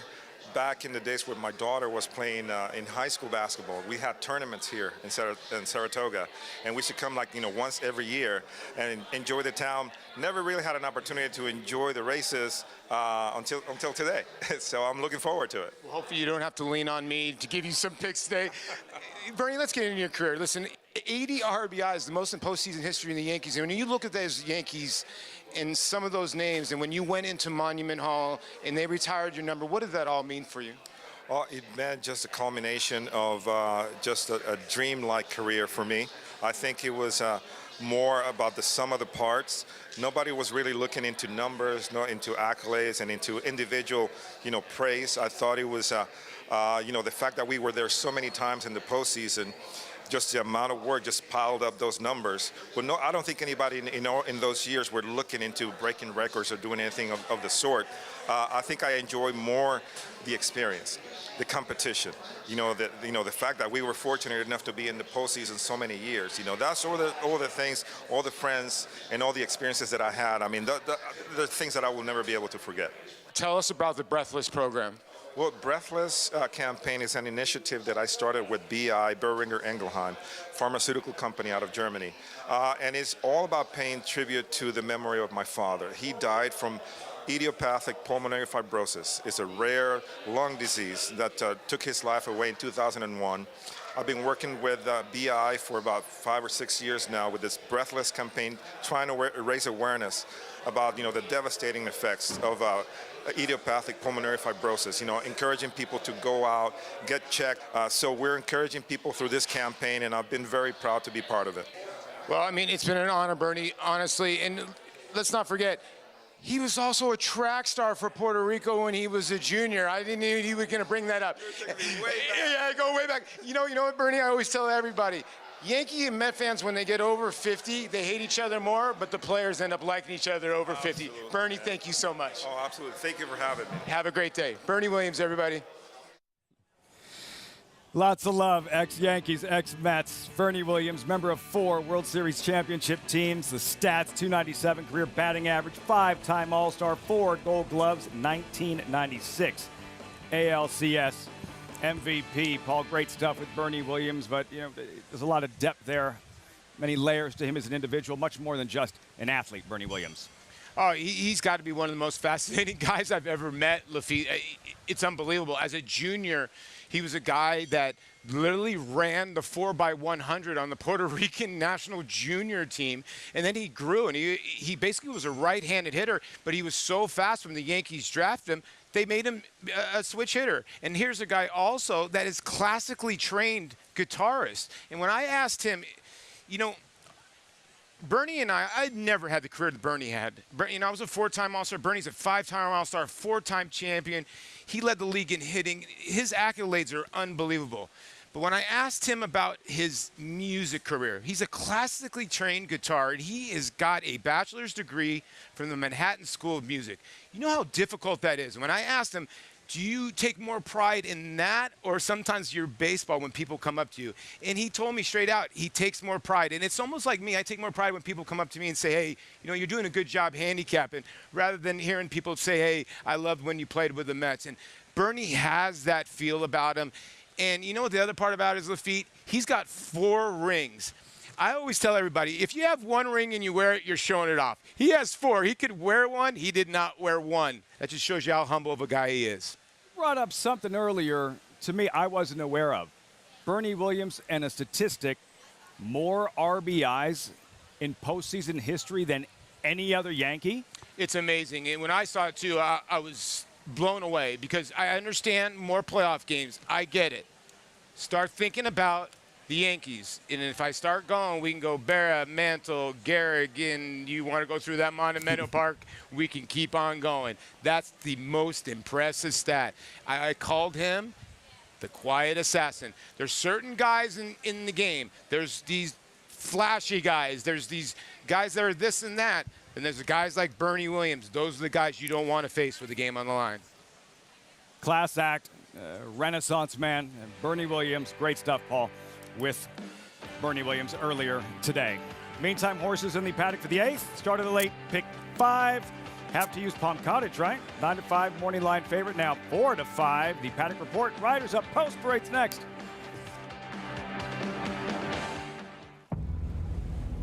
History remembers moments of extraordinary strength, skill, and determination. True greatness is forged by those who fulfill their destiny.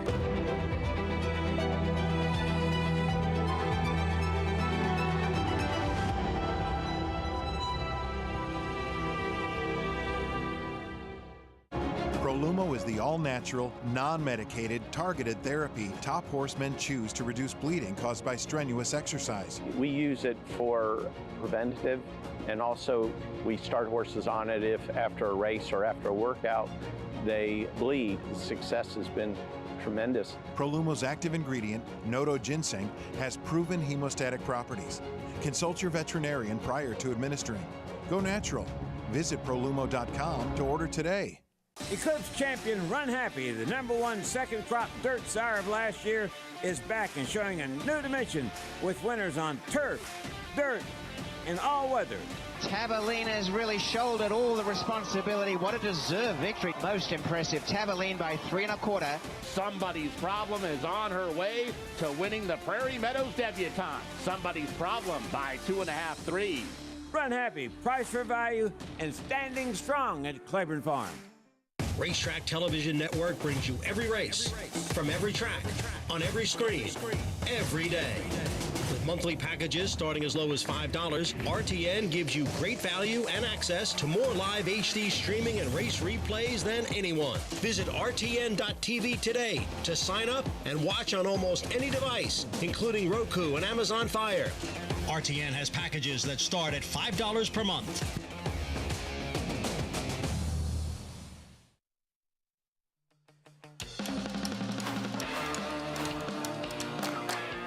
It is Jackie's Warrior who has the lead with 1/8 of a mile to the finish. Jackie's Warrior in front by 4 lengths. Knee deep in snow has moved into second. And Jackie's Warrior remains undefeated here at Saratoga, and he wins an unprecedented Grade 1 stakes at the Spa for the 3rd straight season. Had to work for that one. Jackie's Warrior in the Vanderbilt Gary, and the history that Johnny I referred to, 3 straight years, Grade 1 win at Saratoga. It's phenomenal to win one Grade 1 up here in Saratoga, let alone 3 years in a row. It's just a phenomenal, and that wasn't hard work for him that day. That was about as easy as you're going to win a race. You won't see it. Grade 1 win any easier. First time a horse has ever won 3 straight Grade 1s in 3 different years. Of course, Jackie's Warrior defeated in the Forgo last week. That's besides the point. Tom, you reached a milestone here at Saratoga, your 4,000th win a few weeks ago. You've had a few weeks for it all to sink in. What does it mean to you? Well, I said then, and I'll say it again, that it was an accomplishment that involved a lot of people. The people that taught me along the way, people that have supported me along the way, particularly my owners, all of them that helped me to get there. But I think the thing I reflected on the most was when I graduated from college, I came back to Saratoga before I started working full-time at the track. I had been working part-time, but in 1983 I came up here that summer. I went to the Hall of Fame Museum. I looked around, and to come back, and boy, talk about full circle, you know, 2022, and now I have a wife and one of my 2 kids with me, and to win my 4,000th race, do it here at Saratoga, really special. Really, I'm humbled, and quite frankly, I think I'm just a part of the equation in that award. But it's not the top 10 for the meet, but it's in my top 10, maybe of all time. I cast my vote for it. I'm not one of the judges, though. 4,000 career wins. Only 15 trainers in history have accomplished it, and it was a great part for all of us at Saratoga Live. Tom, just be a small part of it. Let's go to Acacia in the paddock, standing by with this race 8 paddock report. Acacia. And Tom, it was a very special moment for me as well, getting to interview you after that very special milestone here at the Spa. As we'll take a look at horses here, starting with Boston Post Road, who does cut back in distance. And this is a filly that from the get-go, I thought, given the length to her frame when she was running 6 furlongs at the start of her career, that she would want a little bit more ground. Now she's the 4-year-old. She never grew a ton. She does have a longer body build to her, and she's very elegant. She's very feminine in the way that she's put together. I don't mind her cutting back in distance. My one qualm with her, and that's kind of been a little bit of my concern throughout, is that she doesn't carry a ton of substance across her flank and her hindquarters. And again, she's very long in her body, and so maybe just lacks a little bit of substance overall, particularly going to a sprint. But boy, she had a tough beat last time out, beating a dirty nose in that effort. And I think that absolutely she could be a player. Now the 6, Palm Cottage, her last win at Ellis Park was just visually stunning. She kind of galloped out to the front. She was keen to do more. A rider had a hold of her, and she just pulled away so easily. Such a fluid type of mover to her as well. And while she has some size, she is well built. She's strong, which is what I like to see, particularly in my sprinters. Really well muscled in her hind end. She's been forward, not doing too much though. She's striding out beautifully here in the paddock, and John Velasquez will climb aboard.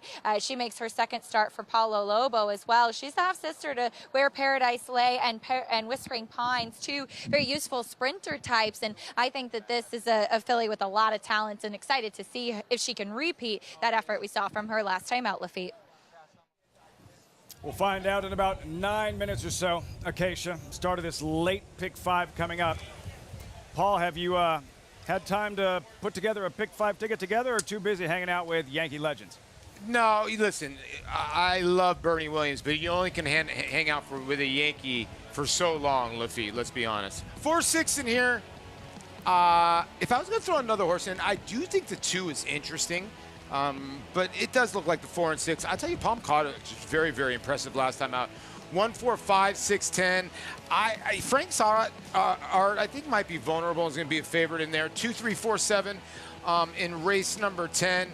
I thought that was a difficult race. La Victoria is going to be the favorite, but I think she might be vulnerable. I'm sticking with Wonder Wheel. I actually like the post position. In the last race, listen, Chad Brown has a dropper in there that is even money, tough street on the line, and there's an entry in there with Rudy Rod, the 1A. I think the 3, Mooley, I guess that's how you pronounce it, for Safi Joseph, is the only other horse really in there that you can use. Maybe it's the 7 and the 9 if you wanted extended the ticket. I can't help you. I'm having a bad name pronunciation day, but I do love Wonder Wheel in the spin-away. Tom, your approach. So, look, live and let die. I'm going to start right here, and I'm going to single the 6, right. Palm Cottage. Palm Cottage was so impressive in her 4-year-old debut at Ellis Park. She beat a 2-5 favorite that day, ran a 5th or 2/5 off the track record. That was a huge race at Ellis. I like her coming up here. I like her taking on whoever in this kind of condition allowance race. I'll single there. I spread out the next 2, not dissimilar to Paul. I like Just Cindy in the big race, in the spin-away. If I'm going to increase my ticket to a $60 ticket, I'd add the 1, Kaling, in that race. And then I narrow down the last race, and I'm just like Paul. I'll take 2 for the price of 1, the 1 and the 1A, and in the 3-horse Mooley's my top selection. You've been singing Just Cindy's praises for a while, and look at really good addition to the spin-away a little bit later on. You touched on Palm Cottage, and she puts this field to rest in a hurry, Tom. Yeah, it's a 2-5 favorite that she's going to run down and go by in this race, the 3-horse. She just whipped right by him. And, I mean, look how easy she's doing it. And oftentimes, horses off layoffs, particularly fillies, and this filly's been off since December, comes back, and they can be a new horse. To me, we find out today if she's a new horse. I'm betting that she is. Palm Cottage, currently 2-1 second choice. There's a look at Halo City. Gearing up for this 8th race. Late pick 5, spin-away. Grade 1 2-year-old fillies a little bit later on. Let's meet the field. We'll start with Mystic Eyes, overmatched in the Coronation Cup. There's a filly getting on the dirt for the first time, Lasix for the first time. She has speed. She's shown it on the turf. We'll see if she has speed on the dirt. Boston Post Road, number 4, the favorite, 6-5. Still looking at Misty Eyes. Here's Boston Post Road. Flavian Pratt seeking a 3rd straight. Yeah, I like Boston Post Road in here. I think the cutback is actually going to help. This horse will be finishing while others are stopping. W.W. Fitzy, who was 3rd in that race last time, came back and won. Halo City, 1st or 2nd in 11 of 28 lifetime. Yeah, this horse has got more starts than the 2, 4, and 6 combined, so at least he's seasoned. Experienced in her corner. Palm Cottage and John Velasquez subs for Javier Castellano. Yeah, I mean, I'm against Palm Cottage. I felt like I just don't trust that last race. Horse moves up 20 points off of Brad Cox. It's hard to believe. See if she can duplicate it. Movie Moxie hasn't done much in 4 starts in New York.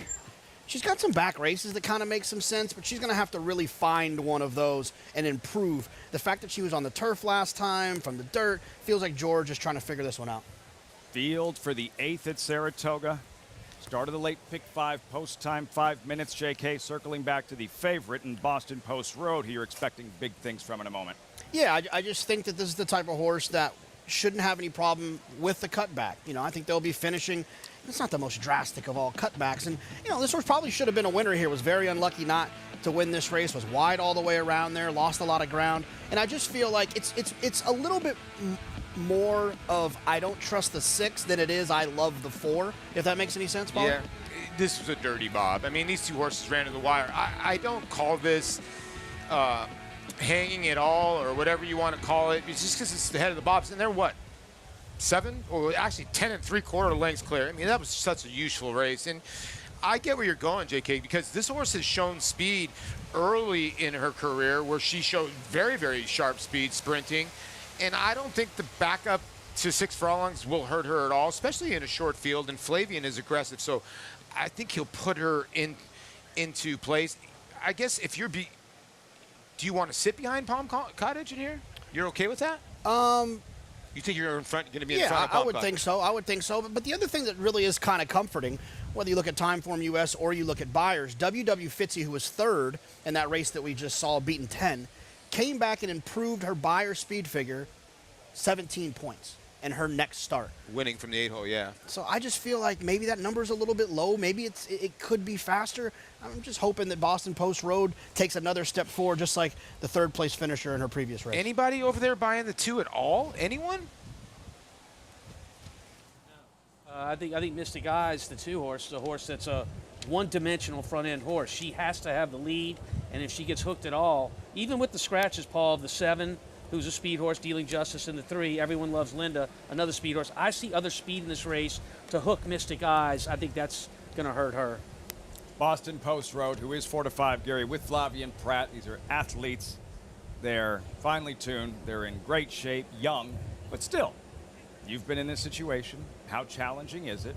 And you're talking about all that travel, coast to coast. Flavien Prat rode here on Friday, caught a flight out to the West Coast, rode yesterday.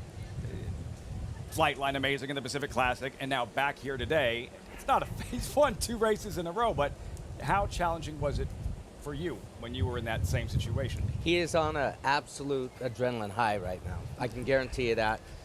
He's ridden 4 today, excuse me. 2 seconds, 2 seconds, 2 wins, and 4-5 right now. The question he's thinking about the stake later on this afternoon. He's not thinking about, and he's thinking about this mount right now. He's solid all day long. He figures he went into the day, I guarantee you, thinking he had a chance of winning 5 or 6 races. So what he's trying to figure out right now is, how am I going to ride this filly? I look at Boston Post Road, and her 2 races last year were both sprinting. She showed good speed in both those races. Now Chad Brown brings her back in 2022 and starts her out at a mile. It was an off-the-turf mile at Belmont Parks. So what's his train of thinking here with this filly? She was on the lead. I mean, she went 24-3, or was set off of a pace with 24-3 in that previous race. So how much speed is she going to show here, and how much advantage is she going to give Palm Cottage at the start? Acacia, you asked him the right question earlier. Like, were you at all too concerned? Were you concerned that Flightline was going too fast? And he's, no, not at all. A very simple response, and it was pretty clear. He just said that Flightline was just going so easily underneath of him, and my hat's off certainly to Flavien and all of the jockeys who travel so much and following the big horses. It's what you have to do in this game, and coming back here and riding well again in New York today. He's in the zone, that's for sure. Now, how does this pace play out in this upcoming 8th race? The number 2, Mystic Eyes, as Tom mentioned, she has one way to go, and she's incredibly sharp in here today. I did ask Todd Pletcher, leaving the paddock, about the thought process in running her on the dirt today, and he said simply, she's been training really well on it, and we want to give her a chance. I get that. My question is, for a trainer like Todd Pletcher and a filly by McLean's Music, why'd she start out on the turf? Why has she been on the turf all along? Now, looking through the pedigree a little bit deeper, the dam's 2 wins were on the grass. She's actually the sister to Boston Harbor, who was a Breeders' Cup juvenile winner. There is a little bit more dirt pedigree on that side, though the dam herself was better on the grass, so the pedigree could go either way. She's a small, compact, very quick-looking filly. She's always dappled out from head to toe. She's been really energetic back in the paddock. The one workout that I could watch on XBTV was back at the end of July after her disappointing turf effort here, and her strides were shortening a little bit. From what I understand from the Clocker report, though, she's been, to quote, an AM all-star. Let's see if that transfers to the afternoon, Lafitte. Mystic Eyes, Acacia at 4-1. Quick filly, Luis Saez, as we get set for this late pick 5 up over 980,000. And swelling is the pool. Still have the spin away for 2-year-old fillies, Saratoga's marquee event. 4 2-year-old fillies a little bit later on. Gary, if you go back to watch a race on XB TV, whether it was when you were riding or when you're doing some handicapping now, because time isn't necessarily a point of emphasis, what specifically are you looking for? Clarify that for me. She was talking about Mystic Eyes. When you're looking for whether it was when you were riding or even now, when we don't just look at times, we don't just look for a bullet work. Right. What are you looking for? I'm looking for a style, what has worked, what hasn't worked with them, inside, outside. If they run better, I'll watch several races. In this case, this filly, Mystic Eyes, has had 6 races. They've all been on turf. She's got speed. More than likely, she's not going to have to worry about kickback. And the boss, Todd Blester, says she's been working well on it. You go out and ride with confidence after you've studied. But this is like riding a first-time starter right now, except she has experience on. She knows the game. She just hasn't done it on the dirt yet. See how she handles it. 7-2. Boston Post Road, the favorite. Even money. Flavien Prat seeking a 3rd straight. They'll have a great view of the start of the race. And the start of this late pick 5. John Ambrial standing by with the load in call. 8th race on the undercard of the Spinaway. And Movie Moxie.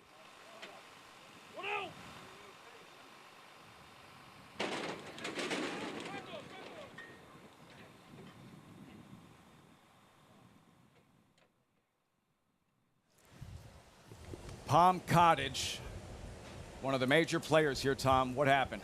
Well, the gates are very fragile to open. They're not going to, if a horse charges the gate, they're not going to stay closed. And so they opened, and that's a protection for the horse when it leaves there. She's going to be examined by the state veterinarian to make sure she's okay to go back in the gate. It's what goes on mentally, Gary, with a horse that breaks through the gate. Palm Cottage, one of the speeds in this race. How much does that tend to rattle a horse? We rarely see them win when they break through the gate. Tom, I can't say what the explicit that you used when she broke through the gate. Yeah, right. But the jockey is saying the same thing right now. It's never a good thing when they do that. Hey, by the way, gate crew did a great job Yes. of holding on to her. This is a terrific gate crew we have up here at Saratoga. Incredible job. Palm Cottage, reload, try it again. Post time for the 8th here. Saratoga, here's Johnny I. And they're off. And Palm Cottage broke well. Going out for the early lead. Down on the inside is Mystic Eyes. Right alongside is Boston Post Road. Then comes Movie Moxie in 4th, and it's 7 lengths back to Halo City, who trails the field in 5th. Palm Cottage shows the way here by a head. Mystic Eyes is down on the inside and racing in 2nd. And now Movie Moxie has moved up on the outside to grab 3rd. Boston Post Road is next in 4th, and the quarter went in 22 and 2/5 seconds. They are midway around the far turn. And the leader is Palm Cottage in front here by 1.5 lengths. Now by 2 lengths, Movie Moxie in 2nd. Boston Post Road now makes a move up into 3rd as Mystic Eyes drops out of it. Farther back, it is Halo City. The field turns into the stretch now with Palm Cottage on top, ran 1/2 in 45 and 2.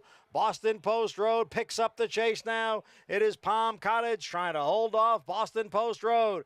Palm Cottage down at the rail. Boston Post Road driving up on the outside. Palm Cottage and Boston Post Road, they come for the finish. It looked like Palm Cottage held on. A photo in race 8, Palm Cottage and Boston Post Road. Desperate finish. Guess she wasn't too rattled. Palm Cottage, John Velasquez holding off a late surging Boston Post Road in Flavien Prat. Yeah, look, Tom, if she was rattled, then I'd hate to see her if she wasn't, because that was an impressive performance right there. I think that at about the 5/16 pole, Flavien Prat said the same thing that you said when Palm Cottage broke through the front of the starting gate, and it was Oh my. I think I said oh my. Oh my. Yeah. Flavien said oh my at the 5/16. Heavens to Betsy. Yeah, something along those lines. But, you know, Palm Cottage down the backside, if you're worried about how she was mentally, Gary, did you watch her ears? Yes, down the backside, I did. she made the lead. They're going back and forth.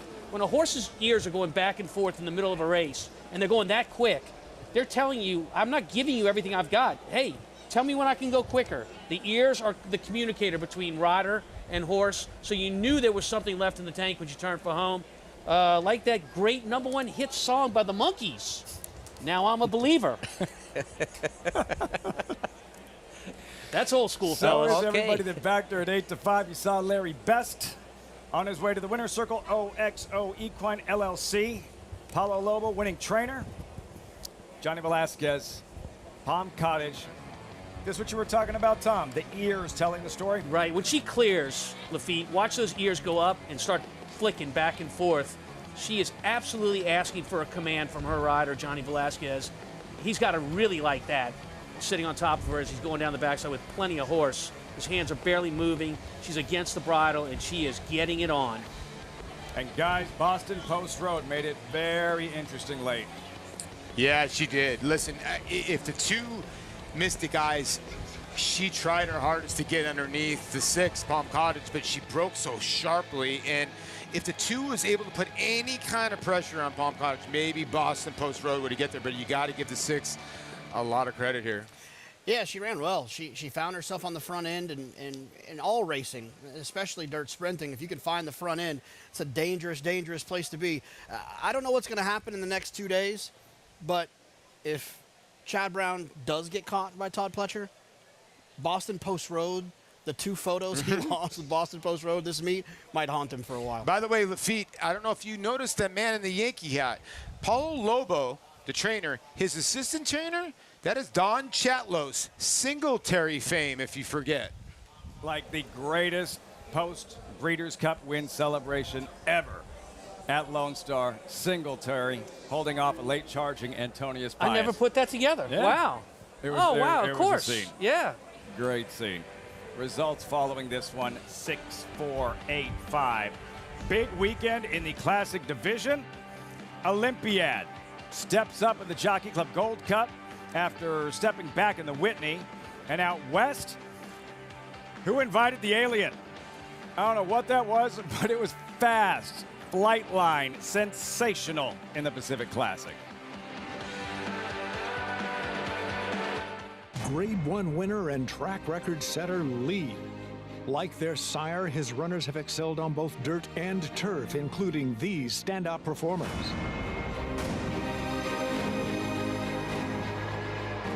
Leading by 3, Gibberish and Dylan Davis. Out of a Galileo mare, this dual surface star has sired juvenile stakes winners on both dirt and turf. Lee, standing at Claiborne Farm.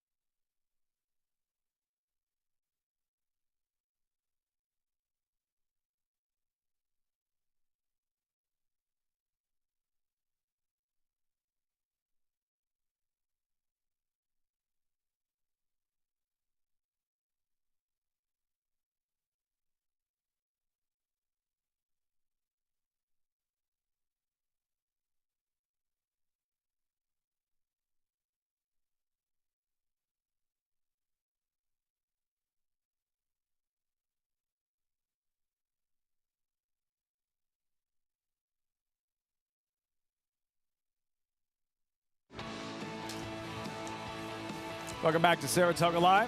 As always, brought to you in part by America's Best Racing. For the love of the race, visit americasbestracing.net today. Looks like Kentucky Derby Saturday here at Saratoga at times. The hats at the racetrack go hand in hand. Lots of thought goes into it. All part of the experience. And for owner Larry Best, a first experience for him. First win at Saratoga. Palm Cottage, John Velasquez, 540, holds off Boston Post Road. Winning owner Larry Best standing by with Acacia. And a very special winner's circle here. The first visit for Larry Best as Palm Cottage. She was very game, Larry, and she had to give you a little bit of a heart attack prior to the race. But as you said to me, a win here is so special. It's when you have your first win, it's special. Hopefully we'll have some more in the future, but you got to try hard. And we thought we had the horse. We shipped it in from Kentucky, and she showed up for us, so we're thrilled. And I want to make sure I don't forget to thank Paulo Lobo. He's done a wonderful job with this horse. He's back in Kentucky taking care of all my other horses. And congrats, Mr. Paulo. As he is now 2 for 2 with her. She was so impressive last time out at Ellis. As you mentioned, some confidence in her coming in, and it seems like she's flourished this year. She has. She's happy, healthy, and I think she's in her the best position she's been in her racing career, and hopefully we have a good next 6 months. We look forward to following her. Congratulations. Here's to many more Saratoga wins. Thank you so much. Owner Larry Best puts a lot into the game. And Lafitte, a fun fact quickly, as I got a message on Twitter from the breeder that Palm Cottage's little sister, Whispering Pines, actually broke through the gate on debut and won her first race. So it runs in the family. That is incredible. If only we had known. You know, hey, information I could have used yesterday. Big assist to the gate crew. Yeah. I mean, none of that happens without a very talented man in the gate with Palm Cottage and a talented gate crew. So I'm sure breakfast sandwiches for everybody tomorrow, Gary. They'll like that. And as Acacia mentioned, Larry Best, who has put a lot of money into the game, and what that moment means for him getting a first win here at I thought Saratoga. He was kidding. That was his first win. That was surprising. Congratulations, Larry Best. Yesterday here, the main event, the Grade 1 Jockey Club Gold Cup, and the big question going in was how would Olympiad respond after that subpar effort in the Whitney, Gary? This is how he would respond, by running away from American Revolution and all other challengers. Yeah, he was in control of this whole race. American Revolution was kind of making him dictate. Every time American Revolution would make a move at him, he would take control. I don't know whether it was a change in the weather conditions or what, but the real Olympiad showed up yesterday, Tom. He did. He was well positioned throughout the race, stalked the pace on the outside, cleared, and just basically drew away from this group at the end to get a very, very special victory in a Grade 1. Life of a trainer, Tom, for Bill Mott. Highs and lows 30 minutes earlier. Warlike Goddess, odds-on favorite, defeated in the Flower Bowl, and then he gets to go celebrate a 4th Jockey Club Gold Cup win. Yeah, I mean, welcome to our world. I mean, Gary, you're the same way as a jock. You know how it goes. And look, sometimes those downtimes are prolonged. You know, it takes a toll on you, but that's the life of a trainer or a jockey as well. And it's about having the right athletes. That's so important. Flightline aside, we'll get to that shortly, Gary. Now, Olympiad, does he belong in that conversation? Top older handicap horses that are pointing at the Breeders' Cup Classic? Well, I think the question that has to be asked is his subpar performance, was that because he was chasing Life is Good that day and he got tired of chasing. And if that's the case, he's going to get real tired chasing 2 of them. But in saying that, they may do a battle that does both of them in. I don't think that's going to happen, but it very well could be. You've got to take a shot at this time and give him credit for his victory yesterday. 4th Gold Cup, Bill Mott, and then a few hours later in Southern California at Del Mar, Tom, Flightline essentially sets the world on fire. An incredible performance by Flightline. He's taking over the race midway through the race right here, and everybody that's running behind him looks like a cheap claimer, which they're not. Dubai World Cup winner. Yeah, but, you know, look, it's unfair to Flightline or Secretary to compare these 2 horses. But you can't help but think of Secretary's Belmont when you're watching what's happening here as Flightline comes to the wire just about as easy as you can. So I'll at least say this.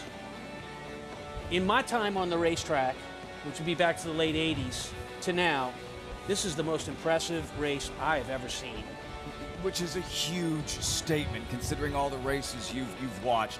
For me, trying to put it into context, instead of comparing him to other horses, guys, I was at Dodger Stadium last fall watching the Dodgers and Padres, Fernando Tatis hit a ball out of the stadium, over the pavilion, into the parking lot. Most home runs, like they come off the bat, they do this.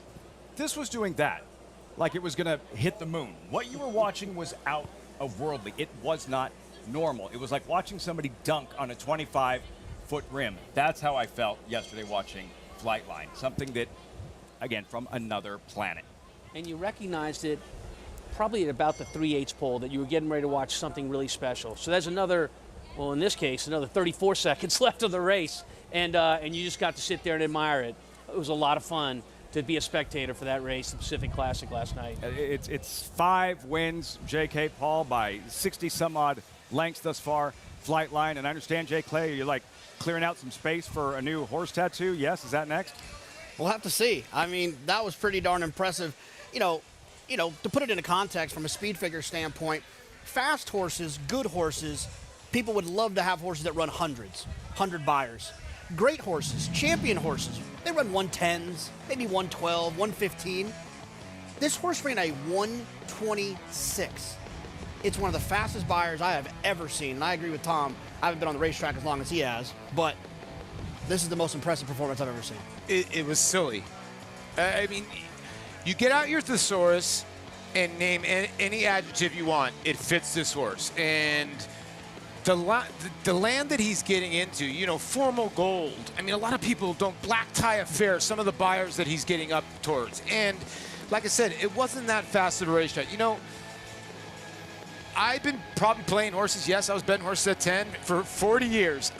There's one other race that my jaw dropped, and it was Arazi, when Arazi made the move in the 1991 Breeders' Cup Juvenile. I'd never seen anything like it, and the horse just went by everybody like they were standing still.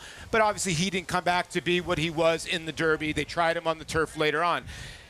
But yesterday, my jaw dropped even more. And Arazi, that move that horse made in the Juvenile in 1991, was one of the best races I've ever seen or witnessed until yesterday.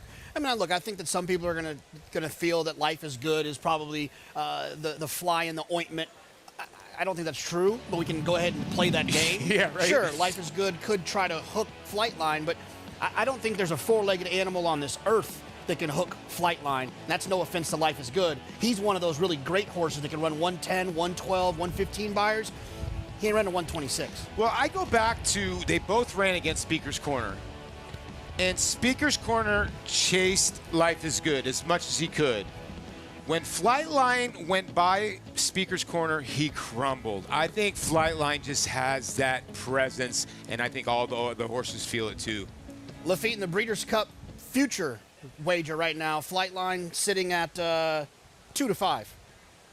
If you check Wikipedia, because everything's true on Wikipedia, they already have him as a 2022 Breeders' Cup Classic winner. Flightline, guys, I don't think this is prisoner of the moment. I don't think this is something we're all just getting caught up in. I think this is something in real time, instead of just the comparisons, to enjoy it, embrace it. I think it's real. I don't think it's exaggerated what everybody thinks. Like, believe your eyes from what you're seeing with Flightline. Right. I have my moment to speak about him. I do want to say one last thing. The job John Sadler, the trainer, did with Flightline, and the pressure he must have been under to make this race or that race, and he stood his ground. He took his time with the horse. He did what he thought was right. We don't get that performance last night if John Sadler doesn't train that horse to the way he wants to train that horse, not what the racing secretaries are telling him, not what the races around the country are pressuring to put him under, or perhaps any other pressures he might have had. Hats off to John Sadler. It's by far, I've had the pleasure of being able to watch him train, since he came around, and I'm just a fan. I've never seen a performance like that. I was a huge fan of Frankel. I never got to see him in person, but this performance yesterday, all of his performances, to put them together, and you're right, what John Sadler has been able to accomplish with patient owners and everything else, it was something I will never forget. Can't wait to see what he does in Lexington. Next up, the Breeders' Cup Classic at Keeneland for Flightline. When we come back, countdown continues. Top 10 moments of the meet. 49,000 plus last Saturday to watch Epicenter. No doubt about it, performance, the making of a champion in the Travers. And for his trouble, gets to face Flightline in the Breeders' Cup Classic. I just happened to be up on the 3rd floor of the grandstand at Saratoga, so I saw a horse load up in the gate and just decided to clock it. It went like 11 and 22 and 33 and 44 and change. It was one of the fastest gate works I've ever seen. Nashville, first time out, much the best. Spice Sound was a super fast horse, certainly no surprise when he has an offspring like Nashville. Never asked for a thing, track record. Nashville for the best sprint time of the Fairgrounds meet. Like my old boss Wayne Lucas always said, you can't coach speed. The November sale has become literally a star of stars sale. Horse for horse, it's probably incomparable with any other sale in the world. Whether you're a consignor, you're a buyer, or you're just a fan of the sport, it's the one you want to be watching. The best mares foaled to the best stallions. I think it's really one of the highlights in the industry. All of the top broodmare prospects will be converging on a stage that you will literally have buyers from all over the world fighting it out while those horses are standing in the auction ring. You can barely move inside the pavilion. There's so many people here, and the buzz is electric. You can't replicate that anywhere in the world, in my opinion. To have horses in this Fasig-Tipton November sale is what all owners dream of. It means that your mare was one of the best racing on the racetrack. It's the night of the stars. 9-5, give me 10 million. 9-5, now to 9-5, 9-7, give me 3.5.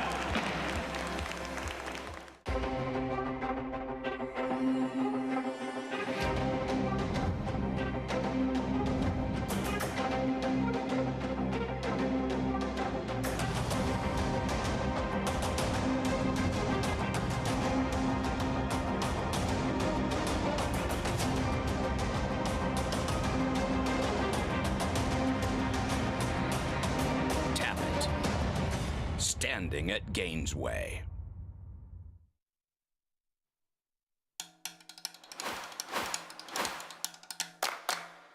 And now they pass the quarter pole. Room on the inside for Vallelujah. She's coming on through up the challenge. Toscanova Beauty for the lead. Sweet Mysteries on the outside, so it's 3 of them across with a furlong to the finish. Vallelujah down at the rail has come away with the lead. Toscanova Beauty runs in second, and Sweet Mystery is third. They're heading for the finish, and it is Vallelujah trying to pull off a big upset here, and she has done it. It is Vallelujah. Number 3 moment of the meet. Jackie Davis, first win at Saratoga, trained by Robbie Davis, her father, Gary. That was so much fun to watch. It really was, and Robbie and I go a long ways back. He is originally from Idaho himself, Idaho native, and we never met each other until I came here to ride on a couple of occasions. I'd watched him having success in New York, and I'm like, this guy, I gotta meet him, and we wound up, we've been friends ever since, and so cool to see Robbie, Jackie, the whole family celebrating, and I know it was special for the whole family. We were getting ready for a big show. A bunch of graded stakes races. That might be the best thing we see all day. Jackie, just like her sister Katie, that infectious energy, such a cool story. First win at Saratoga, number 3 moment of the meet. Still have the spin-away coming up here at Saratoga. 2-year-old fillies. A little bit later on, horses are in the paddock for the 9th race. Start of the late pick 4. New York Breds allowance, 1 1/16 on grass. The entry is favored. Sunday was Sandy. Catch that party picture 2 for 1. You're getting 2 to 1. We check in with Acacia. Oh, I'll be Acacia. I look, you look a little bit more like Acacia than me. Yeah, I'm 5'8". Acacia's taller than me with her flats on. Look, this is a situation where I think the 1A Catch the Party, that party is going to be tough to beat. I don't know if you remember this, Paulie, but this is when I went downtown when Catch the Party ran last time. Right. Catch that Party, and I had that cigar. I didn't know what I was doing. Catch that Party, I thought was a layover in that field, and to be honest, I think this horse is a layover in this field too. Yeah, he could be tough right back. This was a really good effort, and he won by 4.5 at Gulfstream. Michael Maker claimed this horse.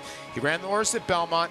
Kind of bit unlucky with Joel, was wide that day, and had a lot of work to do, and Irad gave this horse a great ride. And you know what? Big Gray ended up winning this race by 2.5 lengths, considering you're dead last by 5 lengths. The thing is, you were 10th by 5, so the field was really bunched up. We'll see what happens today.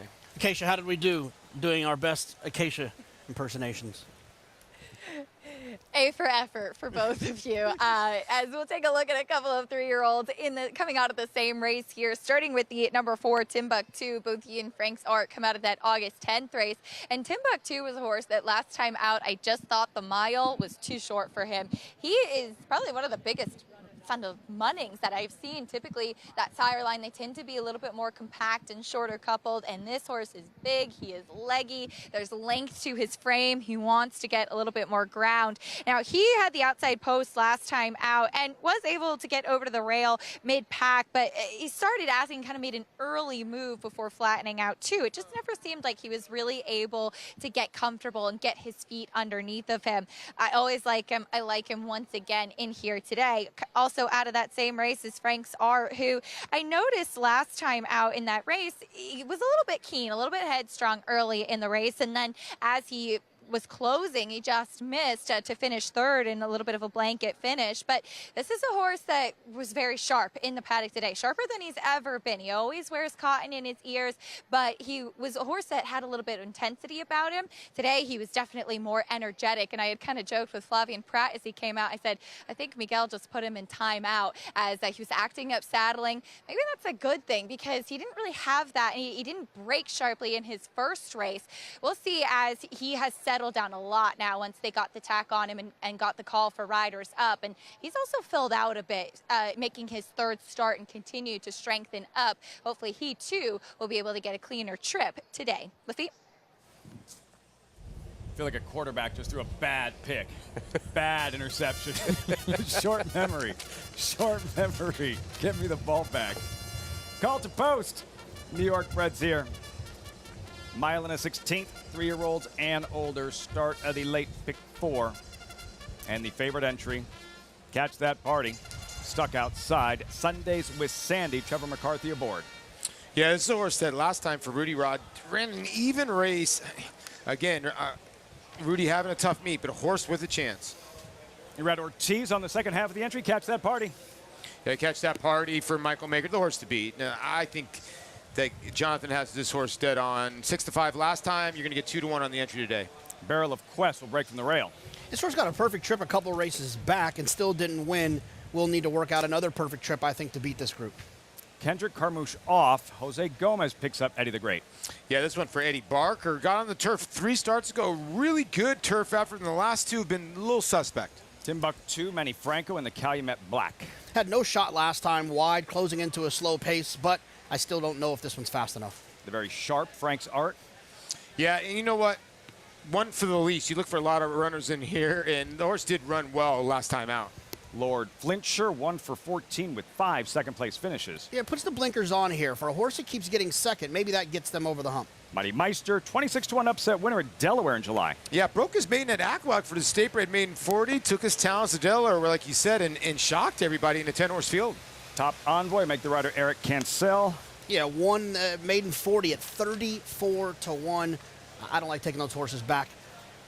Citizen K, 2 starts at the meet, outside posts in both. Yeah, just outside post with not much tactical speed. You project to get a 3-4 wide trip all the way around there. Beach Pass, I'll pass. Yeah, this horse has been on synthetic. First turf start, a 5-year-old gelding by Stefan Otzi. I didn't even know Stefan Otzi actually was stood. I haven't seen that name in a long time. Things happen pretty quick around here, like the circus leaving town for the summer. But this fall, a historic Belmont fall meet will be run at Aqueduct. Get ready for it with Belmont at the Big A. Bankroll Builder. Earn a $20 bonus for Belmont at the Big A today. You qualify to bet $50 to win 1 horse in today's spinaway. Score a $20 bonus. Win or lose, play the Bankroll Builder at Saratoga each day this holiday weekend. Visit NYRABets.com to opt in and get the full Bankroll Builder schedule. Paul, let's circle back to Frank's Art, the current second choice we're looking at 5-2. Flavien Prat, 5 mounts today, 2 wins, 3 second-place finishes. He's suffering from that jet lag, man. Yeah, right. I love the progression. 7 furlongs, and this is the horse point of entry out of an Invincible Spirit mare that wants to go even farther. Now, first start, broke dead last JK. I mean, dead last and got the job done. So sometimes it's hard to bet these horses back going a distance of ground, but I thought this was a good effort. Yeah, I mean, this is just, it was, right? The pace wasn't particularly quick. This horse was trying to close into that pace. The real issue that I had is when you dive down into like the internal fractions of the pace figures of this race, it just didn't match up to that of the 1A. I won't be shocked if Frank's Art wins, but at a short price, I'd prefer the one who has faster numbers, and that's why I leaned on the 1A. Like I said, no issue with the 5. Just if I'm going to pick between two short price horses, give me the faster one. No, I agree. You know, when he was in the lane and he sort of got free, his head was up. I don't know if maybe they'll lighten the bit. It looked like he was uncomfortable and his head was flying up and down with Frank's Art. What do you do with the entry here? I know they're going to be very tough. Did you single or did you press with the entry here? No, I just singled. I'm single 1A, and I think you get a little bit of a safety net with the 1. I don't think the 1's the most likely of horses, but I think you get at least a little bit of a safety net. And what about the 10, Citizen K? That horse is taking money. Jose Ortiz been riding pretty well. Do they go to the front end? I don't think they have enough speed to get to the front. I think they're going to be wide around there. Lafitte? That's a concern, Tom. I know you like Citizen K, but at some point, Jose Ortiz does have to save ground around one of those turns. He does. I mean, look, Citizen K is not a fast horse by the means of how a race sets up. But when you look at this race and you look at who's in this race, there is no speed in this race. So all of a sudden, in my opinion, Citizen K from an outside post position with Jose Ortiz on does become a pace factor in this race. I mean, the only other horse I see with any kind of speed in this race at all is the long shot that won first time out, Top Envoy. But after the 8 and the 10, I don't see any pace in here, and that would make a concern for me if I was looking for somebody to close deep in here. I think Citizen K is going to be very close, if not on the lead when they hit the first turn, and I'm actually counting on that in the way of making him my top pick. You're getting 6-1 Citizen K, the entry 8-5. Catch that party, Gary. It will actually break outside of Citizen K. Yeah, but he's got a different style, and Irad just won on this horse, and he knows him. He'll get over, save some ground. The horse has no speed whatsoever. Yeah, he's a chance that he could be forced wide in that first turn, but I don't foresee that happening. And he's the fastest horse in the race as far as speed figures go. Even if he regresses to his prior race before coming off the layoff at Belmont, that's fast enough for him to put him in the winner's circle. So I'm leaning on him, and I'm getting 2 for the price of 1. Acacia, what else do you have for us on Catch That Party? Catch That Party, coming off of a win after he faced some really tough horses 2 starts back. He was one that last time out had a big, exuberant warm-up, and I was wondering if we might have seen Irad Ortiz try to have him be a little bit more forward like he used to be. That certainly wasn't the case, but he just really made short order of that field. Now, today, he's energetic once again. He looks great off the back of that win, much as he did prior to that. But he didn't have such a strong warm-up as he did last time out. So I think it's Irad Ortiz saying, okay, this is his running style. We have to drop back and kind of make that run as he likes to do. There weren't a lot of huge warm-ups from horses that you thought might show some speed. In fact, even from the 10, Citizen K was very quiet on the track. I think that the pace is a little murky in this race, and I think it'll be a rider's race in here. There were a few horses that were sharp and energetic, but maybe as far as speaking of rider intent, that wasn't what you saw as far as the warm-ups were concerned. Catch That Party makes sense. We'll see if he can make it 2 in a row. As Lafitte, I'll never forget, Catch That Party was the one that we were talking about when JK was out on the street trying to catch that party. He was at the cigar shop. Where did this all occur? I don't remember all this. But it obviously is a story that's become kind of it was an the urban last legend, race. Right? I think that it was going to become a thing, and because it went so well, we didn't do it again, which I completely disagree with, JK. We got to get it back on that for next year. I mean, I was coughing for like 3 days after that. the cigar joint. See, Tom, if you actually worked on some of the days and only worked half the days, you'd actually know that Don Chatlos is on the track too as well. Well, Paul, you know, sometimes you got to stay out at night and swing that bat, like you told me. You got, like you said, you got to stay sharp. That's right. We've been here way too long, guys. Way too long. I got to bite my tongue. Lafitte, shut up. Don't say what you were thinking to say. 8-5. Sunday with Sandy. Catch That Party. Wow. So it's going to be interesting, Gary, and that Tom was mentioning, on paper, not a lot of pace here, and who's going to make what decision, try to seize that opportunity, maybe take advantage of a paceless race. I think that Top Envoy will be on the lead. Second-time starter. Set just off the pace when he broke his maiden. Eric Cancel taking over for the injured Javier Castellano. But that's who I foresee keeping Citizen K a little bit of company up front. Jose Ortiz, Citizen K. There's his brother Irad, leading rider, about to capture a 4th Angel Cordero riding title here at Saratoga. Catch that party. Sunday with Sandy, the favorite entry. Post time start of the late pick 4 at Saratoga.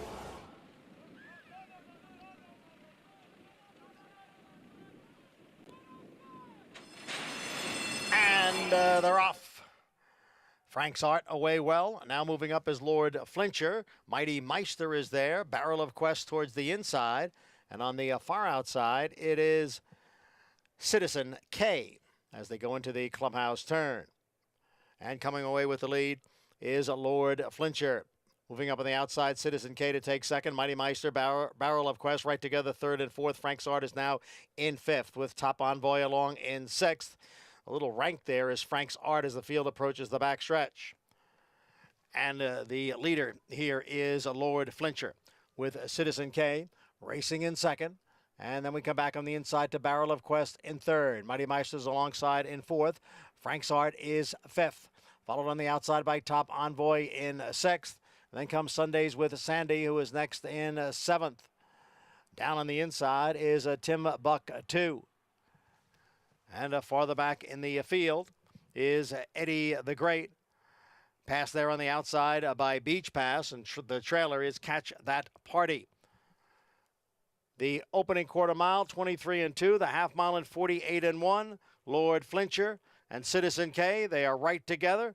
Barrel of Quest is just in behind in third. Then Mighty Meister, Frank's Art is on the far outside and in fifth as they come into the stretch now. Here is Citizen K now to take the lead. Mighty Meister is all out. Barrel of Quest is looking for a way through. Then comes Frank's Art, followed next by Catch That Party. Timbuktu putting in a late run as they come for the finish. Citizen K, Catch That Party driving. Photo finish again. Catch That Party may have gotten up. Citizen K was right there. A photo in race 9. Can you do that to your brother, Irad? Irad Ortiz, Catch That Party, nails Citizen K and Jose Ortiz right at the wire. Tom, that is a tough pill to swallow. I got one word. Ouch. I like it. That's not what I got everything either. I wanted in my race. The best horse won. The pace was what it was. Everything I wanted with Jose Ortiz on the lead. I guess you could say I got my money's worth. The 1A Catch That Party, just too good. I wish we had a ISO on Irad Ortiz and your winner right there, because he just put on a clinic. Catch That Party. He got stuck a little wide around the first turn. He had to protect the rider inside of him going into that first turn. He was 3 wide, got shuffled back to last. And as they were going down the backside, going into the far turn, he actually took back so he could get completely down to the fence. It was a brave move for him. It was crowded up front, saved all the ground until coming into the stretch. He swung out, found that gap coming out, and really rallied that last 1/8 of a mile. Great ride. 1A 10-5-4. Guys unleashing a furious late rally. Catch That Party and the Ortiz brother Exacta. I completely agree with G. You know, the horse was wide going in the first turn, not a perfect position. If you bet the 1A or single the 1A like I did, you weren't feeling great going into the first turn. And then on that second turn when he tucked him in behind, that was the difference. I mean, he won by an inch. You got to give him the credit that was the difference that won the race. Irad did his brother dirty, though.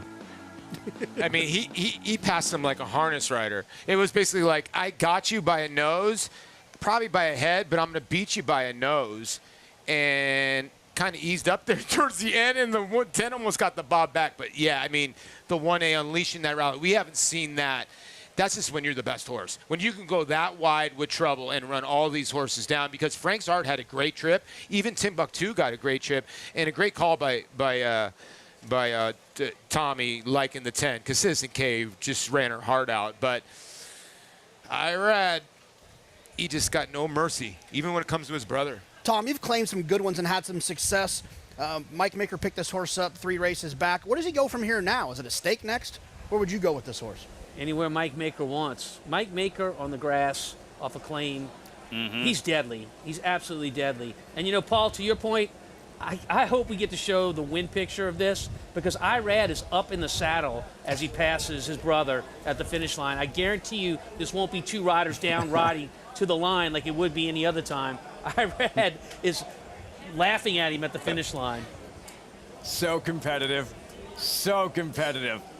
Like the cat that ate the canary, Irad Ortiz. Catch that party over Citizen K. A great pick, Tom. Did everything but win. 1A, 10, 5, 4. Results, reaction when Saratoga Live returns. Plus the 2-year-olds in tomorrow's hopeful. Gulfport. Saw it off in the Saratoga Special. Will he find clear sailing? Will he leave that jolly ball alone? Mo Strike, Sanford winner. Not flashy, not brilliant, but he's tough as seen in the Sanford. Stay tuned. Harris Farms, proudly standing Smiling Tiger, a triple Grade 1 winner, defeating Breeders' Cup champions Dancing in Silks and Amazombie, a leading California sire with over $9.7 million in progeny earnings, with 94 winners in 2021 and graded stakes superstars like Spice Perfection. Spice Perfection wins the Grade 1 La Brea. And Tiger Dad. Smiling Tiger, a leading California sire, standing at Harris Farms. It pays to be Cal bred. Who you betting on? How about an app created specifically for horse racing? Naira Bets. We specialize in thundering hooves, fist pumping, and boosting your bankroll with robust weekly promotions. And offer betting tips from actual horse racing experts. Bet all day and night, nationwide. Get the action and thrill of horse racing with Naira Bets.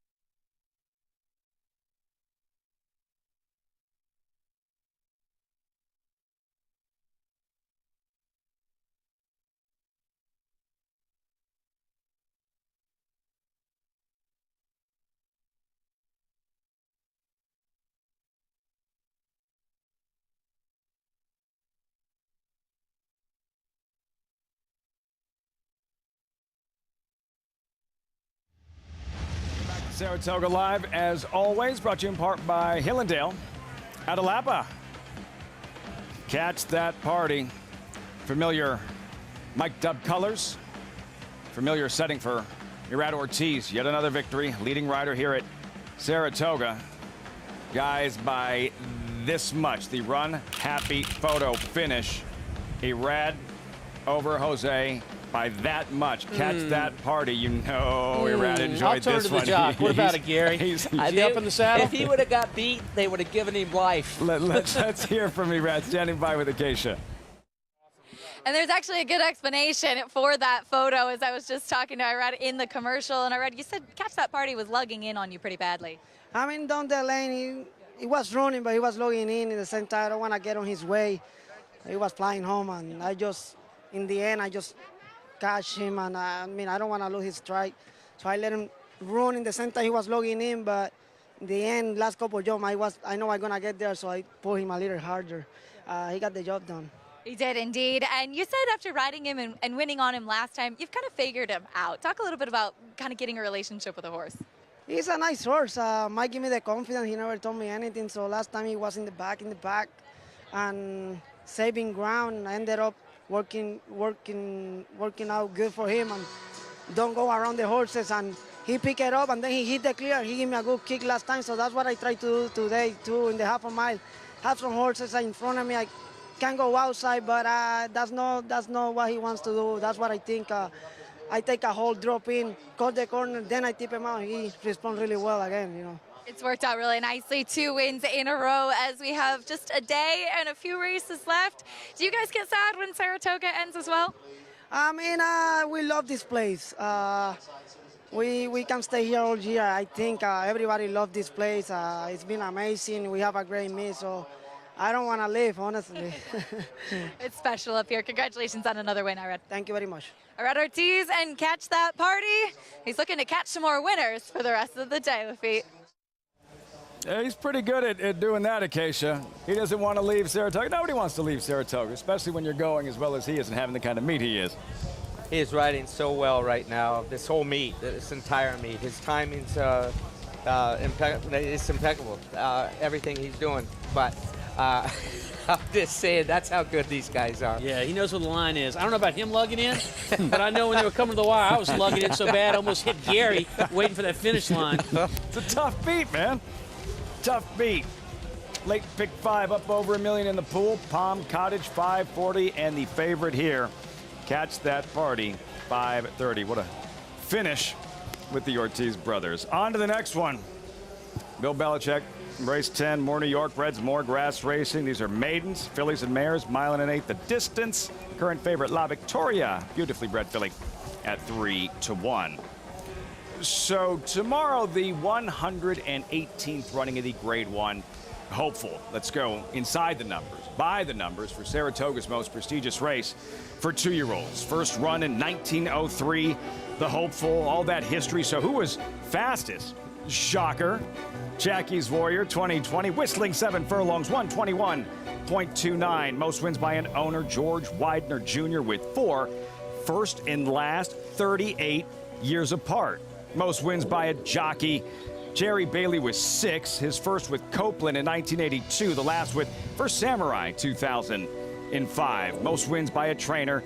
Might have to update this one soon. Dwayne Lucas, 8 hopeful wins for now. Saddles 2 more tomorrow. What about hopeful winners who've captured the Breeders' Cup Juvenile? Only 3 have done it. Chiefs Crown, favorite Trick, most recent, Shanghai Bobby 2012. Hopeful winners, Crown 2-year-old champion, accomplished by 6. Big Red, the very first, and that was just the tip of the iceberg because Secretariat was also crowned Horse of the Year, accomplished by only 2 ever. Secretariat and favorite Trick a quarter century later. And finally, hopeful winners in the Hall of Fame, 13 total, included 3 Triple Crown winners, Whirlaway, Secretariat, and Affirm. The hopeful by the numbers. So who's next? Field for tomorrow's running, 6 deep, 7/8 of a mile, $300,000 purse. Number 4, Gulfport, 9-5. Morning line favorite, Paulie J.K. How do you expect Gulfport to respond after that nightmarish trip in the Saratoga Special where he essentially lost all chance, getting sawed off around the far turn? Yeah, listen, I think a lot of people are reading that, getting sawed off in the far turn, but I just don't get it why everybody's making that the excuse, even the trainer too as well. Damon's Mountain went around him, and then people are saying that Joe Rosario was overconfident. No, Gulfport could not go at Damon's Mountain at this point and got blind switched and got passed. Now, did Gulfport come back and show courage? Yes, but I just don't understand how they're taking the win away from Damon's Mountain, who was best this day. Now, can Gulfport come back and run well in the spinaway? I mean, excuse me, in the hopeful? Most definitely, but Damon's Mountain's the best on this day. Yeah, I mean, look, that's fine. How I'm treating this race, I'm going to pretend it never happened. And I'm going to go back to his first 2 starts. And if he runs one of those 2 races, he should be the favorite, and that's why I'll be singling him tomorrow in everything that I do. I think he'll take another step forward. And Steve just seems extremely confident about this horse. And Steve's not always like that. He kind of keeps things close to the vest. I did see him in the airport right after the Jim Dandy, and he gave me the date of the Travers, so I think he was pretty confident about Epicenter. Center, yeah. But I think he's very confident about this horse. He knows how talented he is, and I think he's going to take another step forward. And I think that Joel, I think he was overconfident. I'm not saying that something would have changed, but I do think he was overconfident with that ride, and the switch to Flavian will be interesting to see what happens. But I'm going to be firmly sitting on the Gulfport bandwagon tomorrow. Gulfport, the favorite in tomorrow's Grade 1. Hopeful is by tradition always the last stakes race of the meet. Grade 1, guys, yeah, I don't think it's a matter of he would have beaten Damon's Mount. I don't think anybody's beating Damon's Mount in the Saratoga Special, but I think you do have to kind of wipe the slate clean with Gulfport, because it's almost impossible to try and determine how much that infraction and being interfered with impacted how he would have run. It happened at a critical part of the race. I mean, at the quarter pole, when you're supposed to be moving forward, I don't know if he was overconfident or he was caught off guard. Everyone, including us up here on the stand, knew that that horse in front of him lugs out. And Damon's Mound had the jump on him, and Joel, he didn't just check him, he almost clipped heels. It was a dangerous situation he was in, and he had to abruptly stop him at the most critical time of the race when he should have been moving forward. So I can understand Steve Asmussen's disappointment. I don't think he was going to beat Damon's Mound that day, but he didn't get a fair chance to show his best run, and I think he will be favored, and I like him tomorrow. Going into that race, I think the big question on Gulfport was not his talent. He's extremely fast from the gate, and he's brilliant after that. Was, can he run from off the pace? Can he come from off the pace and still show the same kind of race he did in his first 2 starts? I thought with what occurred at the top of the stretch, I'm with Paul. I didn't think we were getting the same Gulfport we got in the first 2 starts. So the question is, if he doesn't clear tomorrow, if he has pace pressure, and he's going to get beat at a big favorite, it opens up the odds to a lot of horses. You were thinking that even before he was bothered? I thought before he got bothered that he was all not going to win, that he was out of his game. All questions will be answered tomorrow in the Grade 1 hopeful. Meantime, horses in the paddock for the 10th. La Victoria, expensive filly with a rock star mother, La Verdad. Popular sprinter around here. Second in the Breeders' Cup Filly Mare Sprint. Time for that filly to step up.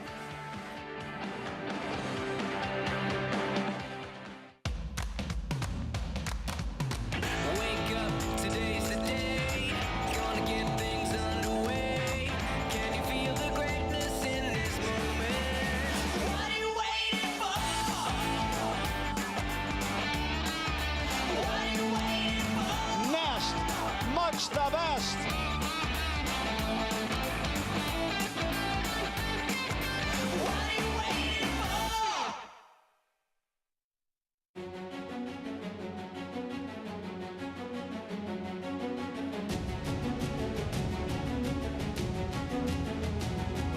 It will be McCulloch, domestic spending to take the lead and win Ocean Road.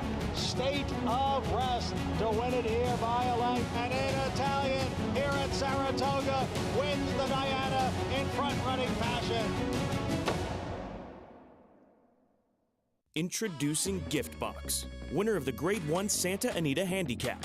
He's a 3-time graded stakes-winning millionaire with 4 triple-digit buyers and a 4 Ragazin to his name.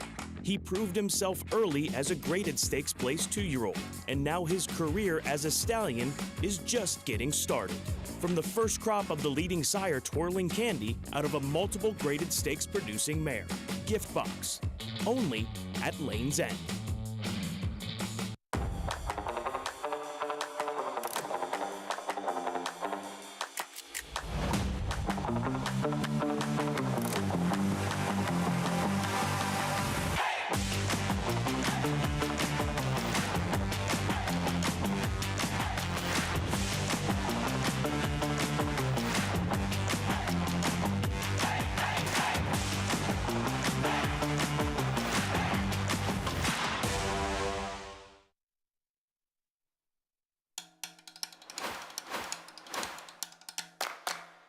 And there's a quarter of a mile. in the 153rd Run Happy Travers. Here is Epicenter now to take over the lead. Cyberknife is down at the rail and racing in second. Zandon has now moved into third. They pass the 8th pole. It is Epicenter in front, and he is at the top of the 3-year-old class. Epicenter won the Jim Dandy, and he backs it up with a very top-notch finish. Ears tell the story, as Tom Amoss says. Epicenter, what else you want from me? Number 2 moment of the meet. And Tom, finally, a Travers victory, a first for Steve Asmussen, and how sweet that must have been after those bitter defeats in the Derby and Preakness. Great training job taking a horse this winter that was all about his speed and favored in the Kentucky Derby, favored in the Preakness, didn't get it done in either. Comes back in the Midsummer Derby, the Run Happy Travers, and does exactly what we all thought he could and would do, and certainly the team thought he would do. Big race. Sends him to the front of the class, number 1. A first for Joel Rosario. Epicenter, the versatility, an emphatic win. What looked like a murky 3-year-old picture, as Tom just mentioned. No question about the leader now. I'll just make one statement. The boy became a man in the Run Happy Travers. Grew up in a big way. Is he ready for older horses? We're not talking about Flightline, but maybe Olympiad, who is the Duncan Dash of the week. Brought to you by Duncan. As summer cools down, it's time to fall in love with Duncan's fall flavors, including the classic pumpkin spice signature latte. That's Gary's favorite. Or the ultra smooth pumpkin cream cold brew. Brought him 2 of those yesterday. Saratoga Racecourse runs on Duncan. Duncan Dash of the week. Olympiad, Gary, bouncing back in a big way. Yeah, it was a big race from him yesterday. He looked great. Weather cooled off. He heated up. Can I get out of my contract that I don't have to bring you coffee every day next year? Please? No. No. Still Gary's coffee boy. Olympiad, Tom. This was the horse that we watched rattled off 5 straight wins. It was like a carbon copy of the Stephen Foster at Churchill. Yeah, it was. And as a matter of fact, the finish was, too, with the 1-2 finish that they ran. But Olympiad was best today. Positioned great down the backside. Cleared. Came home like a good horse. A very deserving winner yesterday. Jockey Club Gold Cup, a 4th for Bill Mott. Junior Alvarado in the saddle. Olympiad, just the 2nd Gold Cup here at the Spa. We still have the Spinaway coming up. First things first, maidens in the paddock. New York bred maidens, fillies and mares, 3-year-olds and older. 1 1/8 on the inner turf course. We say hello to Maggie Wolfendale standing by with this race 10 paddock report. Liffy, thank you. And we do see some horses on the muscle here in the paddock because since I had the last 2 races off, it has cooled down by 20 degrees. I'm not even exaggerating here. It's a lot chillier from earlier today. It looks as though that rain might be rolling in as we'll check in with number 4, Cape Cod Causeway. And this year, at least, she has shown to be consistent. And this is actually the first time I'm laying eyes on her here in 2022. And she's sharp. As she comes kind of second off, that little bit of a freshening. She came in on the muscle, really has that nicely bowed neck to her. She looks fantastic. And last time out, she sat a good trip. I just thought she was second best to what Love looks like. So we'll see what Cape Cod Carol does. She's definitely a player here based on form and by the way she looks here. I thought number 6, Jacosity, who does come out of the same race as La Victoria, finishing 4th behind her, and also Succulent finishing in front of La Victoria. Jacosity is now making the 3rd start of her career. To me, she didn't have the greatest trips, tracking at least 3 wide throughout the running of that race on the inner turf course when you wanted to be saving ground, and she did not get to do that. She is a good-looking filly, and I like the fact that she gets out to this 1 1/8. She's very long and stretchy, but incredibly fit here for what is her 3rd start of this meet, but intense demeanor. I like her in the face of the favorite here. I get that La Victoria can win, and she's done well coming back here as a 4-year-old, but I like what I'm seeing from Jacosity. As one coming back off of a layoff, Let Your Light Shine, another 3-year-old, gets Lasix for this start. And you know, they tried her against Open Company in November, but her first start, she took some money at 5 to 1 that day. Maybe not the strongest of fields, to be fair, but she comes back here as a daughter of noble mission, trying the 1 1/8 fresh off the back of the layoff, and it suits her. I mean, she's tall, long. She does look as though she wants to have a race to strengthen up a bit. You know, she's just a bit light across that top line, as she does have those short cup cheater blinkers and a shadow roll on. So taking the wait and see approach, but I think she's a bit intriguing considering the fact that she took some of that money first time out and back in against New York breds, as we'll throw it across the paddock to Paulie and JK. Thank you, Maggie. I thought this race was kind of one of the trickier ones. Yeah, I'm with you. There's a lot of different horses in here I think you can lean on. Ultimately, I landed on the 2 Succulent, who came running in her last start with a lot of common fillies in here, and she broke slow right here in this one. She's to the far outside in the 11 post. Yeah, Jacosity is in the 9 post. You know, Succulent's been just unlucky. She's drawn 2 bad draws here. She's got the 10 and the 11 hole, and she was able to work out. Dylan Davis did a great job able to work out a trip, because her first start here, she was 37-1, JK, and she was wide most of the way. She was wide, not most of the way last time out, but a little less, and she almost got home. She really exploded. So 37-1 to 7-1, down to 7-2. So the odds keep on dropping on her, but she keeps running well. And the other thing to keep in mind when you're looking at this race is that a lot of these horses are going to be trying 9 furlongs for the first time. Basically, all of them are going to be trying it for the first time on the turf. La Victoria tried it once on the dirt, but they're all trying it. So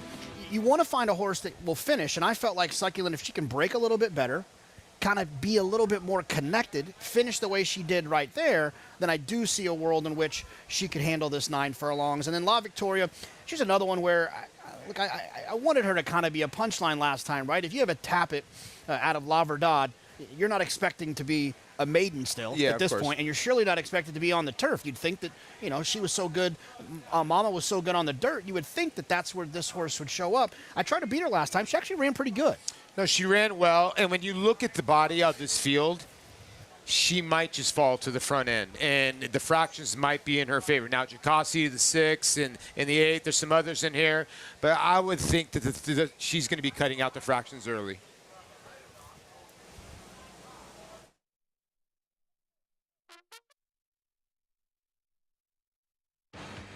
Welcome to our viewers on SNY. This is Saratoga Live. Just in time for the final 3 races on the final Sunday of the program. Grade 1 Spinaway coming up, but first things first, post-parade for the 10th. There's Mucho, Mama Mia, and Junior Alvarado. Yeah, blinkers will go on. This horse has been dead left in 2 starts, so you really haven't seen much from this filly yet. Maybe the blinkers will help. Succulent, major contender. Yeah, she'll be rolling late. I just hope she's a little bit closer. Don't want her too far back. Then the favorite, La Victoria. Mom was awesome. La Verdad. Yeah, maybe Irad, who's having a monster day today, tries to go to the front end, slows him down with not a lot of, at least, pace on paper. A tough race. Number 4, Cape Cod Causeway, Mashney Stable Homebred. Another one whose style suggests she might appreciate a little bit more added ground. I don't want her far back either. Stay close, stay connected. Can't fool me. Manny Franco, 5th jockey in 6 races. She's another horse in here that runs her races upside down. What I mean, she comes from way out of it, but there's other fillies in here that have better kick than her. Maggie liked what she saw in the paddock from Jacosity. Yeah, she's got some tactical speed. Let's see if she can find herself forward. I wasn't crazy about her last race. Number 7, Arissa Mia, the California Chrome New York bred. I thought this was the interesting horse. She had no chance after the beginning last time. She stumbled right to her face, and she showed speed the time before that. I think they're trying to find her running style. Let Me Drink. Luis Saez picks up the mount for a banged-up Javier Castellano. Yeah, this horse exits that August 11th race where a lot of them come out of. I thought this one was the worst of the group. Let Your Light Shine. Of course, she's drawn outside of Let Me Drink. Yeah, right. Gets Lasix. This horse was 61-1 in November in an open maiden special weight race for Jorge Abreu, who's pretty darn good. Draws Flavian Pratt. Very interesting at 13-1. Flavian Pratt, 2 wins already. Yesterday, a victory on Flightline in the Pacific Classic. The voices you heard, Jonathan Kinchin, Paul LaDuca. He's Tom Amos. Gary Stevens, I'm Lafitte Pinkai. Winding down this 154th meet at Saratoga. Tomorrow is closing day, and by tradition, the 2 biggest races for 2-year-olds, the final 2 days. Tomorrow, the boys, the hopeful guys. Today, the Grade 1 Spinaway. Tom, what does a victory mean for the filly that wins the Spinaway? Well, the Spinaway has always been a stepping stone to the championship honors. It's a huge thing to put in your resume to win the Spinaway here at Saratoga, the signature race for 2-year-old fillies at Saratoga, and it sends you on your way. It also matters for these horses when they leave the racetrack. If you put the Spinaway as a win on your resume, you're worth a lot of money as a broodmare, as a mama, off the racetrack. So a lot of things happening in this race, both honors on the track and honors off the track for anybody that wins this race. Deep, competitive, talented fillies. Gary, Wonder Wheel is a very lukewarm 3-1 morning line favorite. How good do you think she is? I think she's very good. Mark Cassidy has a lot of confidence in her. Thinks she's a very special filly. She's coming off of 2 victories. Last victory at Churchill Downs. The debutante, she won by 6.5 lengths. She's been trained specifically for today's race, and she's been training well up here at Saratoga. Echo Zulu, who won this race last year, went on to capture a Breeders' Cup Juvenile Fillies and a championship. That's coming up a little bit later on. The 11th race, Grade 1 Spinaway. Paulie, JK, first things first, this 10th race, how do you see it unfolding? Well, Paul, I mean, I'm obviously going to have my eyes on the 3 La Victoria to see if she tries to be forward like she did last time. Yeah. She's out of, she's by Tappet, so the added distance shouldn't be any problem for her. No, I'm with you. And I think she does cut out the fractions. Unless somebody else tries to take the initiative. Jose Ortiz on Jocosity, a horse that was forward. That's the 6. But they're all going to have to hold off the 2. That filly right there is Succulent. And she gets a better trip. She's drawn the 10 and the 11 like we've talked about, and she's rounded into form. Those were 2 efforts, the first time she's ever gone around 2 turns. So she's taken to the 2-turn game. She just needs a trip. Yeah, and I'm curious to hear what Gary and Tom think about this idea, but you know, I think it's a mistake to assume that because she was finishing like she was in her last race that longer is better. I don't always think that's the case. I just feel like I'm hopeful that she'll break a little bit better so she doesn't have to be so far back. And then if she can just finish like she finished last time, she'll be in a much better position. Gee, Tom, what are your thoughts on this horse adding some distance as a closer? I don't think it's going to hurt her at all. She does have to get away from there better than what she has. She had some problems coming out of the gate last time, and then she was wide, so she had a couple of things against her. But I don't think it's going to hurt her the extended distance at all. We're talking about the 3 La Victoria, correct? I think he was talking about Succulent. Pardon me? Oh, we're talking about the 2. I apologize. I know we touched on both of them. Big finish from last time. It was a good race from Dylan Davis back aboard today. The kind of race that makes you feel like you got to have some speed in here to back up to her. And there is speed in this race. So for the 2 Succulent, sure, you know, you can see a good finish here. Maggie trackside, Succulent, who does need, she needs a cleaner start today than in her last race if she's going to be successful. Yes, and one thing I've noticed with her, Lafitte, is that going back through my notes, you know, I haven't seen her in her last few efforts, but as my PA and cameraman, Luca and Matt, like to reference the Batman blinkers, aka the hood that you see on Succulent here. And it is a piece of equipment used to try to keep horses a bit more calm, blocking out any sort of noise that can get them a bit riled up. And it's worked beautifully with Succulent. Now, judging her physically, she does not strike me immediately as a horse that wants to go 1.1 1/8. She is a bit smaller and shorter coupled, but the fact that she's a lot more calm than what she used to be says to me that she's going to be able to conserve that energy to see out the 9 furlongs. Now, I do want to get to number 9 in here. After watching her warm up, I'm a bit more on the positive spectrum of Let Your Light Shine. Big, beautiful warm-up from Flavian Pratt with her, as we do see Jose Lescano off Arisima as she is, I don't know, I guess she was briefly loose. I'm not sure. We do see the attending veterinarian taking a look at her there. I'm not sure what's going on. I didn't notice anything. I'll try to keep you guys updated. But number 9, Let Your Light Shine. Like I said, really nice warm-up from this filly that, yes, it looks as though this is absolutely the right spot for her. 9 furlongs, maybe she'll need one to strengthen, but look for her to maybe have a good outing here, as we do see Jose Lescano taking the tack off of number 7, Arisima here, who I do believe is going to be a late scratch here. Arisima out of this last race. And Lafitte, it's just against my religion to land on your favorite in here, number 3, La Victoria. A daughter of La Verdad going 1.1 1/8 on the turf. I never thought my eyes would see it. I just can't pick her at that doing this. La Verdad was a monster sprinter. In fact, she was second, while we do have this late scratch of the 7. She was second to Wavell, I mean, almost there. Wavell Avenue picked her off late with Joel Rosario. I believe that was Chad Brown's first dirt Breeders' Cup win at Keeneland in 2015. She was so popular, and yeah, it's just odd because she was such a good sprinter, and here's her daughter going 9 furlongs on grass. Well, she's the 180 of her mom. I mean, she sprinted twice, and that was not her game at all. And what's interesting about our favorite is that this is her first race, her second race in over a year. She had a year layoff in her last start, and if you watch that replay on La Victoria, you see her get a little tired down the stretch. Now, I'm not going to take anything away from one of the greatest trainers of our generation, Todd Pletcher, but you could make a case off that year layoff that she got a little late in that race, and that race tightened her up for this one. You're trying to smoke out an upset here. I do like the 9. Yeah. You know, Paul actually mentioned the 9, and for the reasons I like the 9. I like the 9 coming off the layoff from last year. Flavian Pratt aboard, which never hurts. And a couple of races that you could make excuses for in the first 2 starts. Blinkers on last year. First time Lasix this time around. And more importantly, a square price at 12-1. Look, I need get-out money, guys. I mean, we got only 2 more days left. You just missed with a 6-1 shot by a flared nostril in the last race. Better luck this time. Gary, you believe in the daughter of the truth, La Verdad, La Victoria here, the favorite. I do, and it's simple. Second off the layoff. I think she did get a little bit late in her last race. That's no fault of any trainer. A lot of horses just need a race off the bench, and that's what I'm relying on. I like the 3, 2, and 4 in here, but I landed on the 3. Had to make one choice. Here we go. 2-1, Arad Ortiz looking for back-to-back wins. A race shape, Tom? What are we looking for early? Who has speed? I think La Victoria, the 3, is going to have some speed. Cape Cod Causeway, the 4, I think also shows some speed. Those, to me, are the quickest fillies in this race, and I think everybody plays off of that, what the 3 and the 4 do. And whenever you get a race where you only see a couple of speed horses, look out if one of them doesn't show it and the other one does. Then the race complexion changes completely. These guys do their homework. They're well aware of that. If that changes, you'll see some jockeys paying attention to what's happening up front and trying to position their horses accordingly. Take advantage, take control, try to dictate things up front as they file into the gate.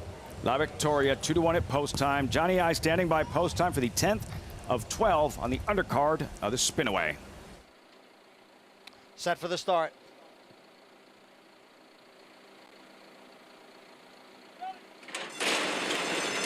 And they're off. Bit of a bobble there at the start for number 4, Cape Cod Causeway. But she is up close to the lead, and the leader is La Victoria, joined on the outside by Lemmy Drink. And Lemmy Drink now takes the lead. La Victoria right there alongside in second. And then it's 2 lengths back to Jacosity, who races in third. Let Your Light Shine is on the outside in fourth.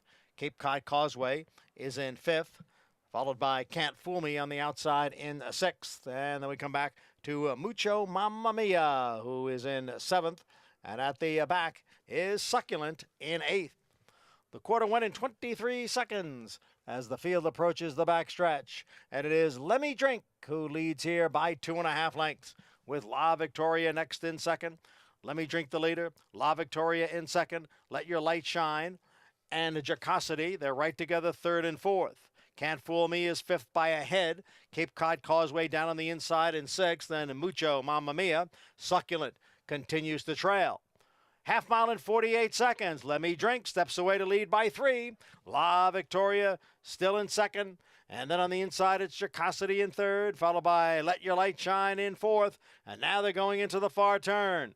It is still Lemmy Drink, but here comes La Victoria getting closer now. 3/4 up in 1:13-1. It is Lemmy Drink and La Victoria on the outside. La Victoria now takes over at the top of the stretch. Lemmy Drink is back running in second. And then it is Cape Cod Causeway. Succulent has come from last now and is advancing on the outside. It is La Victoria trying to shake Lemmy Drink. Here comes Succulent. Here comes Cape Cod Causeway. They're coming off of the finish. It is Succulent on the outside who now takes the lead in deep stretch. Succulent, a last to first winner under Dylan Davis.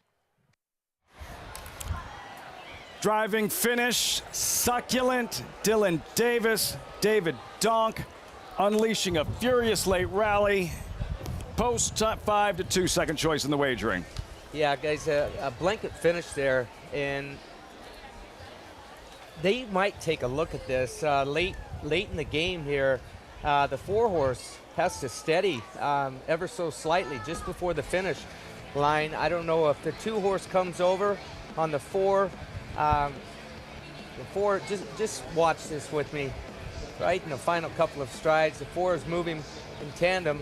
Isn't going to beat the eventual winner, the 2-horse, but does steady here right before the finish line. So, what'd you see, Tom? It looked pretty clean at that point, Gary, but, you know, coming to mid-stretch, I actually thought the winner might have come over on the 6 a little bit, too.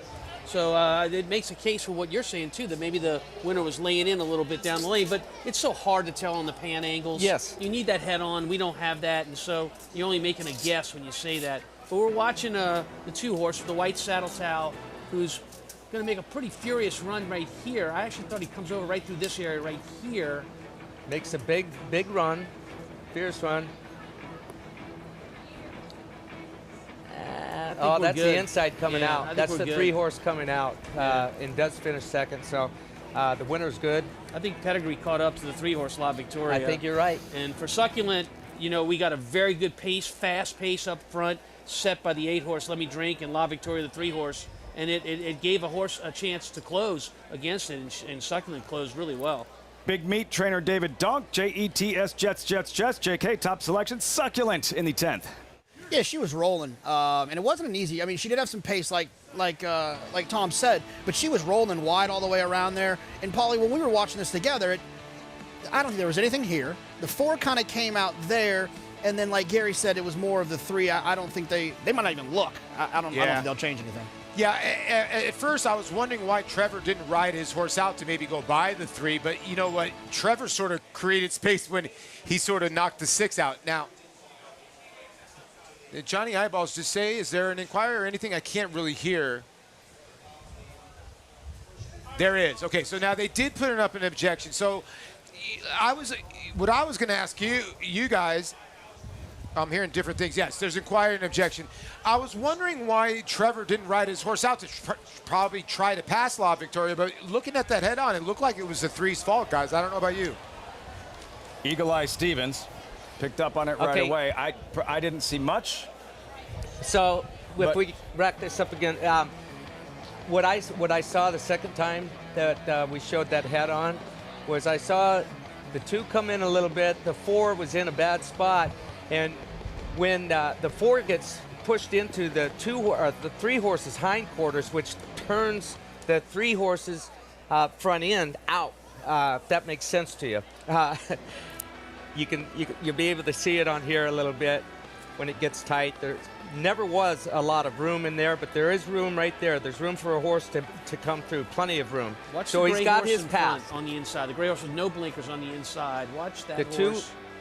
The 2 came over on the 4 right there ever so slightly. Now the 4 gets into the 3-horse's rear end, turning her sideways. I don't see how you can make a case against the winner there, but they're not just calling it on the winner. They're putting all those numbers up because they're trying to figure out exactly what the domino effect was.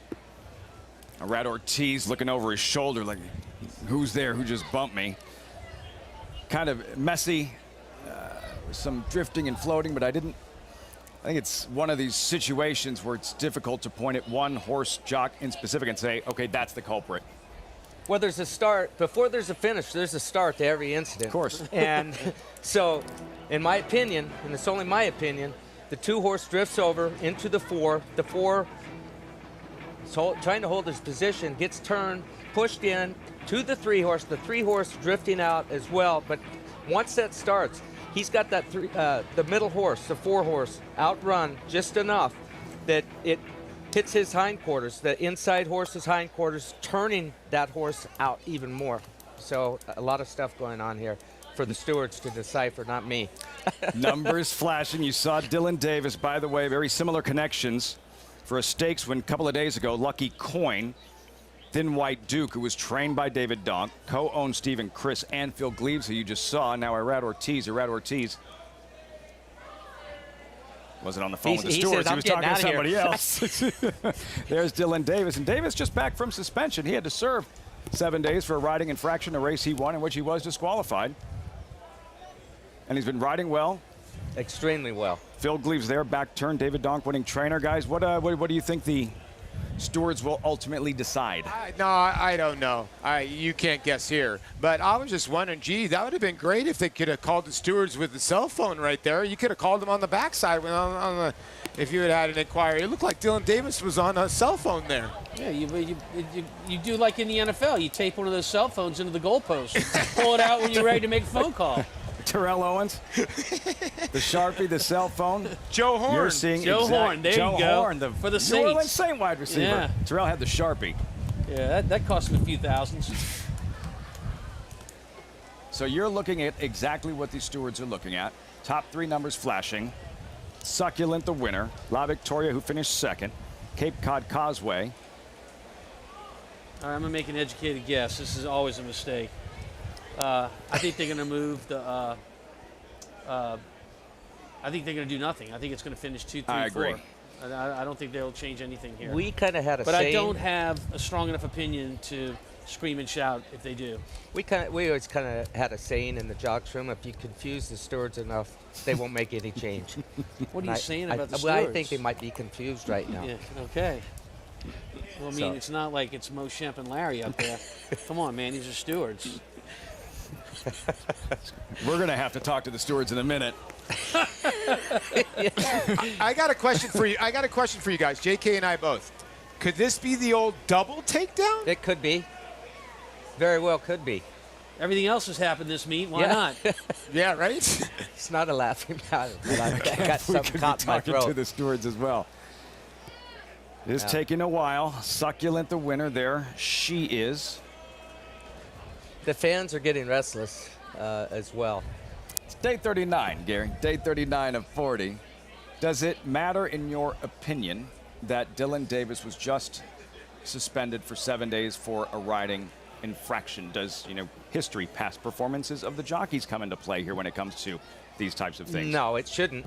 It should not. Not saying it should, but almost like an NFL player with a reputation for playing over the line, late hits, personal fouls, that kind of thing. I think it probably does. I honestly think if you're a kind, take it when it comes kind of guy like Dylan is, they give you a little benefit of the doubt. If you push back, they want to let you know who's boss. Look, it happens in the NBA. There are guys in the NBA that don't get the calls ever because they're just too belligerent by the standards of NBA referees, not belligerent. I'll be honest with you. I don't think that Dylan even knew that 4-horse was in there. I'm not sure if Irad did know until it was late in the game as well. But I do understand why Trevor was steadying when he was. I would have been steadying as well. Now I'm thinking we might see 2-4-3. I think they might put the 3 third.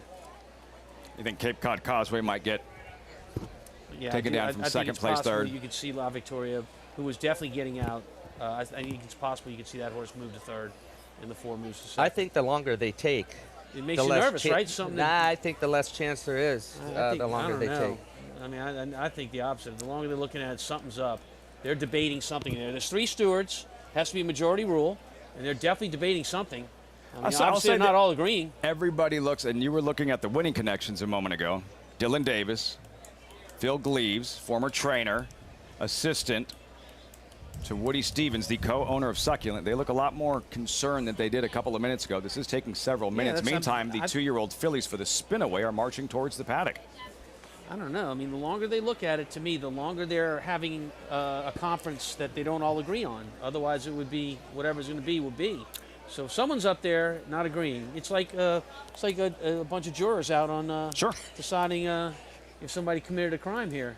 They're always been sequestered.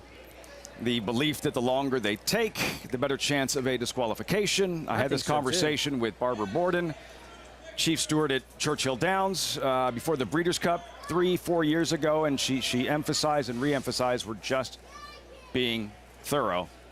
The following spring was the 24-minute inquiry / objection that led to the disqualification of Maximum Security in the Kentucky Derby. This is taking a long time. Phil Gleaves on the right, Dylan Davis on the left, just back from suspension. Those are the winning connections for now. Numbers flashing in this 10th race at Saratoga. And as Gary mentioned, the natives are getting very restless. By the way, for the uninitiated, inquiry is the stewards saying, we don't like something that happened in the race. Objection means that the rider is also complaining about something that happened in the race. So to have the inquiry and the objection means you've got riders objecting and the stewards recognizing something didn't go right in this race. I stand by what I said. 2-4-3, I think they're going to make it. Okay. They would love that. I think it might be 4-2-3.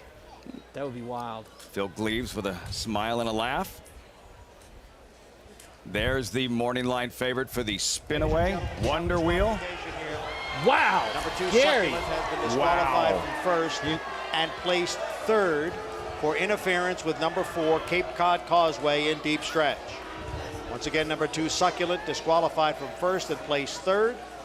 Number 3, La Victoria, moved up to first. Number 4, Cape Cod Causeway, moved up to second. Wow. And number 2, Succulent, DQ'd from first and placed third. Wow. You heard the reaction from all of us and the crowd. Dylan Davis, David Donk, Succulent disqualified. For Davis, a second time this meet. As we mentioned, just back from suspension last week, had been riding very well. Several winners. Succulent disqualified, 3-4-2-8. La Victoria, the winner of this 10th race at Saratoga. How surprised are you, Tom? I'm really surprised. But look, just because I think it doesn't make it right. But here's the thing that happens in Kentucky now. In Kentucky now, when there's a decision to take a horse down, the stewards have to come on and explain that decision to the crowd. Yes. That needs to happen everywhere. I mean, look, maybe they tell me exactly what they think, and I'm like, oh, yeah, I see that now. But for the audience, there was a lot of disappointed people just now. They should come on and they should explain their decision, as we do in other jurisdictions. I think, honestly, if they were going to make a takedown, I originally stated that the 2-horse started the contact with the slight drift in and tightened it up. I'm not saying if it was the right, but if they were making a disqualification, they took down the right horse that started the whole incident in the first place. Paul, JK, Gary picked up on it right after the wire, the decision. What's your response? I think it's an awful decision, and the reason why is the rule is, does it cost a horse a better placing? The 3 was the third best horse in the race and gets put up as a winner. I have an issue with that. Yeah, I mean, I don't love the DQ, but I think it's awful. It happens. Yeah. Got the desk that it didn't affect his pick 5 ticket based on those comments. No, Jonathan. That was John. I think Jonathan's JK's good. still good either way. Yeah. Wow, yeah, so the crowd really reacting after that one. We still have 2 left. Hopefully no such incidents in the spin-away, the feature. There's Wonder Wheel, 3-1 morning line favorite, undefeated, unchallenged. The morning line choice for the upcoming spin-away, the most prestigious race for 2-year-old fillies at Saratoga. Speightstown. Munning. Echo Town. It's Echo Town for Joe Talamo, and Echo Town raced away. And Echo Town is drawing away in the stretch. Echo Town wins the Allen Turkin Stakes. A sire line so prolific, it repeats itself. Echo Town. Now more than ever, it's time to get with the program. When shopping for your next race prospect, consider that New York breds start with an advantage. Our New York breds run for serious green. At Saratoga Race Meet, New York bred maidens run for up to $88,000. New York bred allowance horses run for up to $100,000. And New York bred owners can collect awards of up to $20,000 per horse per race. So get back with the program. Seriously.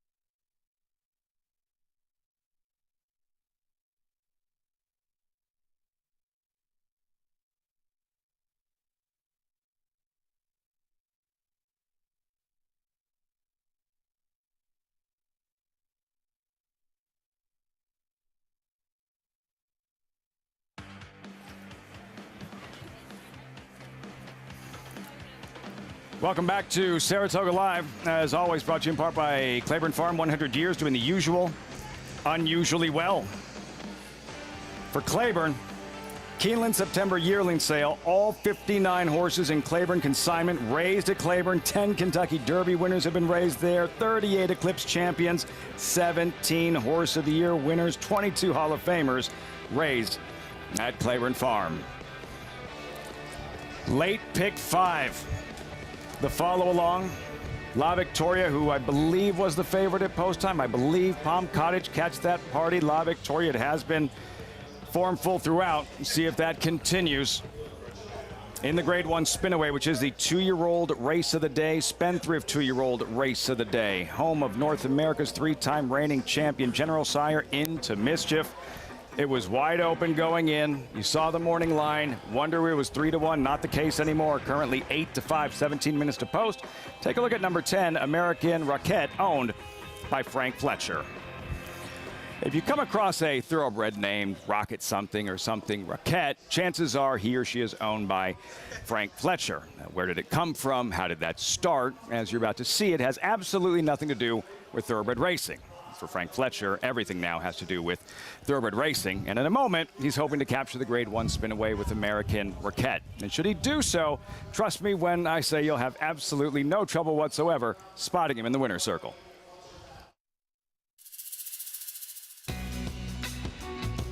It's hard to miss Frank Fletcher. He's 6'4" with a booming voice. You did good yesterday. You good, yeah.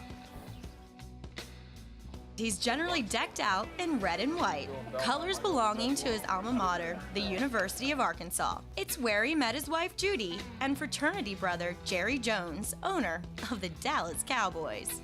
His first horse was named Fast Fan. After that, Fletcher started naming every horse Rocket, honoring his German Shepherd. This is my buddy Rocket. Look up here at the camera, don't be camera shy. Well, I'm on my 3rd German Shepherd. First one I named Rocket, and then every one of them have been Rocket 2 and Rocket 3 now. This is Rocket 3. He's about 8 or 9 years old, and he doesn't mind very well. And he's right by my desk at my office. He goes in the car with me. And then I started getting into fillies kind of later in life, so we started naming them Rocket. They're off the turn. Frank's Rocket, just like that, takes charge and kicks away.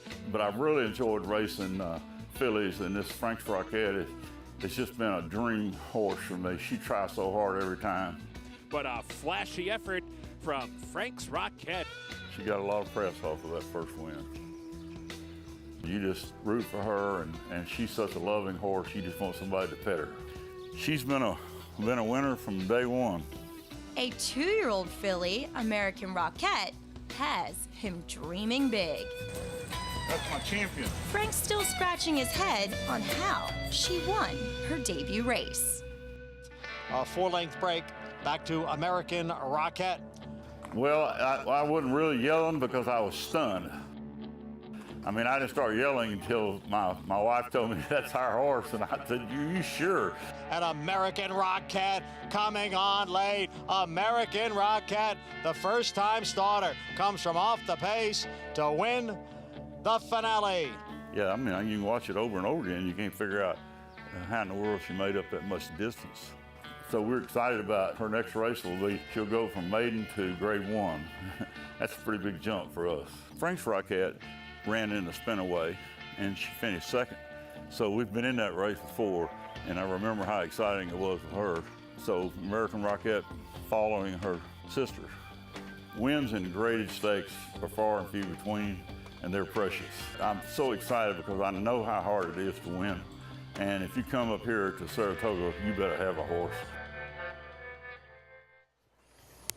Frank Fletcher. There he is, Tom, and how much, as he was just explaining, this moment, this race, big sister just missed in the Spinaway. Little sister has a shot to make amends, American Rocket. Very impressive debut race for American Rocket, going 5.5 furlongs. She's going to get more distance today from that outside post, the 10-hole. She's going to get 3 football fields more distance, and that's a lot of time to get a better position early and use that late kick that she has. Frank Fletcher American Raquette, trained by Bill Mott, looking for grade 1 wins in back-to-back days. Yesterday, the Jockey Club Gold Cup. Today, the Spinaway for the Spinaway Paddock Report. We check in with Maggie. And Lafitte, this is your Spendthrift Farm 2-year-old race of the day, this grade 1 Spinaway, as we'll start down on the inside with Kaling. And I liked her a lot first time out, but noted that the further she gets to travel, the better she should become. So she gets an extra furlong here at 7 furlongs, and watching her preparations for this second start of her career, I really like what I've seen, as she was on the inside of impressive maiden breaker Chocolate Gelato, and they both started out slowly, and then when they came home, she was still well within herself, hard against the bridle, just really striding out well, where Chocolate Gelato's rider had to be niggling at her. Maybe that's why we don't see her here. But anyway, I really like what I'm seeing from Kaling today. I think this is a right spot for her. We'll have to deal with that inside post. Moving on to your Schuylerville winner, Just Cindy. Eddie Keneally does tend to do well with these types, and I feel as though sometimes the Schuylerville winner gets kind of forgotten. You know, they're deemed a early 2-year-old and they don't go on from there. I don't think that's the case with Just Cindy. I noted first time out that another one, the longer she gets to go, the better she will become, and she's so calm and classy acting here in the paddock. This is a nice filly, a daughter of Justify, and I think she's up for the task here, coming back to Saratoga after having been prepped down at Keeneland by Eddie Keneally and his team. Moving on to a new face, that's number 8, Aunt Shirley, debuted in the mud going 5/8. Looking at this filly, I have no idea how she won going 5/8, and even on the mud. She is so tall, so long in her frame, that she wants every bit of this 7 furlongs, if not more. And she was brave, tenacious, while scooting up the rail against the favorite Godolphin Brendan Walsh trainee that day. She makes a good impression, and we'll see if she's up for the task. A little chilly on the board, though, Lafitte. Little chilly at Saratoga. Riders up momentarily. Junior Alvarado, a date with American Raquette. Back-to-back wins, grade 1 wins, won the Jockey Club Gold Cup yesterday. Flavien Prat aboard Flightline yesterday in the Pacific Classic. He'll ride Kalig. Louis Saez, last summer's champion rider, trying for this grade 1 Spinaway. Next from Saratoga. Every hair, every muscle, every contour, every pulse. In the juvenile. In the Belmont. Essential Quality has won the Belmont Stakes.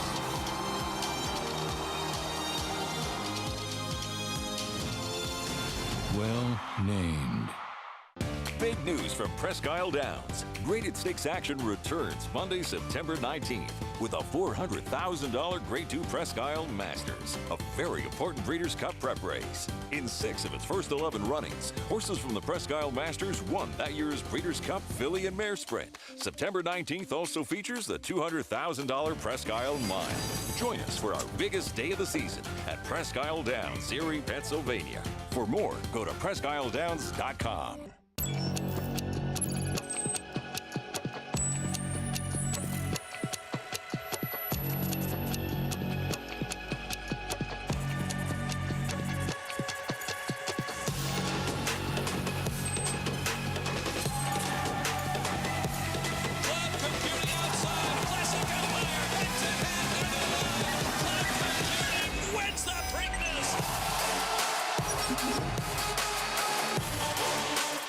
Racetrack Television Network brings you every race, from every track, on every screen, every day.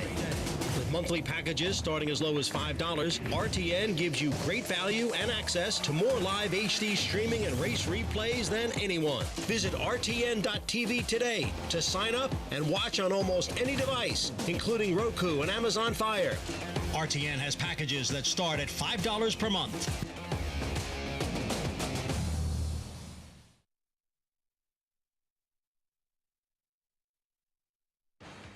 Thunder overhead, getting dark, and getting ready for the Spendthrift 2-year-old race of the day. Grade 1 Spinaway 2-year-old fillies, $300,000 purse, 7/8 of a mile.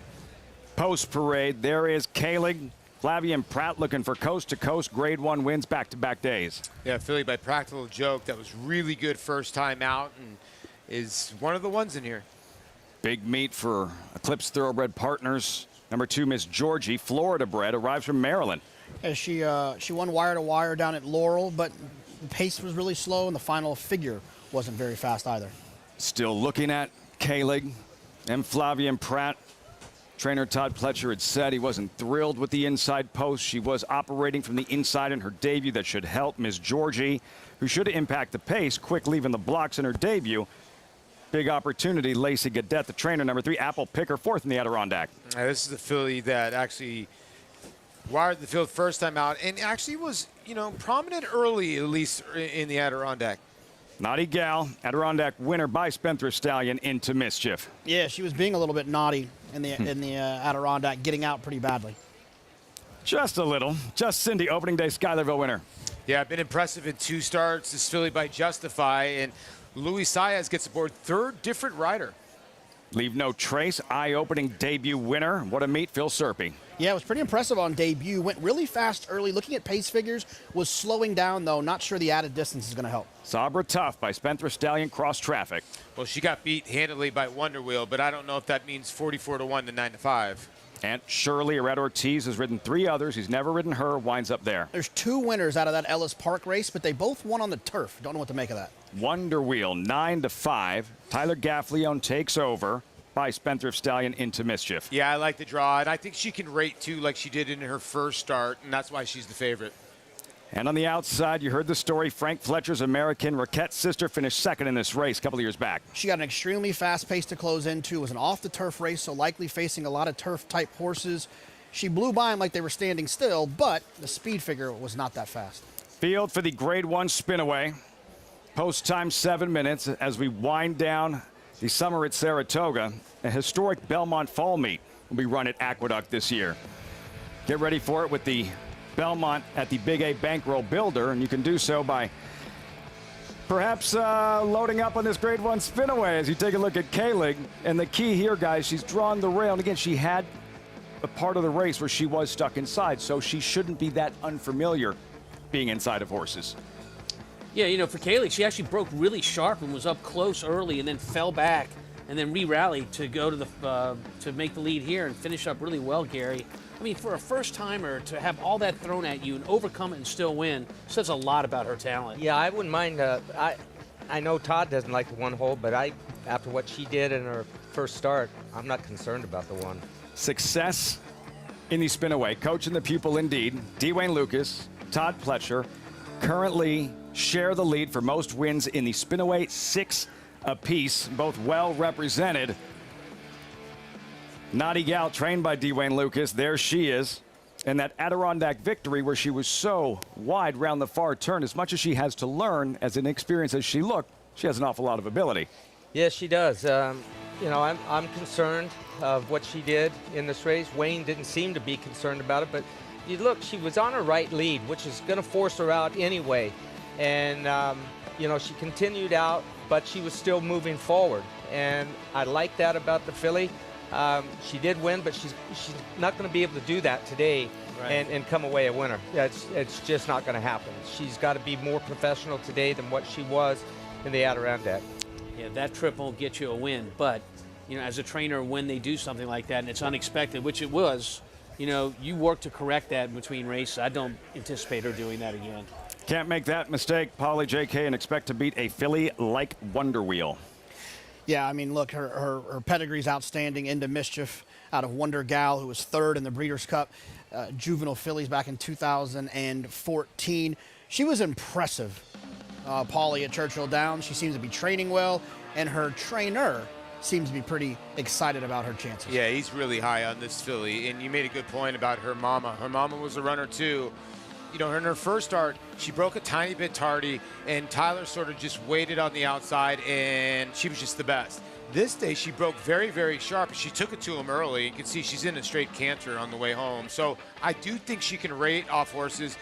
I don't know what's been behind her in her last 2 starts, JK. Not much, because you're looking at Sabra who's 44-1. But you gotta love that. You gotta love the draw for her, right? Yes. You know, all these fillies that she's got to worry about. She's outside of them all. Tyler can pop away from there and just kind of see what's going on to his inside. The other one that I thought made sense, and I know Tom's interested in, is the 5 Just Cindy, who I thought was extremely impressive in the Schuylerville. She spent a lot of time on the inside. It's tough for horses to try to do that. She broke a step slow. She kind of stuck inside, sitting in the pocket. Then she produced this run when she got clear.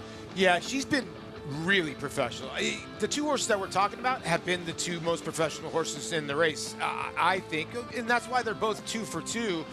And you know, when you're 2 years old, it makes a big difference. And it seems like her mind's in probably a right space. The 5 and the 9, the 2 favorites, are, you know, both got good minds. It seems like they could make their own trip. It's just wondering how talented the one is. He's got to beat 2 horses that are really good. With these maturing 2-year-olds that can improve overnight, there's no one better to talk to about that than our friend Maggie Wolfendale. Thanks, JK. And I actually did pick Just Cindy in here. I was very interested in the 1, 5, and 9 and opted for the best price here with her, as we just saw a serious crack of lightning. Hear that thunder? I don't know if you can, but it's pretty loud. As it looked as though it was like 5 seconds away. What is that? The storm's 5 minutes away, something like that. As Naughty Gal, you know, there's no difference in equipment. She, as you can see, she's wearing a D-bit, which is one of the most mildest bits that horses can run in. So, you know, I was not expecting, but wondering if we'd see a more severe bit in her mouth just to prevent that getting out. But obviously, they're hoping and thinking that it was just a one-off, as Jose Ortiz does get aboard today. She is a bit more tucked up now, 4th start of her career. And last time in the Adirondack, she was just so much a standout against that field. I can't say that with her here in this spin-away, but I do respect her in connections as the coach is looking for his 3rd win of today and 7th spin-away. Wonder Wheel, your favorite. Beautiful horse, filly that covers so much ground with her stride. I mean, she was on the inside of maiden winner Bring the Band Home 2 works ago, put 2 lengths on him around the turn, under restraint and always in the bridle. Just such a lovely mover, big, classy filly, much the horse to beat. Like I said, just going to take a little bit of a shot here with Just Cindy because I do think she's very nice, but I am almost expecting to be interviewing Mark Casse and his team after this spin away, as we are going to go to the gate here as this storm is rapidly approaching. Lafitte. Starting to feel like the 0-4 Travers with Birdstone accelerating things with a storm incoming. Todd Pletcher, 6-time spin-away winner. Kalig drawn inside at 7-2. Wonder Wheel for Mark Casse. And the comment he had made that sort of caught everybody and that has just stuck, much like Tom Amoss when you said last summer, Phil Bauer is one of the youngest, best trainers in the country. That just sticks. Mark Casse with D. Wayne Lucas looking on, hoping for a 7th spin away. Casse says this is as excited as I've been about a 2-year-old prospect since Classic Empire, and he's had some good ones since. Oh, yeah. Wonder Good Nuts. That just sticks in talking about Wonder Wheel. Have to respect that, no question about it. But Paul alluded to it, and I think it's accurate. Wonder Wheel is facing a different kind of group today and a tougher group than what she faced in her 2 starts at Churchill, whereas Just Cindy, the 5-horse, has faced a tough group in her last start. Doesn't mean Wonder Wheel can't step up, and obviously your trainer thinks she will. Last 2 fillies to win this race, Veequist, Echo Zulu, have gone on to victory in the Breeders' Cup Juvenile Fillies and a 2-year-old championship. It all starts here at Saratoga, and we're all set for the Grade 1 spin-away. Final check of the toe board reading 3-2. Wonder Wheel, the favorite in the spin-away. Here's John Ambrial.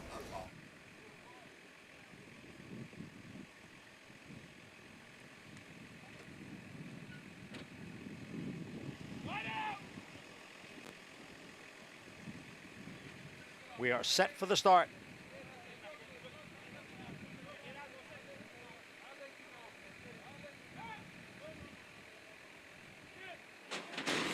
And they're off. As in the beginning for number 1, Kaling from that inside post position. Naughty Gal away well and out for the lead, along with Leave No Trace. Then it's Miss Georgie. Kaling is now moving up, down at the rail. And then comes a Wonder Wheel, who is sitting in 5th. Farther back, it is Just Cindy in 6th. On the outside is Aunt Shirley next in 7th, followed by Apple Picker in 8th. And then comes Sabra Tough. And the trailer is American Rocket in the opening quarter mile, 1 in 22 and 4/5 seconds. Naughty Gal is the leader here by a length. Leave No Trace and Kaling heads apart 2nd and 3rd. Wonder Wheel, the favorite, is 4th right now, about 3 lengths from the lead. And the leader is Naughty Gal. Naughty Gal on top, with Leave No Trace in 2nd. Wonder Wheel continues to advance on the outside. She is moving well. Kaling is down at the rail, the half in 46 and 3.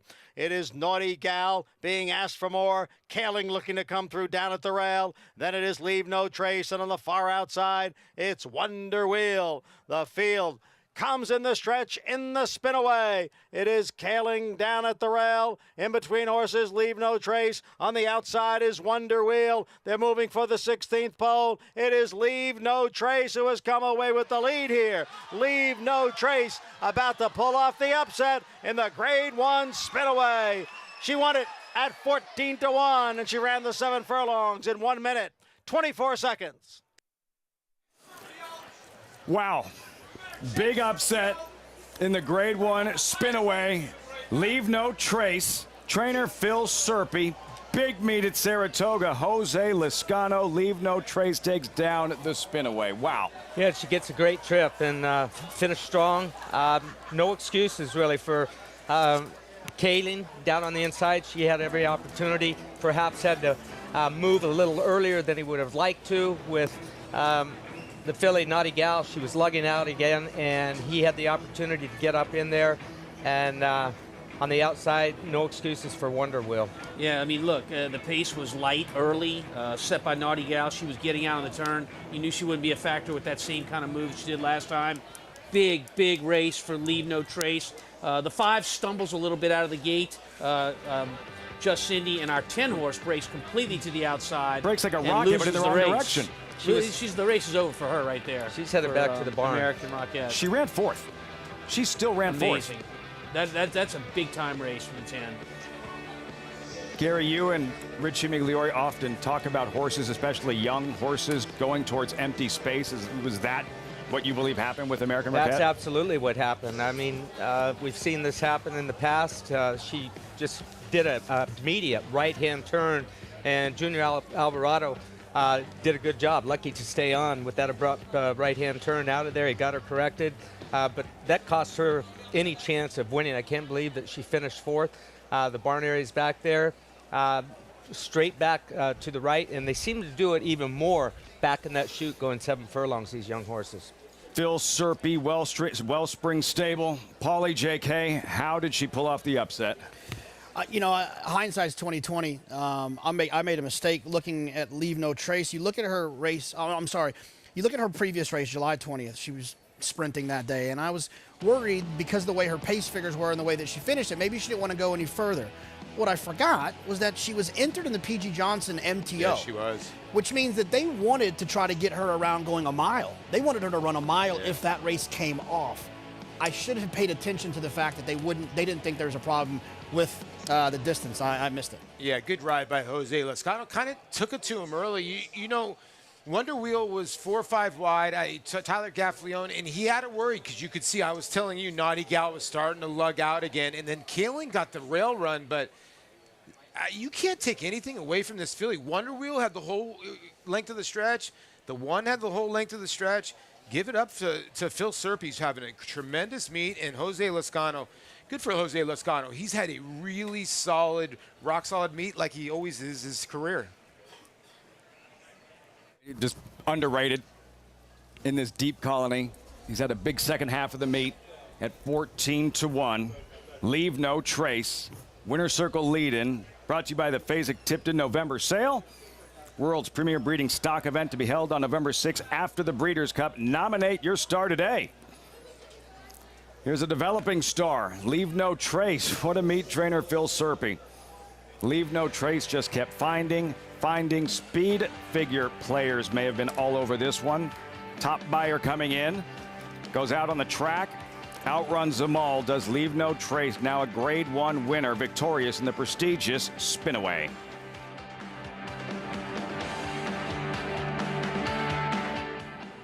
Catholic Boy. This dual surface star defeated a strong field in the Travers Stakes at Saratoga and became one of only 3 American 3-year-old colts in history to win Grade 1s on both dirt and turf, including the immortal Secretariat. A 6-time graded stakes winner from ages 2 to 4 and the fastest 3-year-old of his crop over 10 furlongs. One of the most accomplished sons of More Than Ready, he earned over $2 million on the track. Catholic Boy, standing at Claiborne Farm. Who you betting on? How about an app created specifically for horse racing? Nairo Bets. We specialize in thundering hooves, fist pumping, and boosting your bankroll with robust weekly promotions. And offer betting tips from actual horse racing experts. Bet all day and night, nationwide. Get the action and thrill of horse racing with Nairo Bets.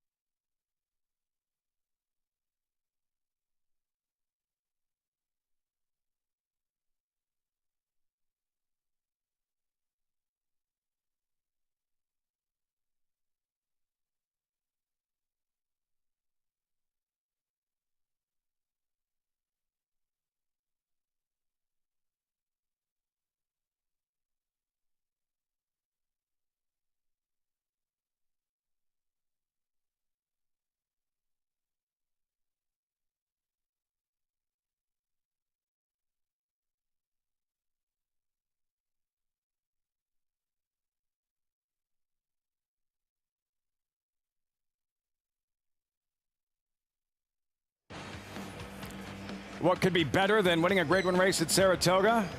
Having Tom Durkin hand out the hardware. Last day behind the mic, called the Spinaway Condo Commando. It's about to get splash-tastic around here in a hurry. Leave no trace, trained by Phil Serpy, standing by with Maggie in the winner's circle. What a meet it has been for Phil Serpy and his team, and this is just a really nice icing on the cake, this Grade 1 Spinaway, Phil. Yeah, this filly's really been touting herself since before we left Belmont. She ran a really great race first time out. And like everybody else, you just don't know with these fillies because they, you know, 1 start, 2 starts, and you don't know what they are. And I think we found out a little bit about her today. And you and Dr. V picked her up for the bargain basement price of $40,000. She won the restricted maiden special weight, but a live one at that. I mean, how do you select? She's a beautiful filly. How do you select and get that kind of deal on a horse like her? You know, all that goes to Dr. V and his crew, and he's got, you know, he's a very, very intelligent guy, and he studies bloodlines, breedings. He has a theory that he uses, and it seems to work. He had safe conduct last year, this filly this year, security code that won a couple of days ago. And I don't know, you know, they're in Switzerland right now. My hat's off to them, and I hope they're having a great celebration wherever they are in Switzerland. I don't know. So, Phil, you know, relatively speaking, it's been like a quiet year, 18 months for you.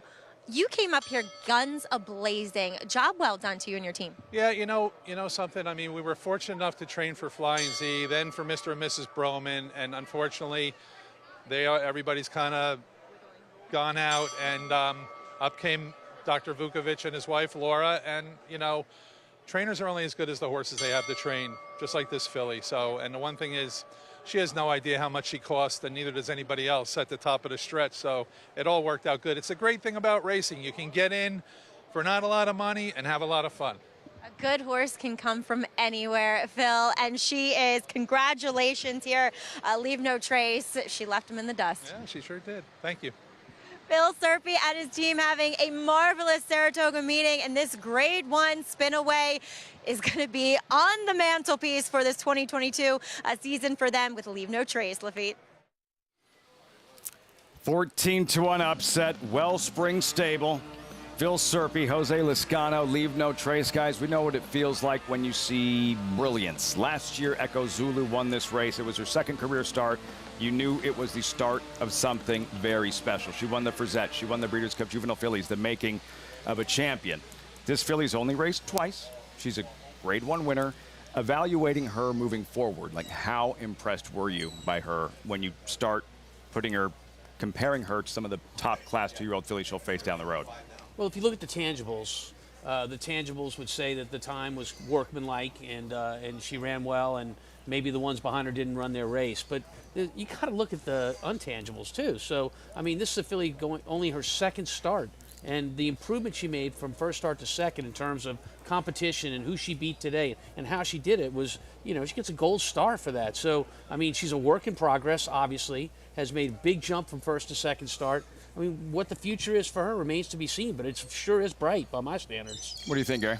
Yeah, I think it was a nice performance today. Like you said, a workmanlike type race. She's now a Grade 1 winner, and we'll see how she moves forward when she runs 2 turns, possibly in the Breeders' Cup moving forward. Next logical step, either the Frizette, Big A at Belmont at Aqueduct, still have to get used to that. Darley Alcibiades at Keeneland, home of the Breeders' Cup. Leave No Trace in an upset. It's been formful. It had been formful, and then Leave No Trace 31-60 with one left on the Sunday program. $25,000 maiden claimer in 15 minutes. Tough Street, Jet Set Juliet, the entry. 2 for 1, you're getting 4 to 5. That's next. And #1 moment of the 154th season at Saratoga. 1 day left tomorrow. 2-year-olds in the hopeful. But first, the nightcap and the unveiling of the #1 moment. That's next on Saratoga Live.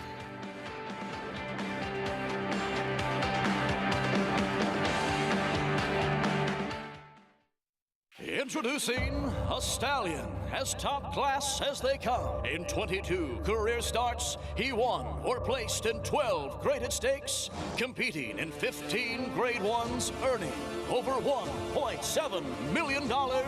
His undisputed speed is evidenced by 7 100-plus buyer speed figures, a 3-time Grade 1 winner, Raging Bull. Adelphi Racing Club, offering a truly personal racing experience. Looking to own thoroughbred racehorses and win at the highest level circuits? We're not just a syndicate, and our members aren't just investors. We are partners. Experience the Adelphi difference. Join the club today. Contact us to get a taste of the Adelphi experience and come hang with us this Saratoga meet.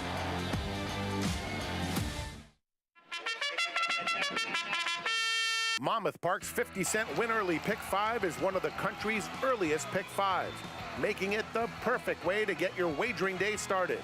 With a 12:15 post on weekends and 2 p.m. start on Fridays, the Win Early Pick 5 is home to 6-figure pools and a low 15% takeout. Start your day winning early. Play Monmouth Park's Win Early Pick 5. Win early, win often. This season at Oaklawn, we've got more of everything. More of the top thoroughbreds in the world. More days of live racing. And the largest purses in our history. All at a completely reimagined Oaklawn. Come be a part of this historic season at Arkansas's only casino resort.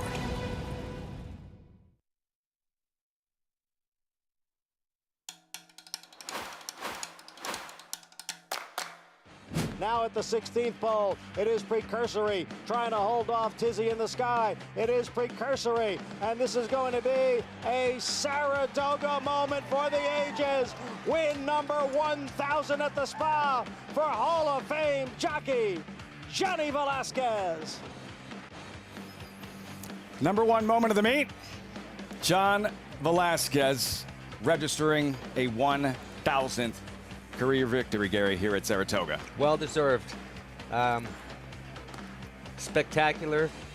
That's, I mean, he's an all-time leading rider already, but to just take it in the context of winning 1,000 races at the toughest place to win races in the United States, it's just, it's unbelievable. The combination, Tom, of the durability and the talent for John Velasquez. You had a chance to celebrate a milestone here, your 4,000th career win. John Velasquez, his 1,000th win at Saratoga, going to 1990, his first win here. Here we are, it's 2022, and he's won 1,000 races. I love the way he carries himself. You know, class, great ambassador not only to the jockeys but to the sport, and a great representative for the jockeys. So deserving, and someone that understands the position he's in and the standard he's held to. Terrific accomplishment. Holds so many records at Saratoga. Obviously, most wins, stakes wins, money earned. The jockeys look up to Gary and everything he does away from the racetrack. Yeah, it's not just on the racetrack; it's off the racetrack, and the young riders look up to him. Heck, even I look up to him. I'm proud to call him a friend, a close friend. But he does so much for the Permanently Disabled Jockeys Fund. And he goes out of his way to do it. And he speaks loud for the jockeys. He's not intimidated by anyone. He can upset people, but he stands firm in his beliefs. And the young riders, they can appreciate that they've got somebody like him to follow. J.K. Paul, I know how many tickets you've both cashed on Johnny V. Oh, yeah. I mean, tons. I can think of a lot of situations with Johnny. I won't be cashing this one. Both of us. The favorite paying $199. If you're at home, or you're probably thinking, it feels a little bit light with that long shot there. But I think what happens when you have like 3 horses in a sequence that are all likely singles, this is a likely single for a lot of people. I would think that that Catch That Party could have been a single, and then even La Victoria could have been a horse that was kind of used pretty heavily. They'll hit the all button in 2-year-old races. So if you can get Tough Street home, it might not be the payout you thought it was going to be, but it's better than nothing. I like Tough Street in here. I just think this is a drop that makes sense. This horse has a ton of speed in a race that doesn't have a lot of speed or a lot of talented horses. Yeah, when you make the drop like this, we talk about this all the time. When you go from maiden special weight and you drop to 75, not that big of a drop. You drop to 50, okay. When you drop all the way down to 25, now it's a complete drop. And when the horse has speed, it makes her even doubly dangerous. And I do love also that she's running 12 and 10 and 10 horse fields. So she's going to be tough to handle. That's a straight one. Now the 1A on the outside, they actually both draw way outside the 1 and the 1A. I even think the 1A is okay too. Yeah, no, I mean, they both make a little bit of sense. We'll see. They both have speed, and they're both owned by Michael Dubb, so I don't think that they'll hook up and ding-dong with each other. The other thing I'll say about the one Tough Street is that, you know, if some might say, well, you know, she stops every time. She gets tired. She goes really fast, and she stops. She stops. Yes, she slows down. She's got maiden special weight horses chasing her. She does not have those horses chasing her today. So even if she does stop again, she might get to the wire before they do. Just stop a little quicker than everybody else is stopping, right? Tough Street. Keep yourself in the best of company, horses in the worst of company. The big class drop Tough Street call to post with his 12th and final. And one more program at Saratoga to close out the season tomorrow. 2-year-olds taking center stage. Grade 1 hopeful. We'll have all of it for you right here on Saratoga Live. Solid meet, solid year for that jockey there and Manny Franco. Tom, what'd you wind up with in the get-out race? Good price and a horse that was favored last time. Didn't get the job done. Coming off the layoff since June, up from Gulfstream. I thought this horse had a pretty good shot here. He ran Ortiz. seeking another victory. One more day and figures to capture a fourth Angel Cordero riding title. Let's meet these New York breds. $25,000 maiden claimer, 6 furlong sprint, fillies and mares. With incoming weather and the rain just now starting to fall very lightly. First half of the entry there, she is Tough Street for Chad Brown. Yeah, this one, the one they're going to have to catch, I would think, speed in the ultimate drop. Second half of the entry, Jet Set Juliet, Jose Gomez with a productive afternoon. Yeah, you get a little 5-pound apprentice here, and this horse was pretty good last time out at the distance at 7 furlongs, or I mean cuts back a furlong, which might help. Cayarosa draws the rail. This horse broke horrible last time, drawing the rail and breaking bad. Not a good combination. Tom's top selection. Yeah, this is a horse that you just don't know. First time on dirt was okay, but a new face here around. I think that's why the horse is getting bet. They're moving quickly. Let me get it. That was Eric Cancel taking over. Then Carlin pictured Mike Luzzy. Yeah, big long shot, 30-1 on the line. Quiet type, 14 race maiden. Yeah, she's had 14 tries. Hasn't been really even that close. Dorothy's the boss. Jose Ortiz at 12-1. Yeah, I think it's key that Jose gets back on this horse. He's been on her a couple times, so he's still got a little faith. Dolce Mora. Yeah, had a bad trip last time, but just hasn't really shown much in terms of speed. Make the rider Junior Alvarado, then Darn That Song and Trevor McCarthy. This horse showed a little bit improved speed last time out with Irad in the irons. Now Trevor McCarthy will take over. Roz on the far outside, a 7-race maiden. In the money in 5 of those. Yeah, has had this a chance at this level 2, 3 times, 4 times, 5 times. Still no win. Lightning fast post parade with incoming weather. They're going to go right to the gate. Gary, how does that change things for you as a rider? You normally have more time to warm up than they're going to have before they go right to the starting gate. Listen, I would be happy if I was out there right now and they shorten the post parade. These post parades the long post parades are more for the bettors than they are for the horse. You spend a lot of time, you get your horse warmed up, and then they take time. If there's a scratch or if there's a pick 6, the start of a pick 6 or a pick 5. Carry over, and they add time, and you've already got your horse to the part where you want him. You think you're going to the starting gate, and then they add time on. And it actually used to make me not so happy when I got my horse to where I thought I had him exactly finely tuned, the warm up, and then they extended the post parade. And I had horses that would just blow it. They would run the race before the race. So the jocks know what the deal is right now, that we've got this weather coming in. There's not going to be any sort of delay, so they're getting them warmed up. There's plenty of time. They've had their time to warm them up, and case closed. So all this time that I thought my horse needed a lot of time to warm up, I was just getting buffaloed by you guys? Just not surprising. Just saying. Yeah. Hand in the cookie jar, Gary. Jeez. Hand in the cookie jar. And the filly you like, Tom, you're getting the price and the leading rider 5-1 now.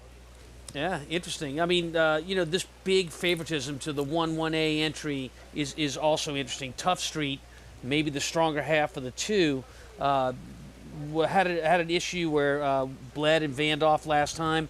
And, you look at that and you wonder what kind of race will you get back. But this horse has a series of works after that. Tells me that everything is taken care of in that department. If I'm going to get beat, I think the one, Tough Street, is the one that's going to get me.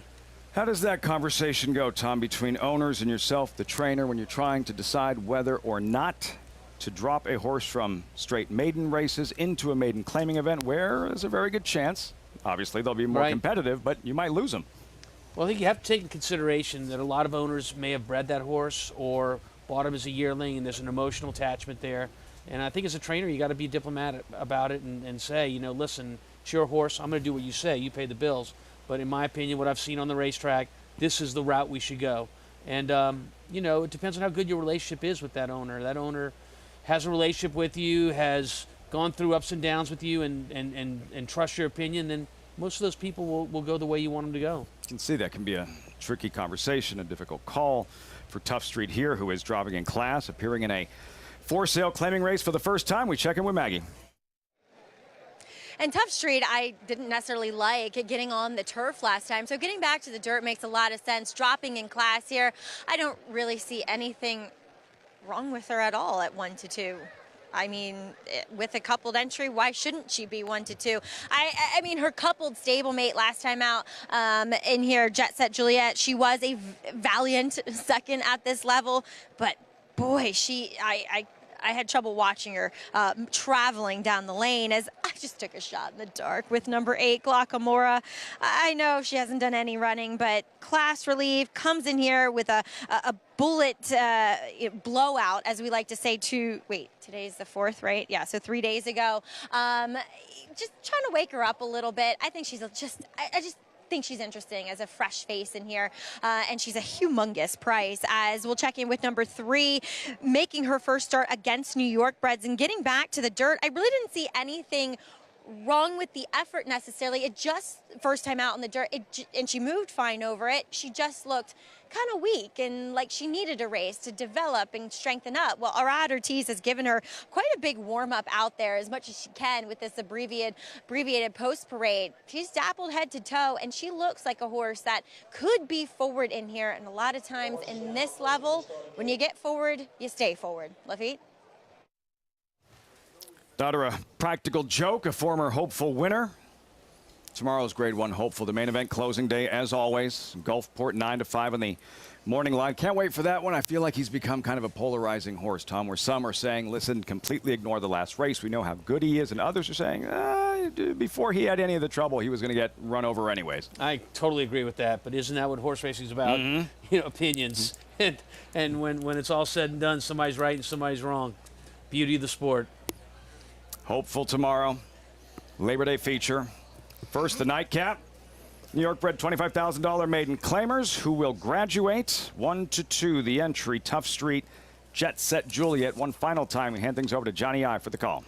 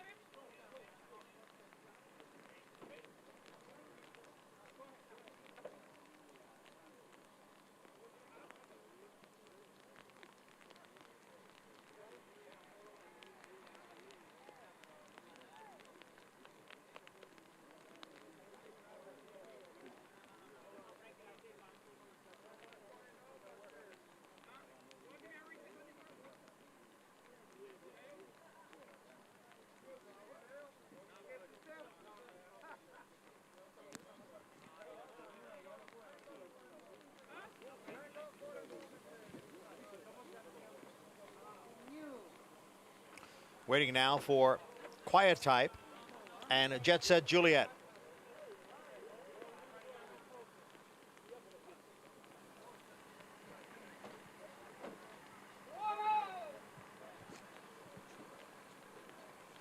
There in the gate. And they're off.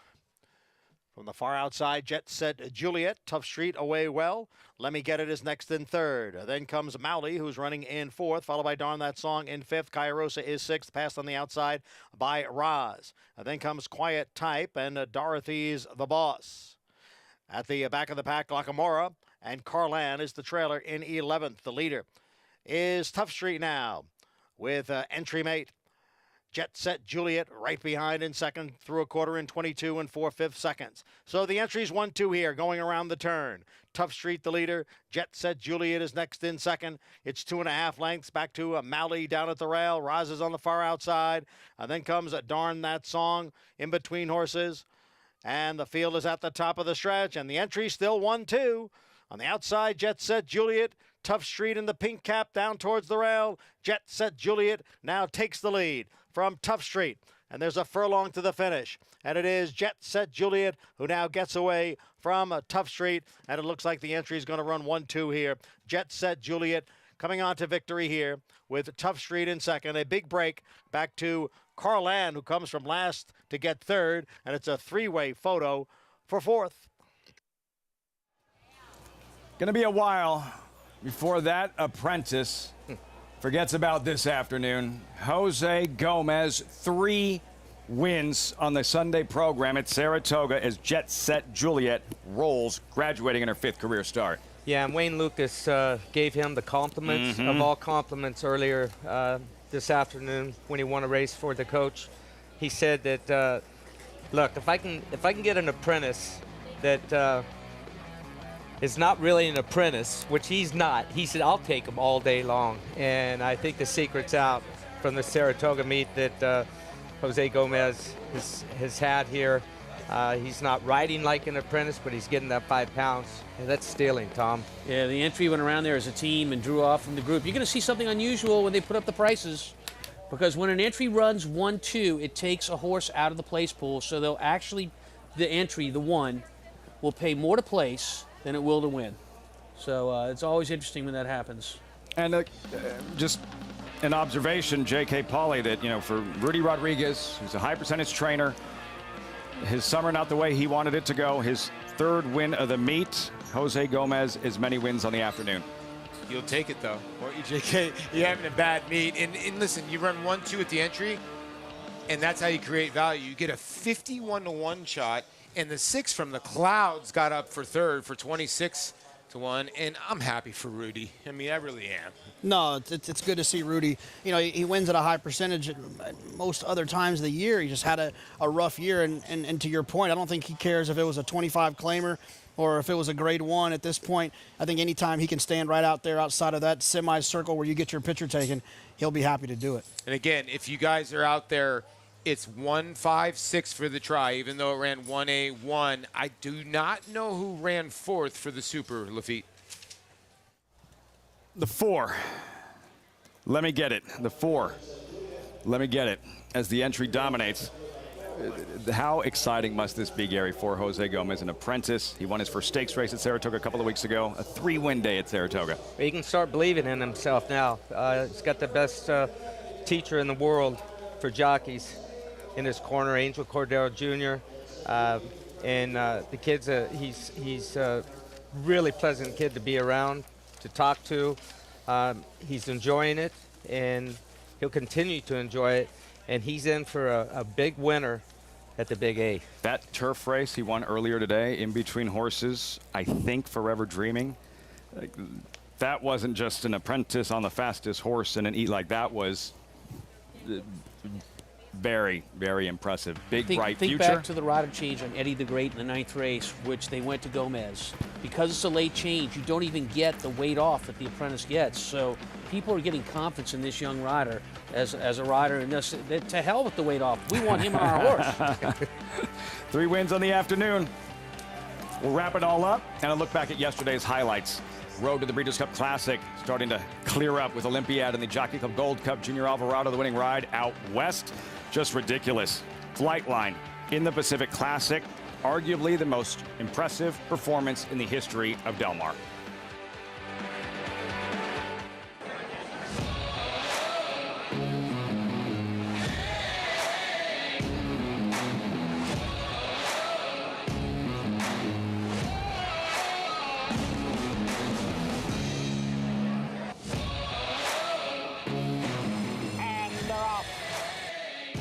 Jackie's Warrior in front by 4 lengths, and he wins an unprecedented Grade 1 stakes at the Spa for the 3rd straight season.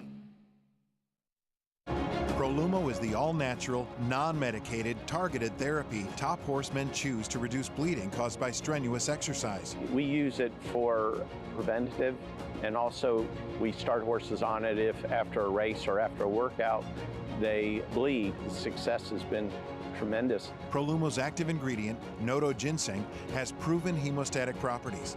Consult your veterinarian prior to administering. Go natural. Visit Prolumo.com to order today.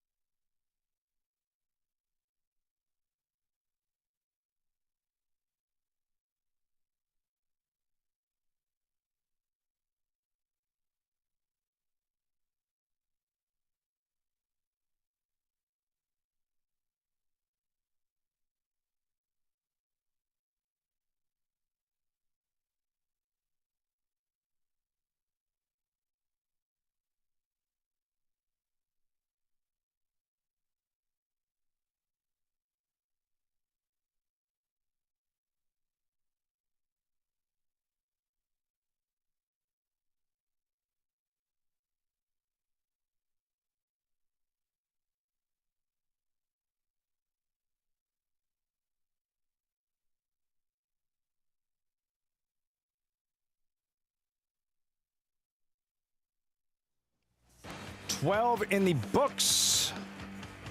Winding things down on Saratoga Live as always, brought to you in part by America's Best Racing. For the love of the race, visit americasbestracing.net today.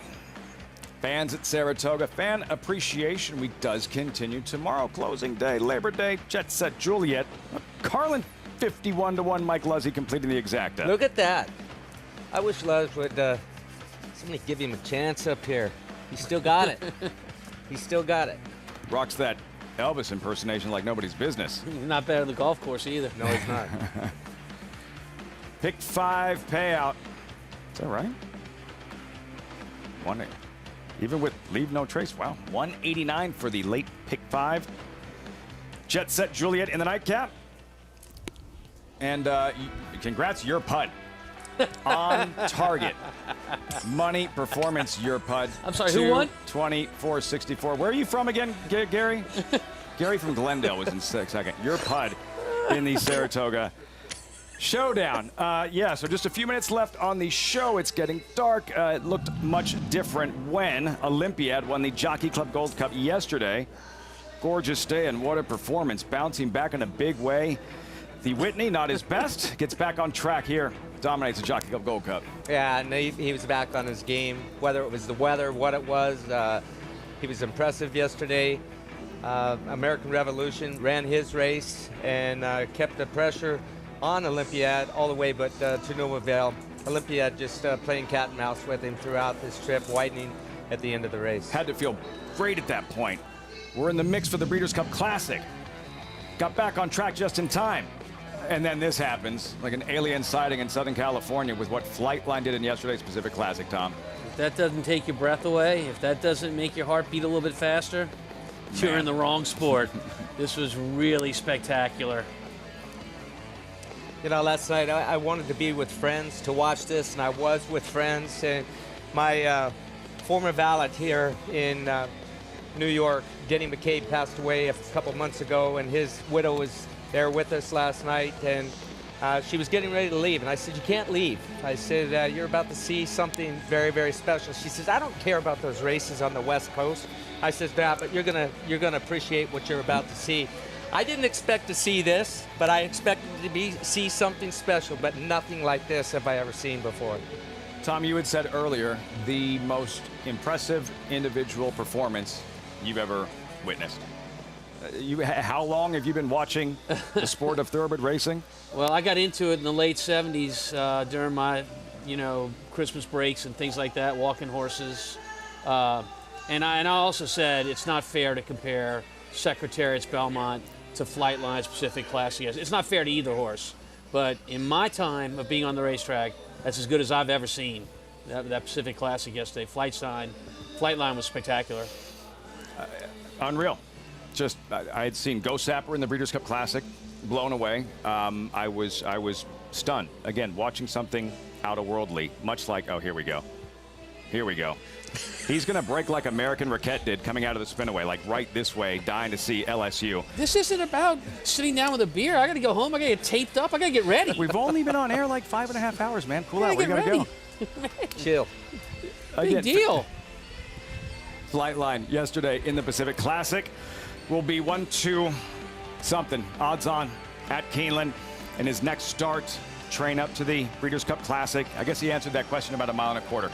I'd say so. Guess he can handle it just fine. Thanks so much for joining us on Saratoga Live. We'll see you tomorrow, closing day.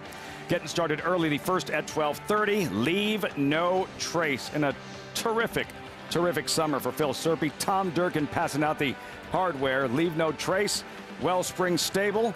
Grade 1 winner takes down the Spinaway. Fan Appreciation Day continues. We'll see you tomorrow. Gulfport, 9-5 favorite. Still chewing on that jolly ball for tomorrow's hopeful. We'll see you next time. The momentum continues for War Dancer as Dancing Buck scores a decisive victory on the Saratoga turf. And it is the New York-bred Dancing Buck who wins it. And Elegant Dancer scores at Monmouth. It's War Dancer's Elegant Dancer, winning by 6 lengths. Interesting note on War Dancer I just got. He is the leading third crop sire for winners and earnings on turf. So he is certainly off to a blazing start at stud. Now with 34 wins.